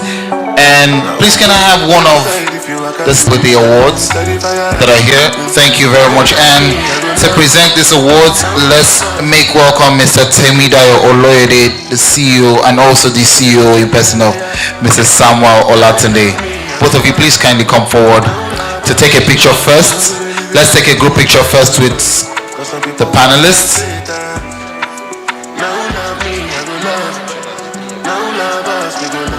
Even though you love everybody no go feel love you. Turn my mind to my weapon. Fuck the world with your large condom. Anytime you vex I don't like when you hear this song. Me and you no be Jesus. So now only who love us, we will love. Alright. So on behalf of the team at Edala Realtors Conference 2.0, we'd like to say a very big thank you to Mr. Jeffrey Tepu. Thank you for sharing your insights on today's event.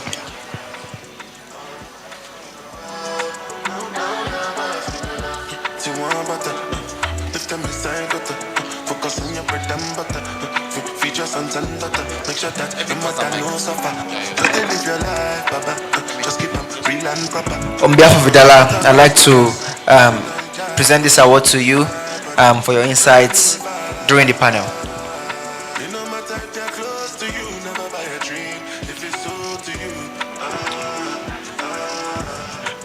Okay. Thank you so much, Mr. Jose Maria, for coming up today and sharing your insightful session.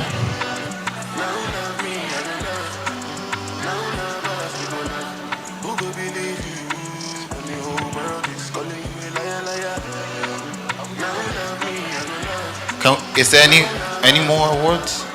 Does Nadia also have anyone to collect? Please, kindly confirm. All right, thank you.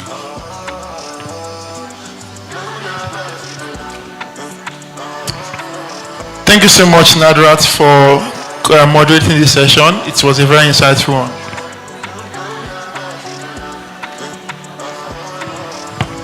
Thank you very much, our CEO and our CEO of Edala. Thank you. All right, I know that many of us are becoming uneasy and we're looking at our wristwatches and the timing, but we can assure you that in about 40 minutes we'll be out of here. Yes. You want me to lie to you? Okay, we'll be out of here in 2 minutes. All right, in about 40 minutes we'll be out of here. Before we present this incentive, we're going to be listening just for a few minutes to the next speaker. Is a familiar face and is going to be speaking to us on starting and scaling in the real estate business. Now, we've said before that in a dynamic and competitive market like the real estate, selling alone is never enough. To truly thrive, you must master adaptation, you must create systematic approach, you must be able to position yourself strategically in the business. And when you begin to make tens of millions, when you begin to make hundreds of millions, when you begin to make billions, how do you scale? How do you evolve? How do you create a team? This and many more we will be delving into in the next session that will be handled by the CEO. Please, can I have his bio showing up on the screen? All right, while we're waiting for that, all right, great, it's up on the screen. We have a couple of presentations, gifts also. So I'm just going to ask you that you follow Edala Homes on Instagram. This is 329, so we're going to check how many people have followed us and present something to them. Also, if you're a realtor here and you want to actively be a part of this community, go on Instagram and follow at edala.realtorsgroup. All right, go on Instagram, check edala.realtorsgroup.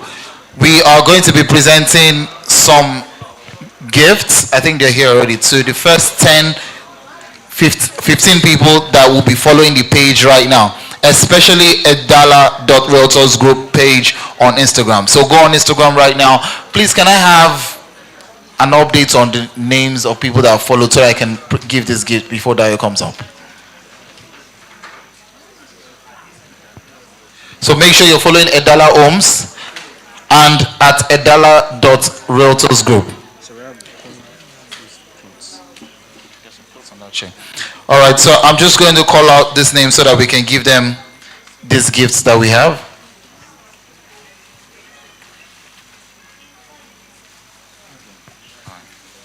All right, so quickly, by Labake come forward, Global Queen _properties come forward, Oyin the Realtor come forward, Rota Easy Property, please come forward quickly, please, and show me your Instagram handle so that I can present the gift to you.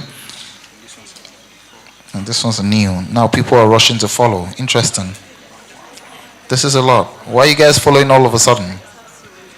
Okay, we have two people on Edala Homes, Auntie.Kumi, Empress _Mareda. Please come. Where are they? Where are they? Please just come this way, stand here, and please be giving it to them one by one. Just give it to them. Thank you so much. Just give it to them one by one. Where's your phone? All right, Bolaji Williams. Ahmed Loyal. Ahmed _Loyal. Please come forward. RGH Home, come forward. G Rosie Concepts _Roto. Please, as we call your handle, how about you make it very snappy so we can present these gifts to you and we can progress. Thank you. Make it snappy, please. Can we have YBM Glom forward quickly? Is a new subscriber on YouTube. So we want to have people also subscribe to our YouTube platforms. So how about you go on YouTube right now and type Edala on the search icon and subscribe to our YouTube. Let's give something more tangible, something different, bigger to the YouTube subscribers. We need more subscribers on YouTube. I want to do YouTube. Yes, but yes, if you've gotten your souvenir for Instagram follow, just take it and return to your seats. Thank you. Just give them YouTube. All right, thank you. More subscribers on YouTube. Lillian N. Anachua. I'm so sorry if I'm not pronouncing it correctly. Lillian N. Please come forward. Quickly, please. Thank you. Hold on. Let me say that one again. Mimi on YouTube. Just subscribed. Okay, great, great. Do we have more shirts there? Please, let's bring it so that we can just bring the shirt. If you are Khalid _ the property guy, FE _ realty, the young set one. The young set one, please come forward. On Motaya Properties, please, when we call your name, I'll politely ask that you make it snappy so you can get and just. All right. And can we have Siri _ D _ star?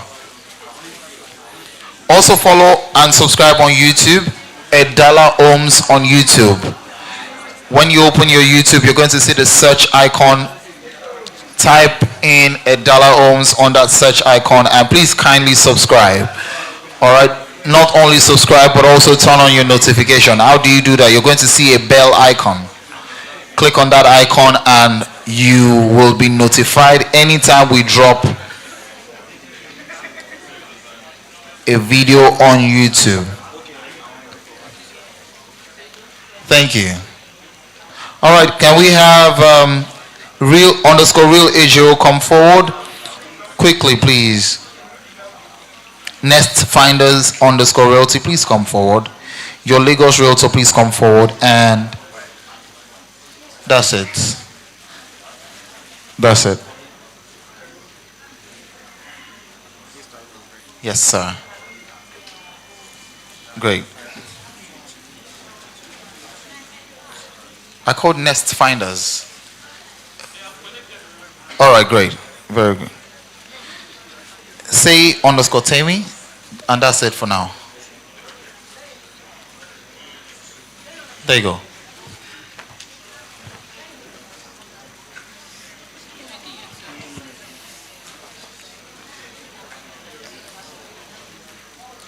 All right, great. Do we have more souvenirs? Didi, do we have more souvenirs? Huh? Do we have more souvenirs? All right, great. We'll come back to that, but quickly, let's go straight into the next session. Please, can I have the biography of the CEO on the screen? Thank you.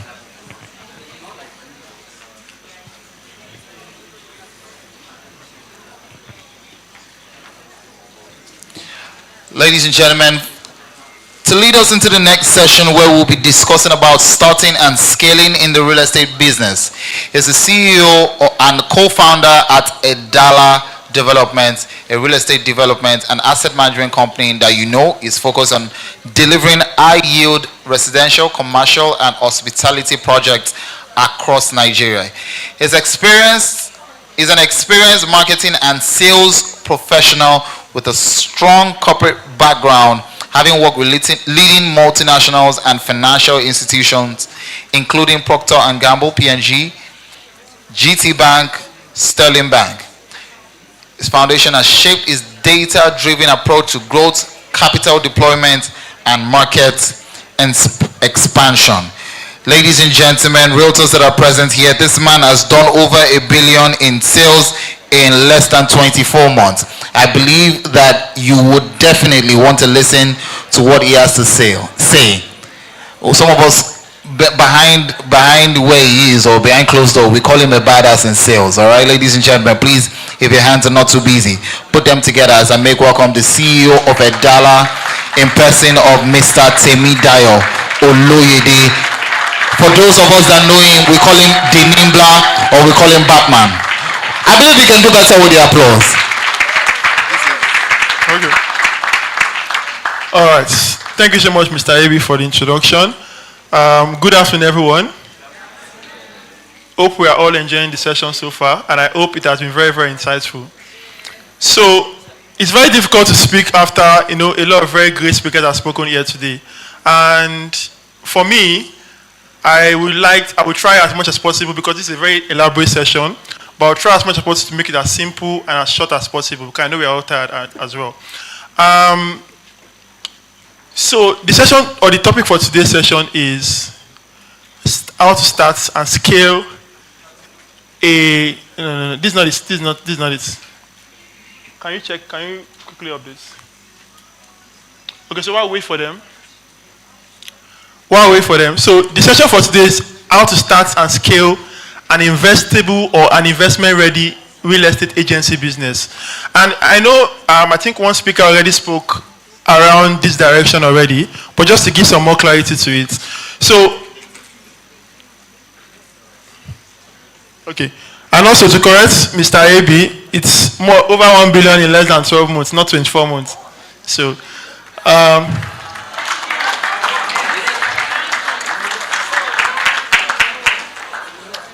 okay. Do we have it now? Okay. So basically, like I said, the session is how to start and scale an investment-driven or an investment-ready real estate business as an agency business. And the point is because a lot of us, when we start as an agent, we don't see it as a business.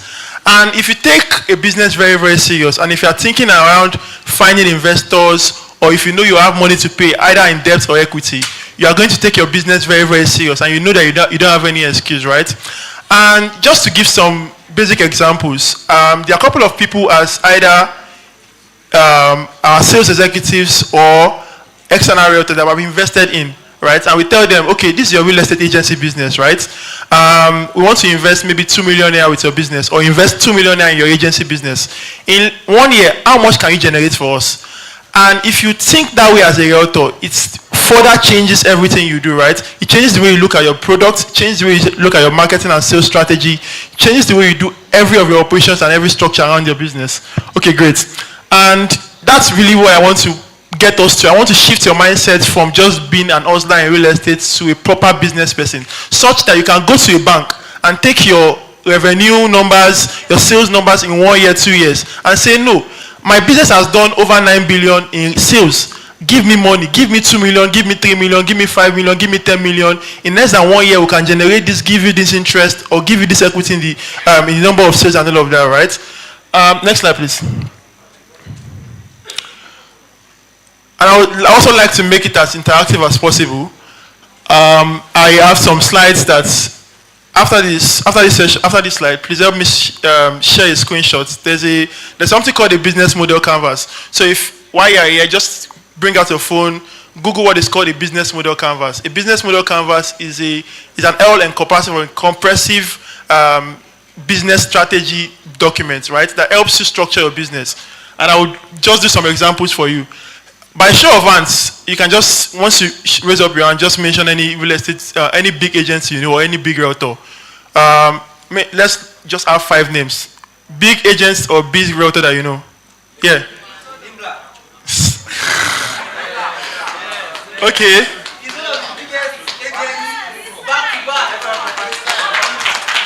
Okay. No. Like, I said big. Reside is good. But I said, no. Don't get me wrong. Reside is big in Nedala. I mean globally, or Nigeria. Eden Oasis. No, that's a development company. Seance, Ramas, Dalami. So now all of these people, once you hear their name, something comes to your mind. And how do you know the size of a company or the size of a business or the size of a person? It's by all of these metrics. Number one, the deal volume. As a realtor, you must know at the back of your mind, how much did I do last year? I did 100 billion, I did 1 billion, I did 2 billion. Because as a person, you have to have key metrics to be able to evaluate growth and measure growth. Number 2 is customer base. How many customers do you have? As a realtor, if I ask you today, how many customers do you have? Some people don't know. You must understand what your numbers are in terms of the customer base, because that will drive and also help you understand how to, if you are trying to grow your business tomorrow, for example, I did 1 billion last year. This year I want to do 3 billion. I don't know I'm going to do it, right? In maybe this year so far, maybe I've done just 2 plots of Cardiff Polo, but I want to do 3 billion. I don't know I'm going to do it, right? But because there's a number I'm looking at every point in time, I'm looking at my numbers and I'm saying, if I want to do 2 billion or 3 billion, what must I do to do 3 billion? And I keep giving my pressure, I keep giving myself pressure at every point in time, right? Number 2 is online brand. If you want to do 1 billion, there's a size of, or there's a capacity of your brand that can give you 1 billion. If you want to do 3 billion, you have to go to a certain capacity to be able to do 3 billion. Grace said something. She said she did a number some years ago, and when she did 1 billion, I think she shared a strategy to do 3 billion, to do 1 billion.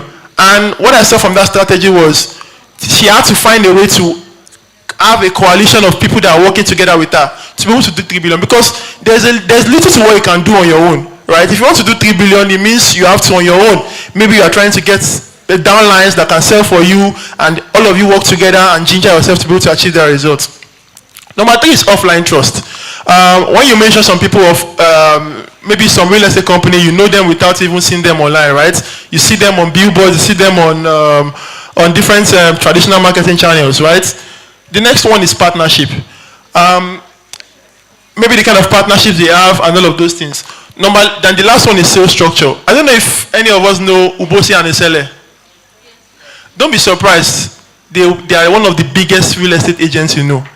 Like, you don't see them online. They're not dragging online marketing with anybody. You won't see them doing ads. But I will share some of their strategies. A friend of mine, she's a girl, and she's not here today. She wanted to start her agency business in April. And between April to December, she did over 5 billion in revenue. And I will share the strategies because before she did that, we had a meeting, we had a strategy session. I shared how she was going to be able to achieve that. And all of this is not rocket science, because as everybody is here today, if you say, oh, by the end of this year, I want to do a particular number, you must have a working strategy to be able to do that. There's nothing that happens out of magic. If we say maybe somebody did 500 million, and for me, I always look at it. If I know somebody that did maybe 10 billion, as a company, we want to do 15 billion. We did 3 billion, we did 4.5 billion last year. We want to do 15 billion. There's already a working strategy to be able to achieve that, right? Next slide. So I won't speak on the business model canvas, but what you can do as an exercise is, maybe when you get back home, download the business model canvas. Look at your revenue streams. It has different segments. There's revenue. How do you make money? Commission, partnership, fee, all of those things. Who are your key partners? Developers, landowners.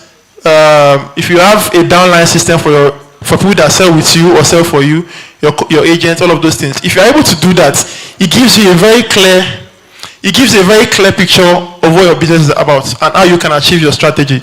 Now, for you to achieve any number in sales, right, you must understand the process or the funnel of sales. The first one is the product. You cannot be trying to sell maybe urban suits and not understand the peculiarity of the location and not understand the value of that project, the return on investment, what is the numbers, what kind of customers should you be targeting, right? You need to be able to understand your products better than any other person. If you wake me from sleep today, if you ask me to sell any of our products to you, there is a different strategy to selling every product. We were selling lands. We started with selling Cardiff City. We moved to Cardiff Polo. The strategy for selling Cardiff Polo is different from the strategy for selling Cardiff City.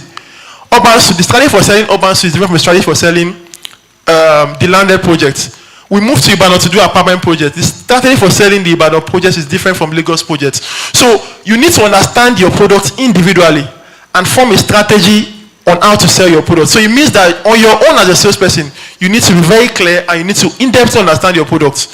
Number 2 is your marketing. You can have a very good product, but because you don't understand marketing, you are not able to sell. It's like saying somebody is in the village, but the person is very, very good.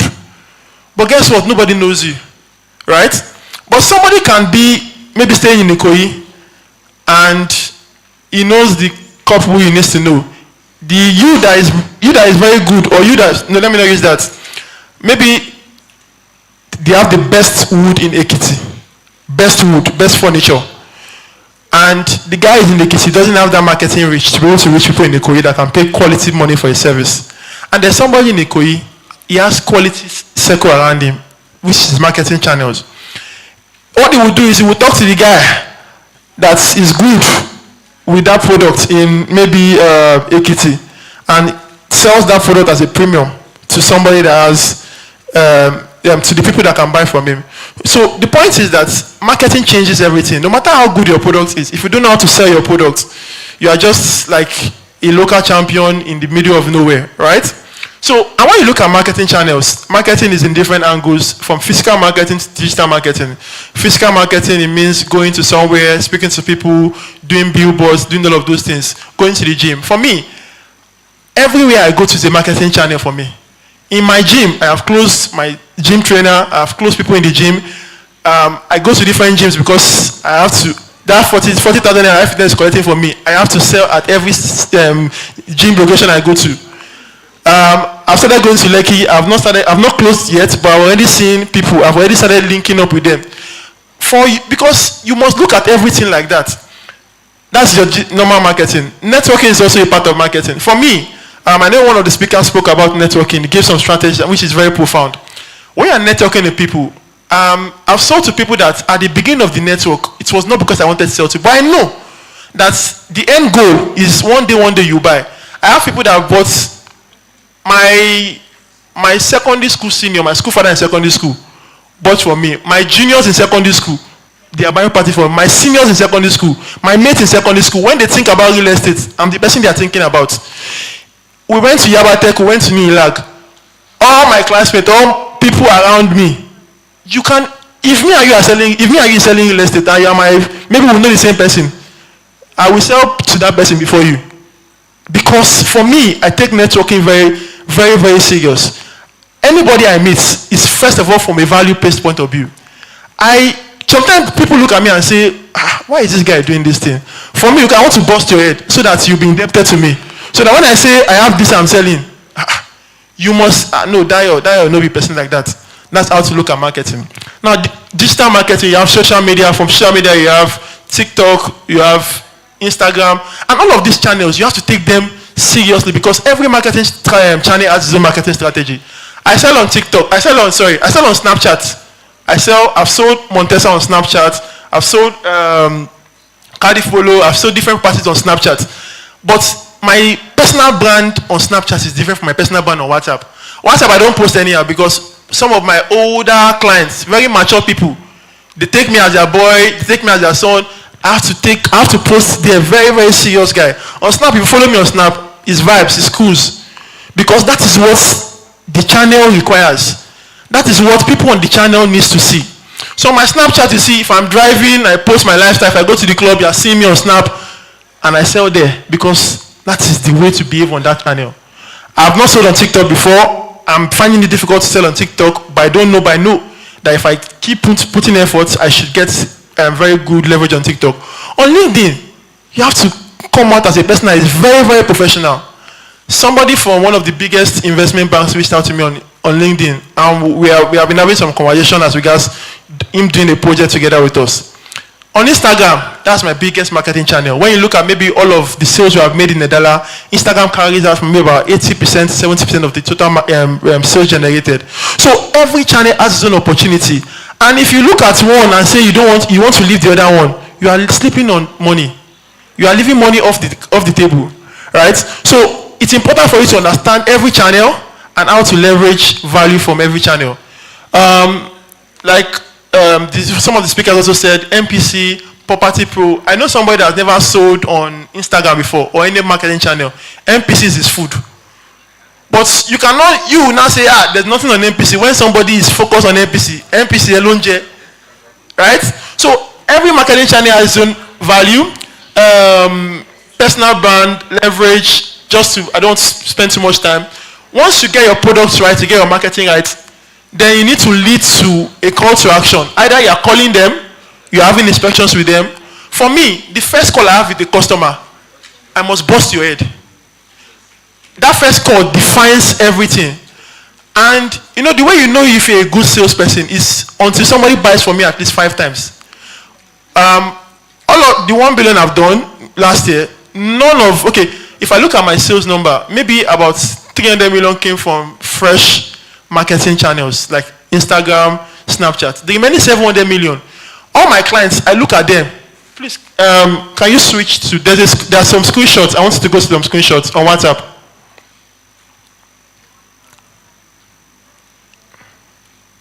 So, last year, I did something last year. All of my clients, I reached out to all of them. I look at their portfolio one by one. Mr. Taiwo has bought this one in Yaba, that one in Yaba, this one in Surulere. No, don't go to, next one, please. Next one. So this, go back to that one.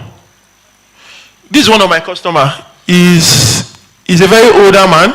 It takes, like I said, my customers. For me, if I'm dealing with very older people, like I'm humble to the core.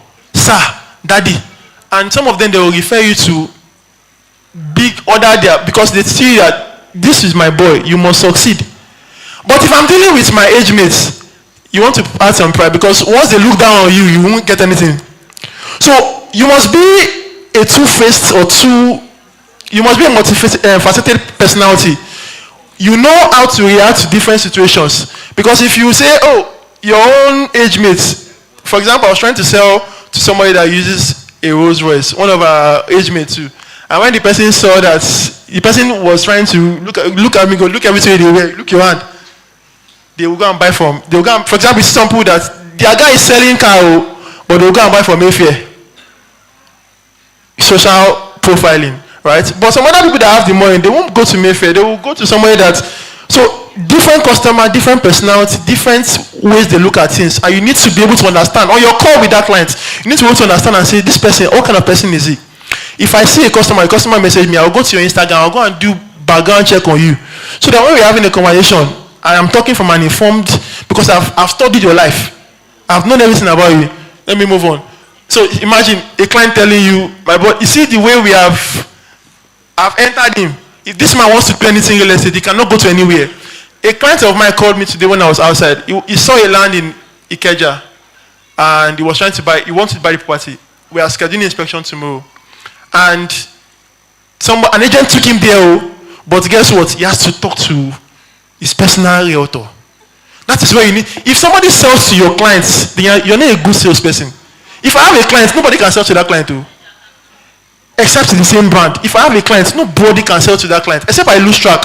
And on my own end, I ensure that all of my clients, I must hold them well. Next slide. Next slide. So this was December 2022. See all the properties he bought from us that year. I did this to every, and the reason why I use this particular client is that this year, he did about, the sales team is my witness, he did about 3 properties this year. He bought Cardiff City, he bought Cardiff Polo, he bought Urban Suits. We are speaking about Montesa to buy this year. But guess how the message started from? You have to look at every customer personally. If I have not done this thing, and I'm trying to push any property to him, it would, because you don't understand my need as a customer. So this customer, I told him, sir, this is what I think you have bought. This is what you have bought from our record. That is where systems and structures and process comes in. You have to take every customer very, very seriously. You are keeping track of their inventory because you are like an investment manager. So you cannot, and your role is help people acquire property, help people manage it. If they want to resell, you cannot ghost them, help them resell. That is the way to ensure that. That's why you see some of these investment banks, family offices. If Oteyola wants to do anything, okay, let me not use Oteyola. Maybe someone like Dangote wants to do something in real estate. He has his guy. Maybe they have their own family office. They have how they structure their deals. That entity handles it. And that's where we need to get to as realtors. We must see ourselves as investment advisors to our customers. So I said going forward this year, you need to add more to diversify your portfolio. Kiniko. Doma. But you need to make them know that this guy is thinking about me individually and is looking for how to ensure that he can help me do better with my investment goals. So going forward this year, let's talk about it on Thursday. We spoke about it. Like I said, this year he has done 3. Last year he did 3. This year we are moving again this year. I've cooked again for everybody. I've sent everybody message. January, I sent everybody message, individual basis. Go to the next slide. See this person. This person bought a property in Urban Suits, right? When she was buying, I told her, Ma, if you buy, I will resell for you at a value. Now we helped her sell it. This was December 31st. I kept my word. Before the end of this year, you will get your money. December 31st, she got her balance. This was her balance. She said, you are a good guy. God bless you. Amen, ma. Happy New Year in advance. 30 something minutes to the New Year. See what I said? You owe me. You must give me. I have a meeting with her. I think she's in China currently. I have a meeting with her last week in this month. I must collect 10 customers from her. I'm not trying to go and keep myself on social media, but I would also do aggressive marketing on every channel. But I'm saying I know that somebody will give me at least 2 customers this year because I've done a great job. The next slide. Is there any slide again? Go. Good. See this person. This person said, I love your transparency. You guys say it as it is. Even the stuff. Thank you, ma. This kind of value is not hard to come by. We appreciate referrals from you. I can even get an opportunity to come to your meetings, come and speak to you. I have. Why? Don't stop talking about you guys. We arrange something. This person still bought Rega. We're talking about Isimi here. This person bought Rega from the same company. So, you can go back to the slide. Please, do we have time? How many time? How many minutes? 5 minutes left. Okay. Okay. So, once you have done your calls and inspections, right? You clearly communicate the project details. You set the pace of the conversation at that first meeting. That first call determines whether this person likes you or not. And once this person likes you, your job is easy. Once this person sees you as an authority in that space, that when it comes to real estate, this guy eats and drinks real estate. That's the kind of perspective you want to set with your customers or your prospects. The next one, somebody bought him and his friend bought 2 plots of Cardiff Polo just last week. And how did that conversation happen? A person responded to my story. We jumped on the call. I took up my time, analyzed different estates, how they grew, what happened in those estates, what is driving. And the person's major objection with Monia is that how can Monia be selling for 12.5 and some areas that are closer to the city is selling less than that? You know what I told her? I told her, look at VGC. VGC is selling for the same value as Lekki Phase 1. But everybody around VGC is not selling for what VGC is selling for. What drives value is what you do inside that estate. So every objection they give you, Lambergas Day to give them back. I don't know if you get what I'm saying. So as a salesperson, but how do you get that database of Lamba? It's by getting exposed. Giving yourself, ensuring that people around you. For me, when I wanted to start real estate then, I will go and meet some of my guys that I know that are doing well. People I see online, there's nobody I did not bomb. Some of the people that I bombed, when I look at my DM, I'm ashamed that I bombed them. But guess what? But but guess what? You have to have that hunger and say no. King Bobo in she. The only difference between me and you is me, I will kill myself and time. But if you kill myself in the same capacity as I'm killing, if you kill yourself in the same capacity as I'm killing myself, it's only time you will outperform. So the only, for example, if I see maybe somebody like Dangote, somebody like any billionaire, I'm asking myself, what do they have that I don't have? Kilo one bear. But by the time you now start evaluating their SWOT analysis, this person is a father, is a billionaire. They transfer to him. You first of all need to start understanding your own strength and weakness, so that you know that can I compete with this person? Is it possible for me to outperform this person in the next 1 year? Is it possible for me to outperform this person in the next 10 years? So that you can know. So that because for me, if you are fighting a battle, you need to know what that person has that you don't have, so that you don't enter a battle blindly, right? Sorry. Due diligence, handling objection, customer closing and after sales service. Just to round up, you only know if your customers love you. You only define love with customers, with retention and referrals. until you set somebody 3-4 times, that's when you know you are a good person. Retention, referrals. Every of your clients, if you have done a good job, sometimes you know that I didn't try. But if you know that you did a good job serving this person, you will get referrals like it's nothing. From one value chain, you can generate over, if you have maybe a target of 1 billion this year, from one value chain, if you did a good job, you can generate over 400 million easily. Just focus your time with those customers. Your strategy is already easier that way. Next slide, please. Okay. So, like I said, you need to understand every client individually, right? I will give you maybe this is what is a customer person, and all of this is not like it's very structured. When you're having conversations, you need to listen more than you are talking. When you are listening to customers like to brag.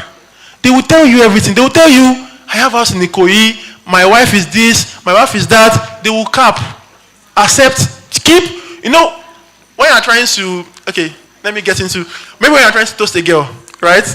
And you know that this girl, right, you want to get her. You will keep asking questions that will drive, what do you like? What is, because need is related to everybody. For somebody, how to bust maybe a girl's brain can be take her shopping. For somebody can be she wants to think you are going to church. Sorry. But I'm just saying, for everybody, there is value to everybody. So you need to understand what value is to that person so that you can close that person. Right? So like I said, customer persona, Dayo Oloede, this one is 27, he currently stays in Lekki, he's newly married, he's a graduate, he earns 10 million every month. A young entrepreneur is looking to buy a house. He used to stay in a 1-bedroom that he bought 3 years ago in Lekki. What are his communication channels? This guy, Instagram, WhatsApp, that's his channel. If you want to send him something straightforward, simple, short, don't cap. Pain points, he currently has bad experience with flood. You would be an unreasonable realtor if you take that person to somewhere that is flooded. After he has told you, where I'm staying, I'm currently suffering from flood. The person that wants to buy something from you, you're not taking somewhere that floods. The service charge where he stays is currently unnecessarily high. The previous developer did not deliver on time. As a realtor,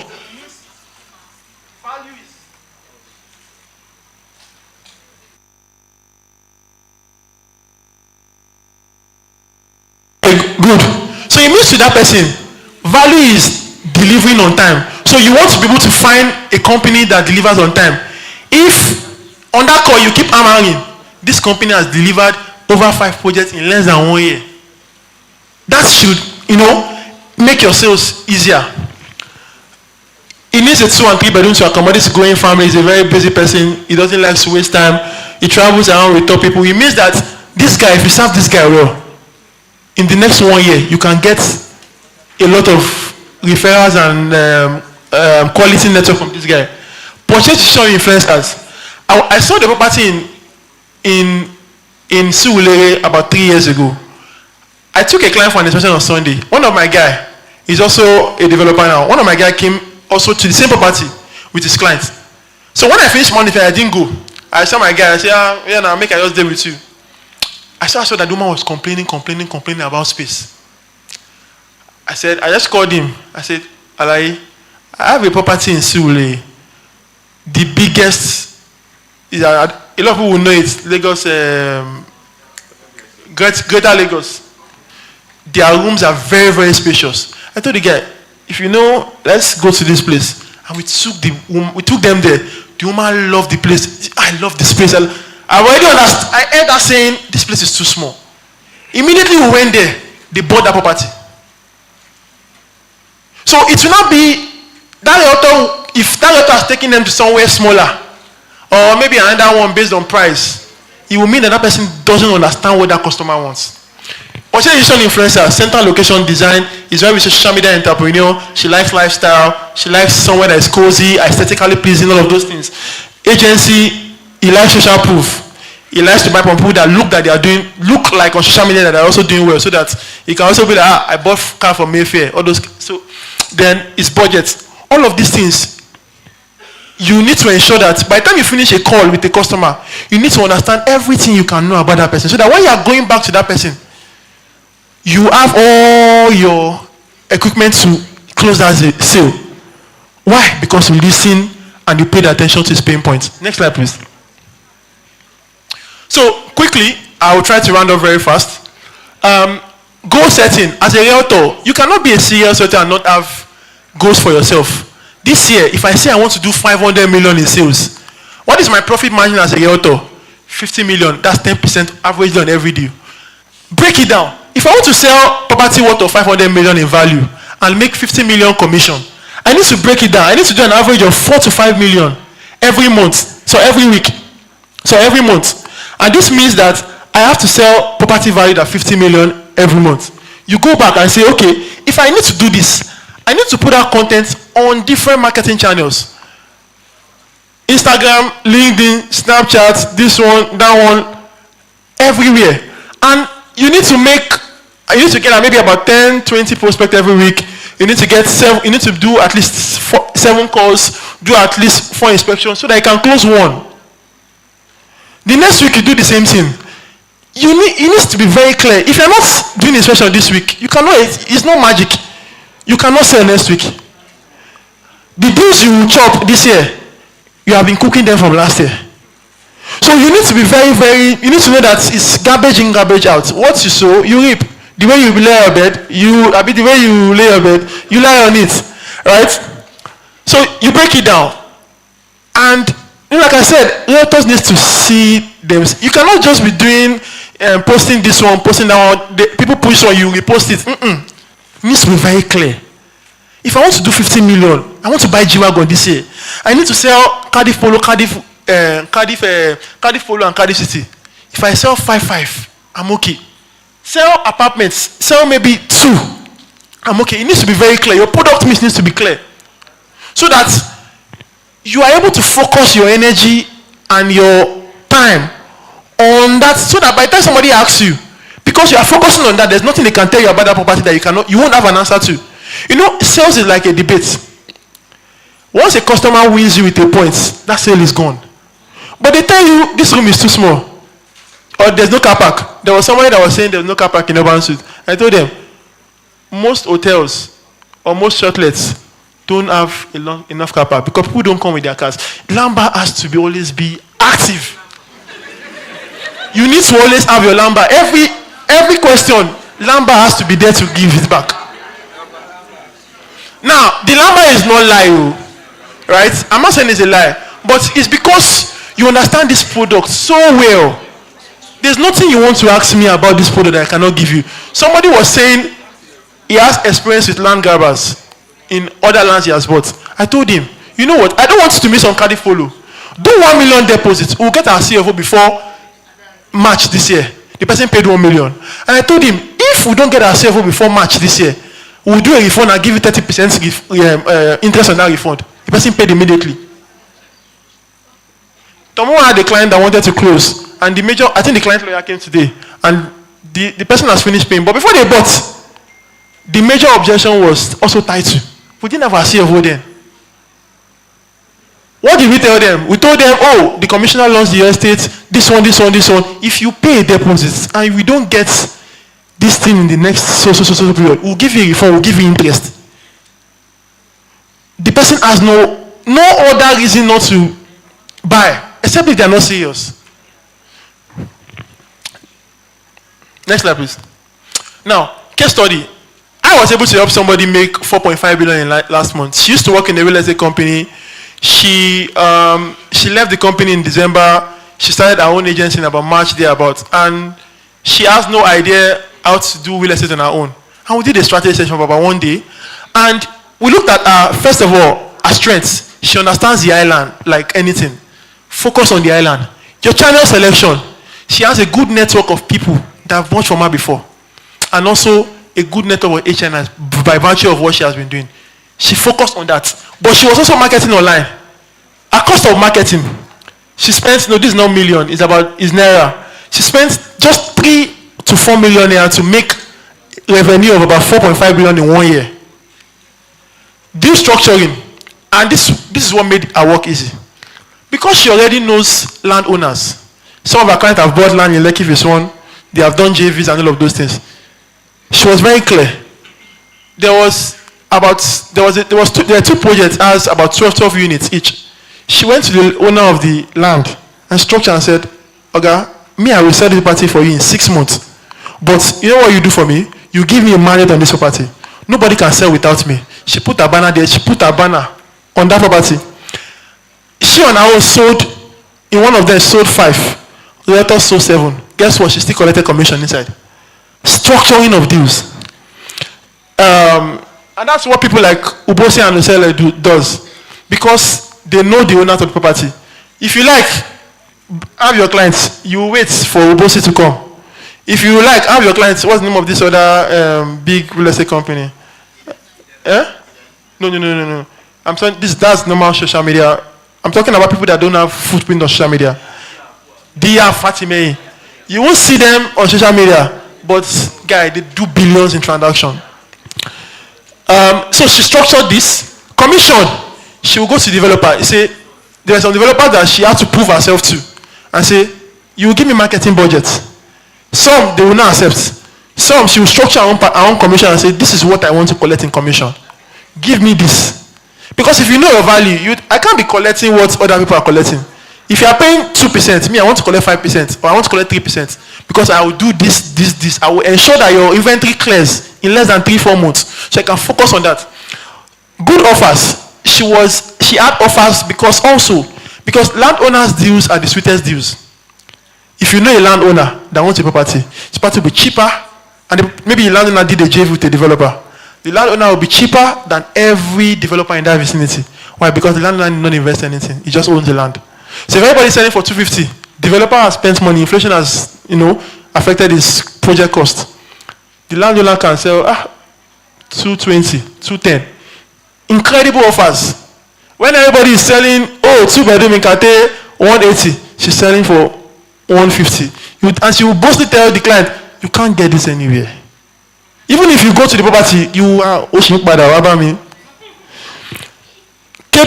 good offers, KPIs for discipline, and in less than 9 months, the person did revenue of about 4.5 billion. Clear strategy. Understanding the person's strengths, weakness, opportunity, threats. The person knows that as a new author, you are not that big on social media. So don't try to kill yourself on. Yes, you give it your best, but don't try to make that channel what determines your success. Right? Next slide. So KPIs for performance goal, because at every point in time, what you cannot measure, you cannot know if you are going. As a realtor, you need to set a sales volume for yourself. You need to know what is your net commission. Because, especially in sales, everybody is driven by money.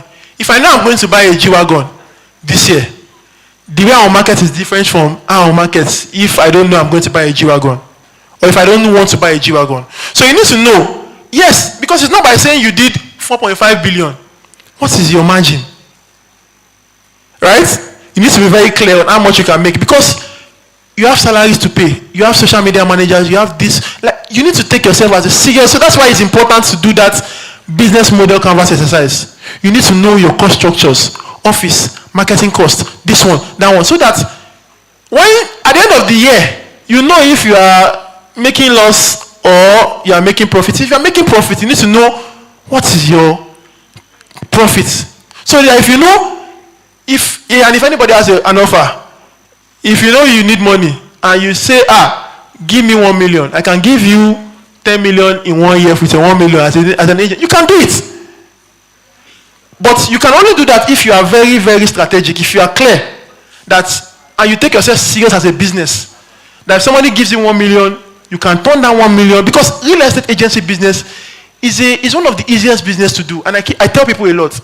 By the time we look at how many things can you do in Nigeria today, that makes you a millionaire in less than maybe 2, 3, 4 years. How many things?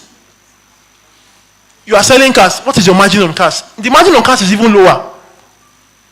What can you sell? Maybe you are doing crypto, you are doing this one, you are doing that one. Real estate agency business is one of the few businesses that you can do that you have high chance of becoming a millionaire with very, very high success rates. Go and check it. If you are very clear on your strategy, if you have the right environment, you have the right opportunity, you have the right audience, you have the right deals, you will do very, very well in a short period of time. So your cost of marketing, because if you are also, if you want to be investment ready, you need to know, if you make 1 billion, how much did you spend to make 1 billion? Your conversion rate, if you speak to 10 people, how many people are able to buy? For example, if you bring maybe someone that is very new in real estate, and that person speaks to 20 people, 20 people might not buy you. But maybe if me speak to those 20 people, maybe 7 buys. That's conversion rate. So you need to always tell yourself, ask yourself at every point in time, you need to see clear growth traction with your conversion rate.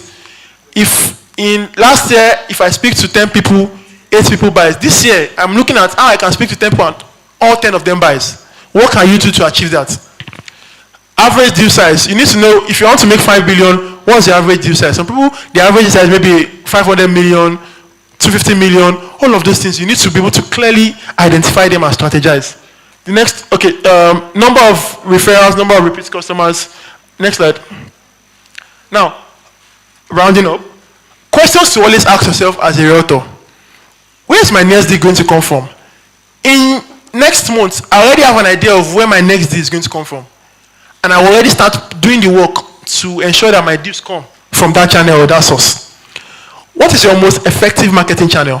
If you have 10 marketing channels, you need to ask yourself, out of these 10, how many of them, maybe 3, 4, are very, very effective? That one, you focus your energy and your time on that one. The other 6, you can be doing it on vibes and inshallah. But you see those 4, because there's a rule called maybe 80-20 rule. 80% of your results is gotten out of 20% of the activities you do. So you need to, on your own, be very clear. What is that my 20% of activity that gives me or guarantees me 80% of results I'm able to achieve? So that's why sometimes you see some people and they say, what is this person? I'm not seeing this person in this place. I'm not seeing this person on social media. But they are they know what is working for them. And how do you know what works for you? Is by trying different options and closely monitoring the results you get from all of those options.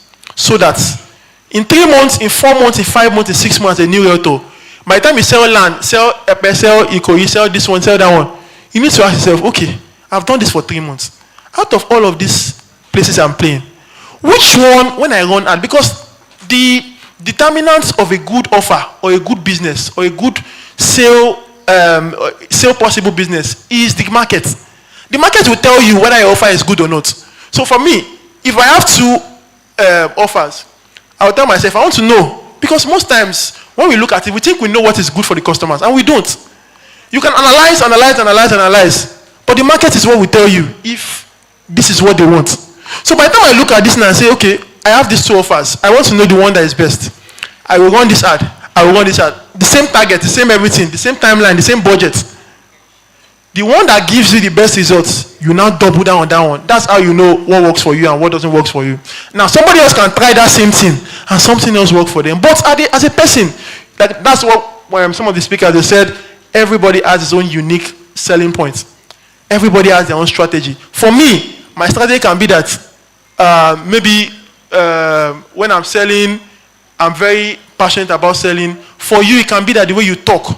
For you, it can be that the way you appear, the way you dress. Everybody has their strategy. Once you know what works for you, continue making it until it stops working for you. Who are your biggest customers? Like I said, the 80-20 rule. Like I said, for me, the 1 billion, only about 20%. I had some people that bought Cardiff. Somebody bought 1 unit of Nove, bought 2 units of Lodge, we're having an inspection next week. We are going to Montesa. Those customers, when they send me a message, I can't be busy. If they send me a message from sleep, if I wake up, I must be active for them. Because those are the customers that I have high conversion rate on selling to. What are your most important activities for growth? Because if you have maybe 10 activities in a month, as a salesperson, going to sites, doing videos, doing this one, doing that one, you need to ask yourself, out of these 10 activities, how many are very, very important and will determine my sale? If video is not a very important activity for you, you need to focus on something else that is very important for you. But somebody else, so you cannot say because somebody is doing very nice video or visuals, you want to also be doing that. If it's working for the person, find your own. Which one is working for me? and focus on that. Like I said, what is what is value to your customers? What do they want? How can you always continually give them? For some people, value is return on investment. For some people, value is aesthetics. In Parkview, I saw one property about 1.5 billion. If you see the property, it's very, very nice. But I don't think if I cannot stock for the customer, but I don't think if I have that money, I will buy. But I had Whiskey bought the house. So it means that the property you are saying is not a good offer, or you don't think it makes sense. Somebody else is valued to somebody else. Some people is location, some people is size, some people is features. Some people, swimming pool alone can determine whether they will buy or not. So you want to be able to identify your customers. That's why I said your customer persona needs to be very, very clear. Every customer, you need to know what is value to them. The next one.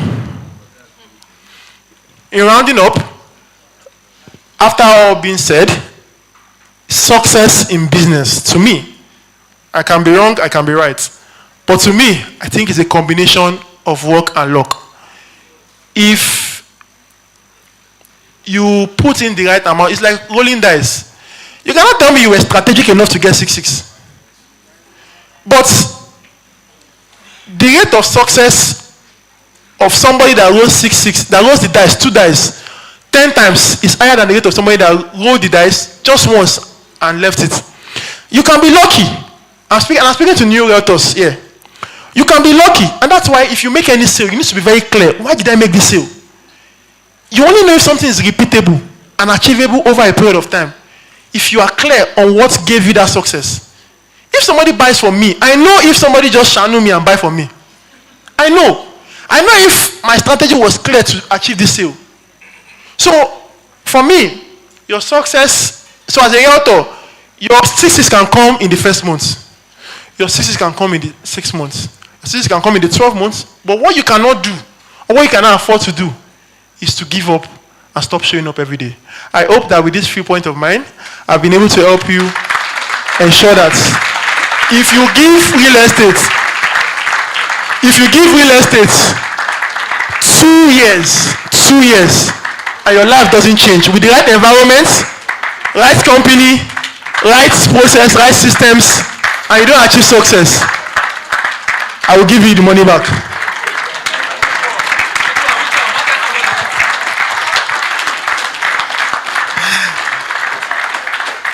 Thank you so much, Mr. Dio. Can everybody say thank you, Mr. Dio? I don't know, but was that a perfect icing on the cake? Was that a perfect icing on the cake? So that was a very, very grand way to round off all the sessions that we've had since morning. I believe that was very insightful. That was practical, and that was filled with a lot of genuine lamba. And he said that lamba doesn't mean lies.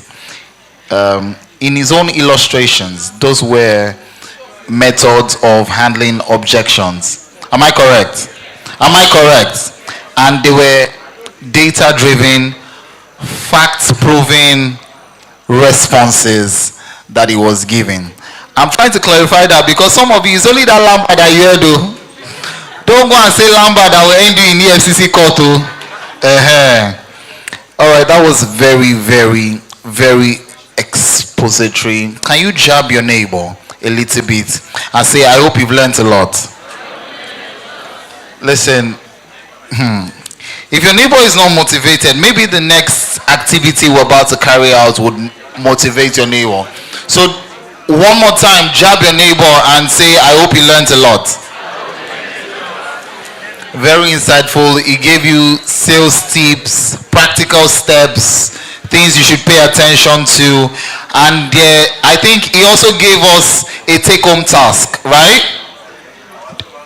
Do we have a giveaway? It's like you would not remember Is there any parcel, anything I can give out? Because I want to ask people if you remember the take-home task.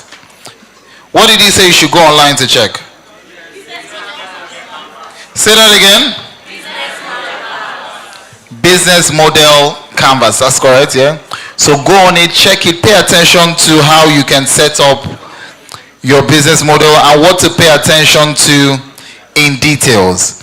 Right about now, ladies and gentlemen, we'll be doing some presentation before we draw the curtains for the evening. We're done with all the sessions, and I believe that all the speakers and all the members of the panelists deserve a very warm round of applause. So please make it loud, make it well deserving. I'm sure you can be generous with your applause. Thank you very much. So for those that do not remember, check online. He said you should check for business model canvas, and when you get home, do a general survey, check out the platform, see what you can download and how you can make use of this charts to develop yourself. All right, now we're going straight into the presentations. But to handle the presentation, I'm going to call someone forward. But before we go straight into that, let's make welcome the head of sales at Edala Homes. Please put your hands together for Miss Dosumo Temidayo as she comes forward. I believe you can be louder with your applause.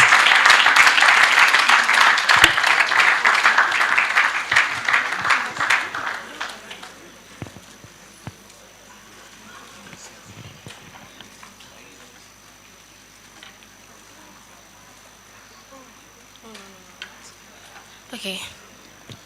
Good evening, everyone. Good evening. Yes, so my name is Dosumu Temidayo, like he introduced earlier.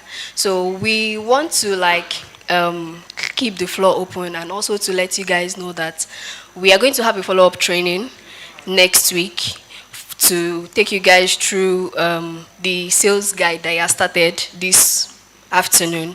So Paul will be taking us, and I know we already have a lot of issues on our Edala Realtors app rather. So we are going to have Mr. Michael to take us through that as well. So the idea is that a lot of people have been asking about how they can join the Realtors group. There's also going to be an email that will be sent for everybody that registered online. And if you've not registered online, please try to reach out to one of the ushers to add you to the group, right? So the next slide, please. Okay. So after this session, we are going to be rolling out a couple of awards and incentive, and this is our structure for 2026. And we have our incentive for lands, and we have the ones for apartment projects. So for lands, we have 3 million naira for shopping voucher, 10 million naira for refrigerator, and if you could sell as high as 500 million naira, you get a GLA. And this incentive structure is going to be for 6 months, unlike the regular 3-month structuring. Next one. Then this is our structure for the apartment project as well. So you also get a GLE to sell for us in this session. So please, I don't know if you have any questions as regards our community, if I'm missing anything.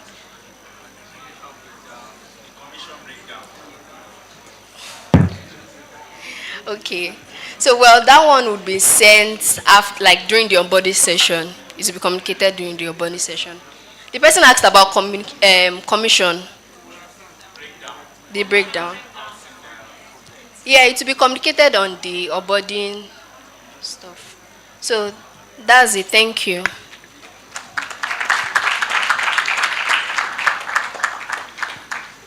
All right, please, I need to put that back up. I need to put that back up so people can see it. I need you guys to, if possible, take a picture of it. So when you're sleeping tonight, you look at this. Say if I sell 750 million naira worth of sales, I'm getting a Toyota Camry, or I get a trip to Rwanda. And but what I want you to be aiming at, sir, you especially, sir. Yes, I want you to be aiming for this. So can you jab him and say you can do this? Jab him, he's sitting beside you, jab him like this. Say you can do this. Somebody say GLE, baby. You can do it, right? Or you want to ask a question? You've done it before. You did 6 billion last year. Please, let's hear it for our boss, 6 billion in sales. Land or structures? Okay, okay, great, great. So, please, we need to increase this 1.5 billion to 6 billion. So, see, please, do me a favor, yeah? The lady beside you, she needs to tap into that grace. So, lay your hands on her. Lay, exactly. Say receive. This is what I believe you should do. I believe that it should feel crowded after this. Like once we're outside, Dio should have a lot of people around him. He should also have a lot of people around. Same thing with Govli. Because you're here to network, meet people, link up, ask questions, and follow up. And make sure you be a part of the 2-day training that we're going to be having. If you've not followed us on Instagram, all right, make sure you do so. Edala Homes on Instagram and also at edala.realtors group on Instagram. Follow us. You can send a DM and the community manager will be more than willing to respond. Also, make sure you subscribe to our YouTube channel. It's very important for you to also understand how people are marketing and doing presentations online in this era. Believe me when I say this, all right? The way you present on Instagram might just be a little different from the way you present on YouTube. YouTube affords you the opportunity to post longer, I believe, and you can be more expository with your product's explanations, rather other than Instagram, where you might just want to limit your post to about 90 seconds sometimes, you know, because of the attention span, okay? You know that people on YouTube, they have attention. Because most of the time they're watching on the screens a lot of the time. So now is the time for us to present the incentives. Ladies and gentlemen, 10 people will be going on with iPhone 17 Pro Max. Please put your hands together for $1 for making this possible. This is not audio. We're not presenting it later. We're presenting it here today.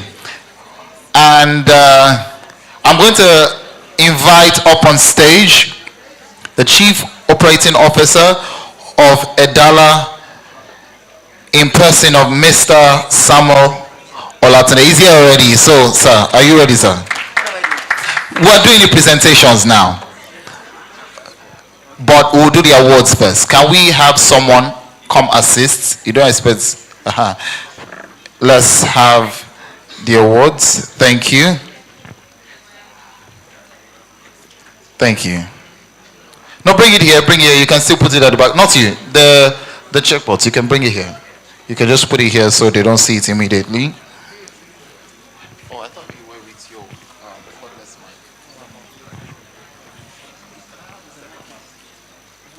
Okay, don't worry. Thank you.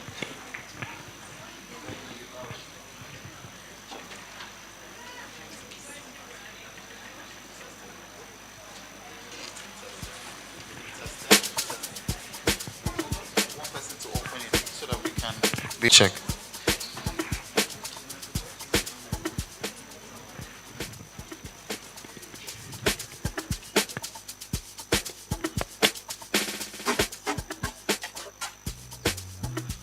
Yeah.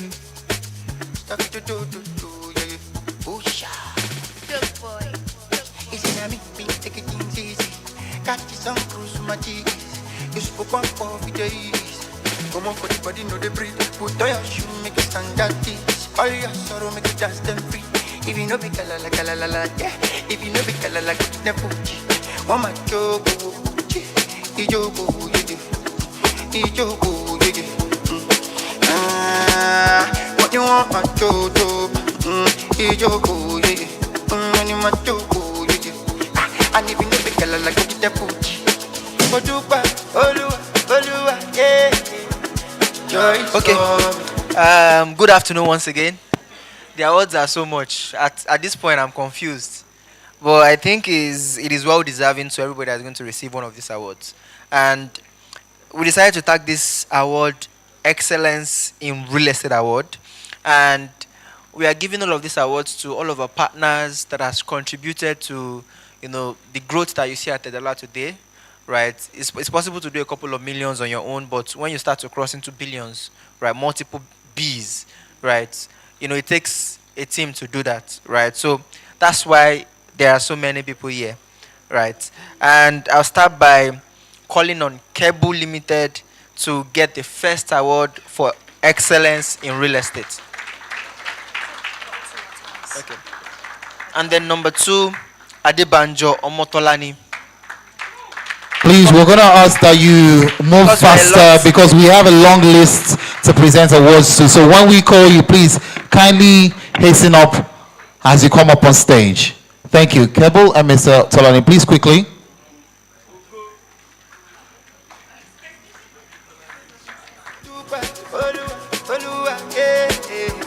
Joy is coming, only your mind.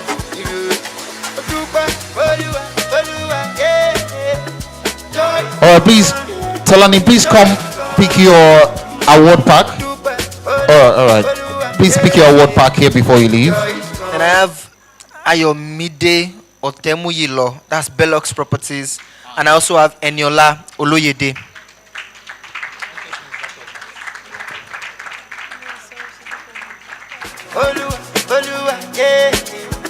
Joy is coming, joy is coming. Dupa, Olua, joy is coming. Only your mind. Dupa, Olua, joy is coming. So I have Omojewe Ejiro Oluwafunke from Pichi Homes. Let's give a round of applause. I have Daniel Oluwapelumi, FL Properties.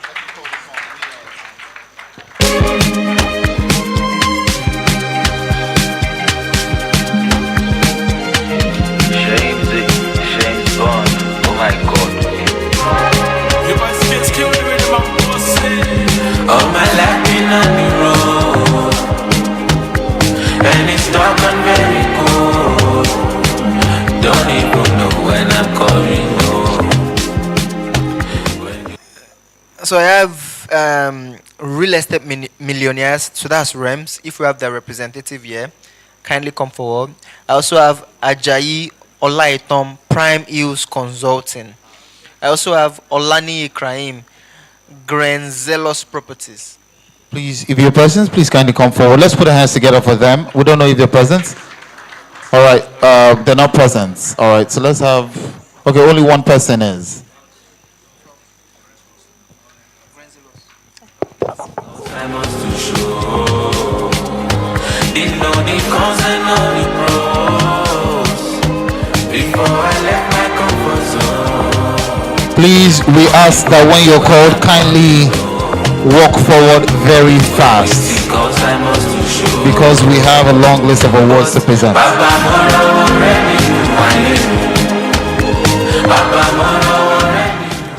So I have Adeshino Isheoluwa Mary, Isheoluwa the Realtor, and I have Rapmat Yusuf from Forefront Properties.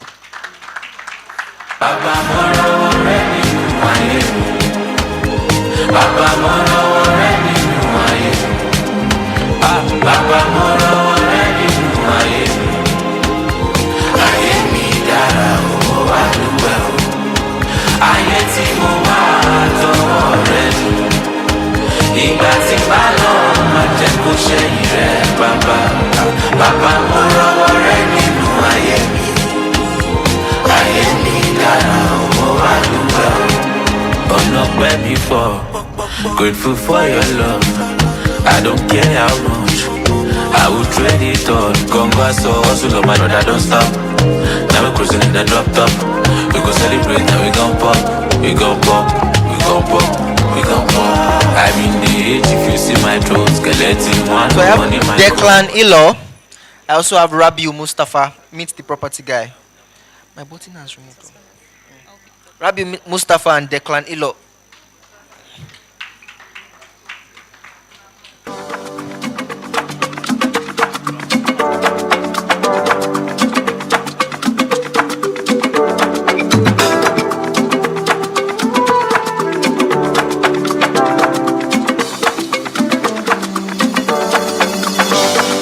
Falala, falala, make a de falala, falala. blessings upon my life till they see me for Valhalla. Mama say make I listen to Jah, make I no reason to fall. Man I be living too fast, make I dey chill and relax. Life has been good to me, I do not take this with levity. Nothing is new to me, but lucky I'm grateful for everything. The good and the bad and the ugly, all of the joy and the suffering. And then it dawned on me, all that I seek is in front of me. So we have Taiwo Kautar from Zaya Homes and Property, Olabanji Olatomiwa Vela Realty. Iṣẹ́ Olúwa kò sẹ́ni tó yé bí mo ṣe ṣe mi ò mọ̀. I just dey stay on my grind every day, I keep my eyes looking up. As you dey see, I give the glory to God.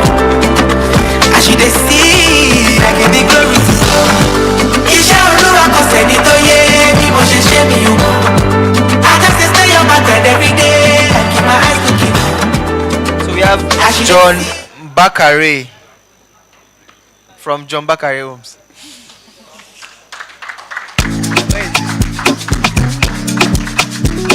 Okay. We also have Alamin Abdubaki from Reside Real Estate.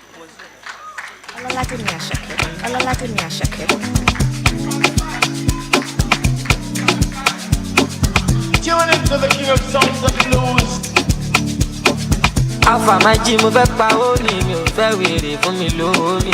Iṣẹ́ kékeré owó ńlá bí Jeff Bezos àbí Elon Musk. Àsìdégò màmá dúpẹ́ nítorí oore tó bọ̀ ó pọ̀ bí. So we have Adetayo Ojubuyi and Judith Arifo.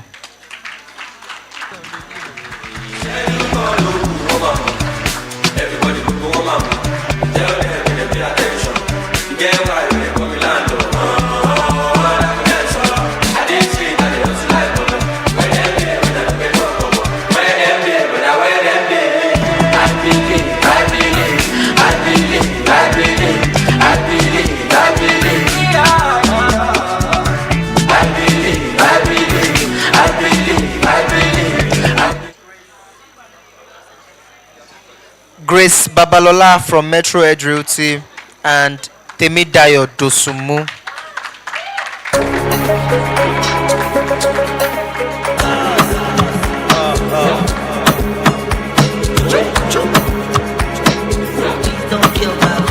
Energy 2000, you know me, I no get cacos. I've been a good person, but right now I don't learn lesson. Call your two factor. I want boys, one parallel. One fellow like a whole low. We go to jail till that kingdom come. Yeah, boy, Energy 2000, my body. So you have Taiwo Kauta once again and Z Realty Limited.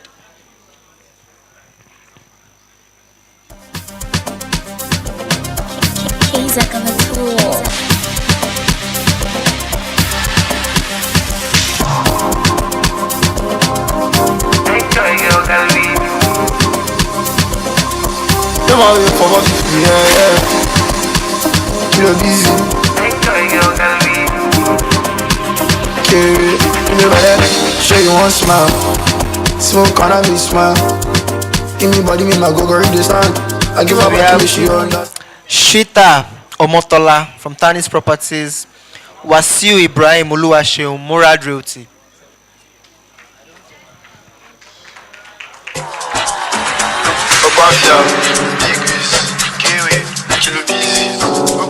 This is not child's play. Jembe, feel your body spark on. You know, feel the room, knock on, All right. Thank you very much. Let's have the microphone. So we're done with... No, it's not yet, sir. We're done with the award presentations for selling realtors. Please, can we have one else? What qualified these people to get these awards? Okay, so these individuals that we just presented awards to, like I said at the beginning, they contributed immensely to the numbers that we were able to do at Edala. So in one form or the other, majorly by becoming sales partners and closing transactions with us. Right? So we have all of them do transactions in the millions, some in the hundreds of millions. So that's how they qualify generally, to get an award of excellence in real estate. Thank you very much. So it is an award of excellence having done the work. They're not just presented awards for aesthetic sake, but having done the work, they've been awarded this from Edala. And now we're about to go into the incentives. Please, I'm going to ask the media team to display the incentives on the screen.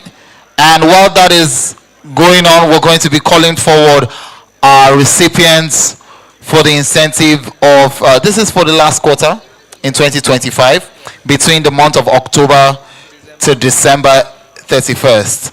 And between these 3 months, they've been able to close deals running into tens and hundreds of millions. And the first incentive that would be presented, if the media team is with me and you can hear me loud and clear, please kindly project the lists, the incentives, the amount and the incentives, all right? For the first incentive that is going to be presented for Edala Realtors Group for the selling year of 2025, fourth quarter, please let's make welcome Miss Grace Babalola. She would be receiving a brand new refrigerator. Obafia, Big Miss,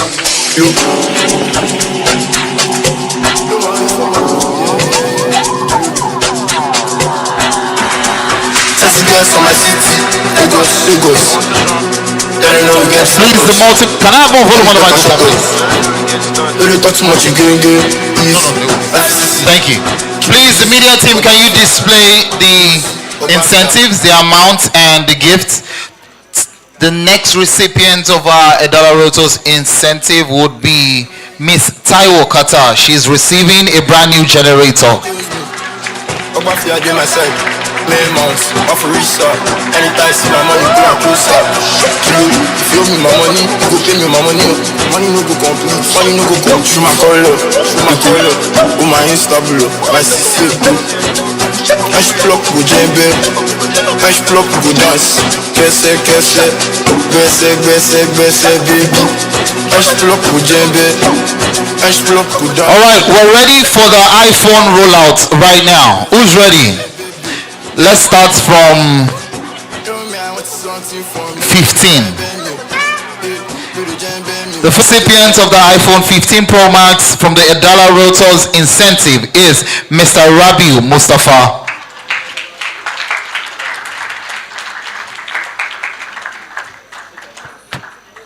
I think he stepped out. Okay, he has a representative here. Long road, to where I'm standing. Nothing was random. Stick to the plan that's standard. Pull up in all black, panda. Alright, we're getting straight, we're going further. The next recipient of the Edala Realtors incentive of an iPhone 17 Pro Max. I'm going to be calling 2 people because they receive, in fact 3 people because they're receiving the same thing. iPhone 17 Pro Max. Please let's make welcome Mr. Olabanji Olatomiwa, Miss Adetayo Ujubi, and Miss Eniola Oloyede. Please let's put our hands. I believe we can do it louder, better. They're receiving brand new iPhone 17, not the charger, not the phone case. This has nothing to do with Very Dark Man. This is the real deal. Oh, you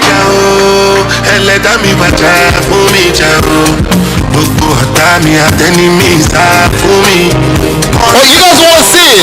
This not testimony of a born me now. Somebody say Edala.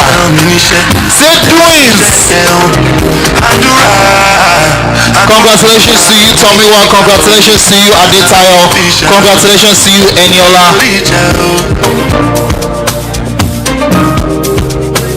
They were able to do over 50 million naira in sales.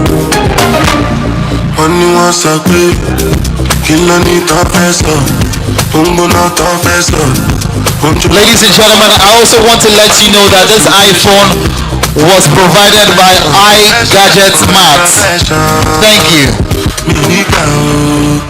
You go stay tired, I'm a blessed child. It's unnecessary to attempt to even try. Cause all this time I've been making sacrifices. Now I'm 45. Sorry, DJ, bring it down. You people need to know that Eniola's story is also very inspiring. She started real estate 2025. Is it second or third quarter? Oh, you started third quarter, but she made her first sale in how many months? In less than how many months? In less than 3 months, she made her first sale, and now she's getting a brand new iPhone 17. Tap someone beside you and say, it can be you. Thank you very much, and congratulations to Eniola. The next 3 people that will be receiving a brand new iPhone 17 Pro Max. Please let's make welcome Cable Limited. Cable Limited to receive a brand new iPhone 17. Okay, great. Cable Limited. And to receive after Cable Limited would be Mr. Abdulbaki Alamin.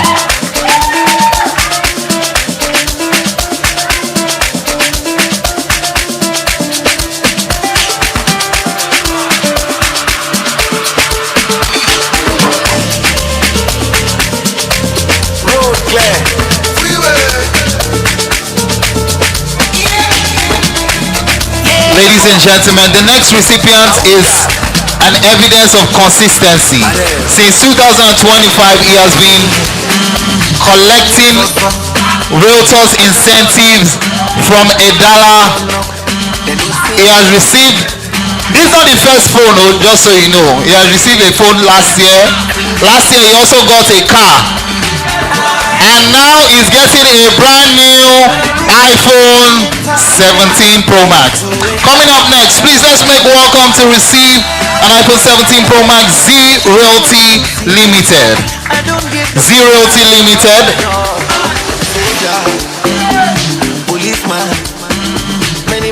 That's Baki when he received his car too. That's Mr. Abdulbaki.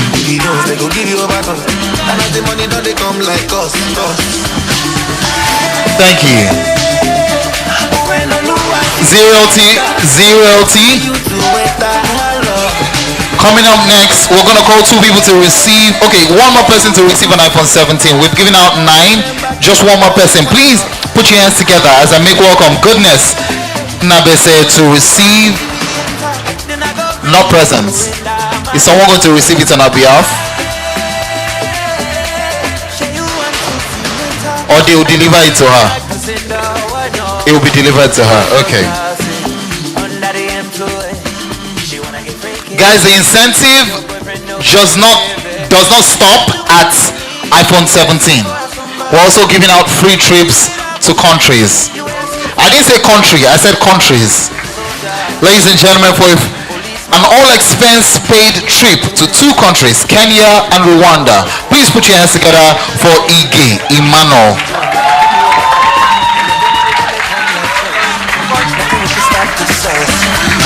Two countries is going to be traveling, all expense paid, to Kenya and Rwanda.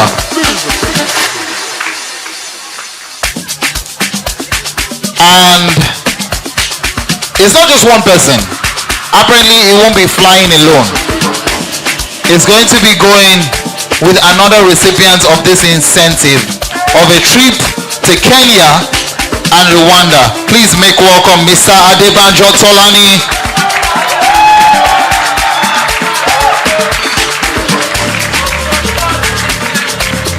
So by the time you see Tolani posting "Life is Good" in Kigali, Rwanda, I want you to know that over the year 2025, the major headache he has was to meet sales targets. So please, one more time, just know that if you are following him on Snap, we're not going to hear word again. Ladies and gentlemen, please, one more time, hear it from Mr. Tolani. He put in so much work, and this is the fruit of hard work. All the way from inside Ikorodu. So if you are staying in Ikorodu, you can do it. Tell your neighbor you can do it. You say, what do you mean? Is the one going to Kenya and Rwanda? It's not you. Break it down, DJ. Ladies and gentlemen, this, by every standard, is the highlights of the presentation for the incentives. She's going to be going with a new car. Hold on. Everybody that know that she had a lot of sleepless nights. This person has, okay, I've been told to hold on. I need to get, do we have a video of the car, media? Do we have a video of it? Okay, maybe after they're going to put up a video of the car.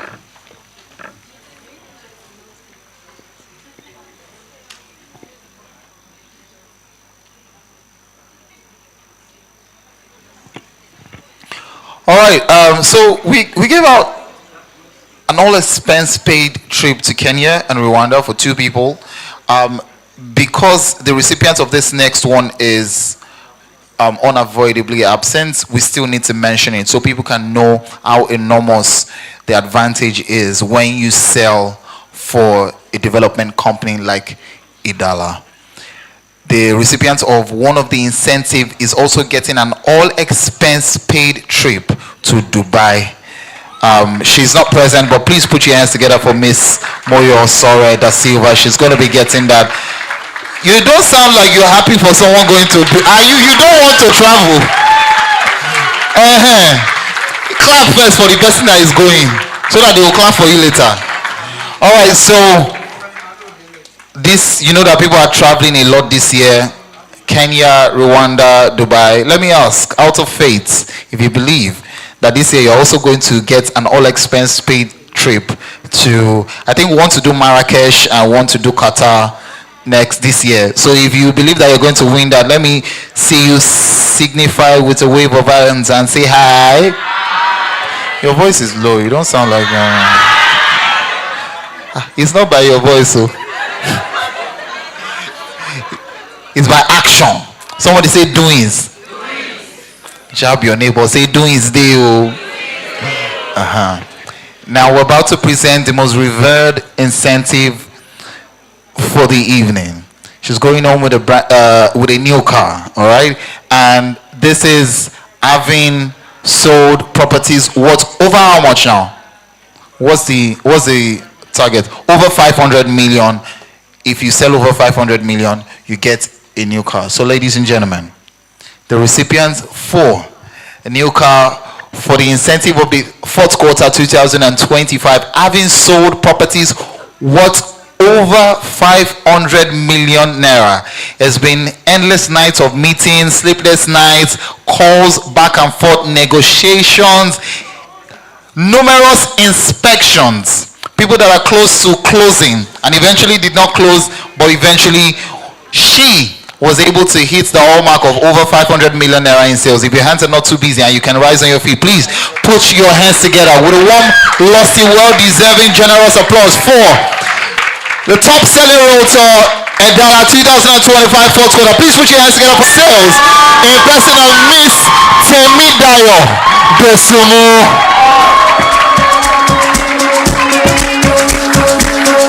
Please, can we have the CEO also come up on stage in person of Mr. Temidayo Oloyede?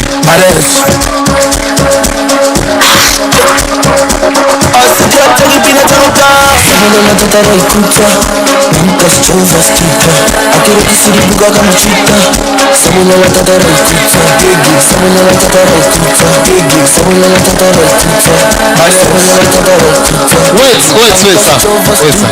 Hold on. Yes, before she will tell us something, but I want the CEO and the CEO to just say something briefly about Temidayo. Okay, so I'm very, very proud of you, Temidayo. Temidayo is a very, very relentless and hardworking young girl. When Temidayo wanted to start a real estate journey, she reached out and said she wanted to, just follow me around different sites. And I can remember that was how many years ago? Just 2 years ago. And like I said at the session, I said if you give real estate just 2 years, if you don't see exponential results in your life, then you should come and get money from me. Because the point is, if you give it your all, Temida works very, very hard. Sometimes I mentioned her by 12, 1, 2. Are you not sleeping? I tell her, send me maybe a client's breakdown. She sends it. That tells you the level of dedication and hard work that this girl, put into her work and ensures that, for me, it's not a surprise that she's able to get this incentive. It just shows that the reward for a job well done is exponential results.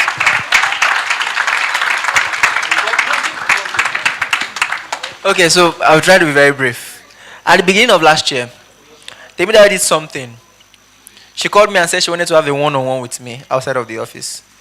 She said she was going to take me out, pay for everything, just for me to have a one-on-one with her. I was like, you're my employee, and you're willing for someone willing to go that length. It means at the beginning of that year, she had a plan, and she wanted to figure out how to achieve, what that plan. Also, sometime last year, I also, did a mentorship class. She said she was going to pay to attend that mentorship class. It was outside of, real estate, and she did. And the mentorship was about, goal setting and also achieving your goals. And like Dayo had said, it's only a matter of time. When you see someone that has it, the person has it. Because the work is there, the effort is there. And she is not only able to do this as a salesperson, she's doing this and she's leading a team of about 12 people.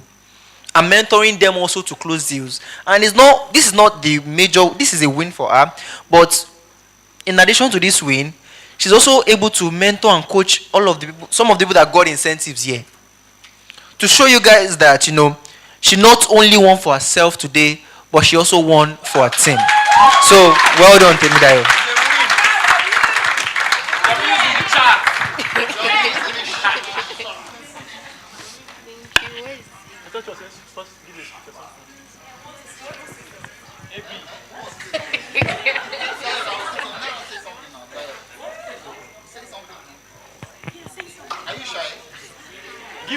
Give us word of wisdom. You can't be shy. You want iPhone 17 and a new car. You want to be shy. Don't be shy. You want iPhone 17? No. Oh, you didn't get iPhone 17. Oh, but you got car. Well done. Okay. So what I would say is that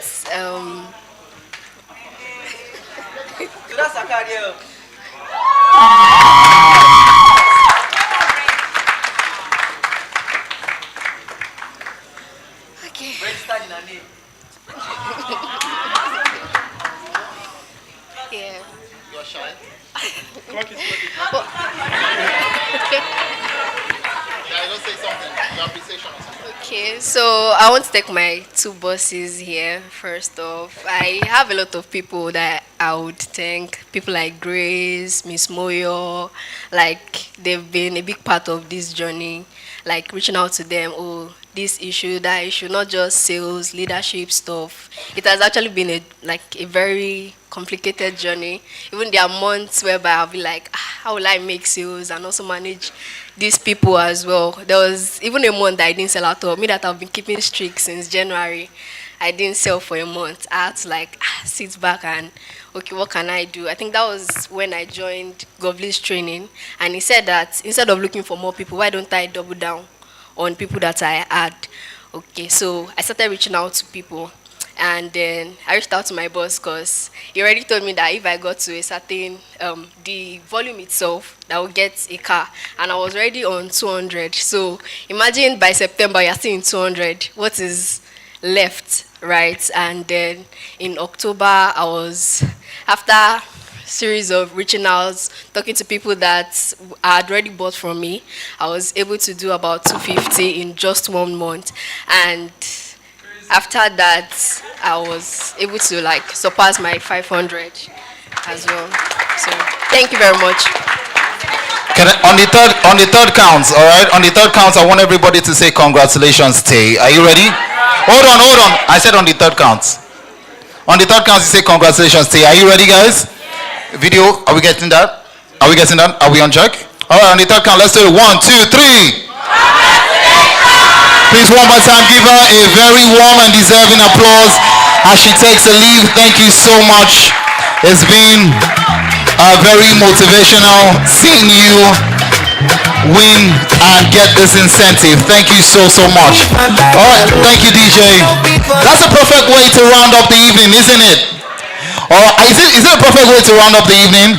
So raise one hand up and say I. Call your name. Say I. You are not doing this thing like you mean it. You put your name. I, Abraham Akingbelu. This year 2026, alerts that can bounce back. Alerts that the zero will take 3 lines. Oh, you are not saying it like you mean it. Alert that the zero will take 3 lines. Locate me. Say locate me. Ladies and gentlemen, it has been a very, very insightful, educational evening so far. On behalf of Edala Realtors and Edala Homes, we want to say thank you for coming out this evening. It's been an amazing pleasure being your MC. I'm the quintessential compare. My name is A.B. Akins. I'm a multiple award-winning international MC. I want to say thank you for coming out this evening. You can follow me on Instagram at AB_AKYNZ. And on behalf of the entire team, we'd like to say thank you for coming out. And we look forward to seeing you at the Edala Realtors Conference 3.0. Make some more! Thank you and good night and God bless you.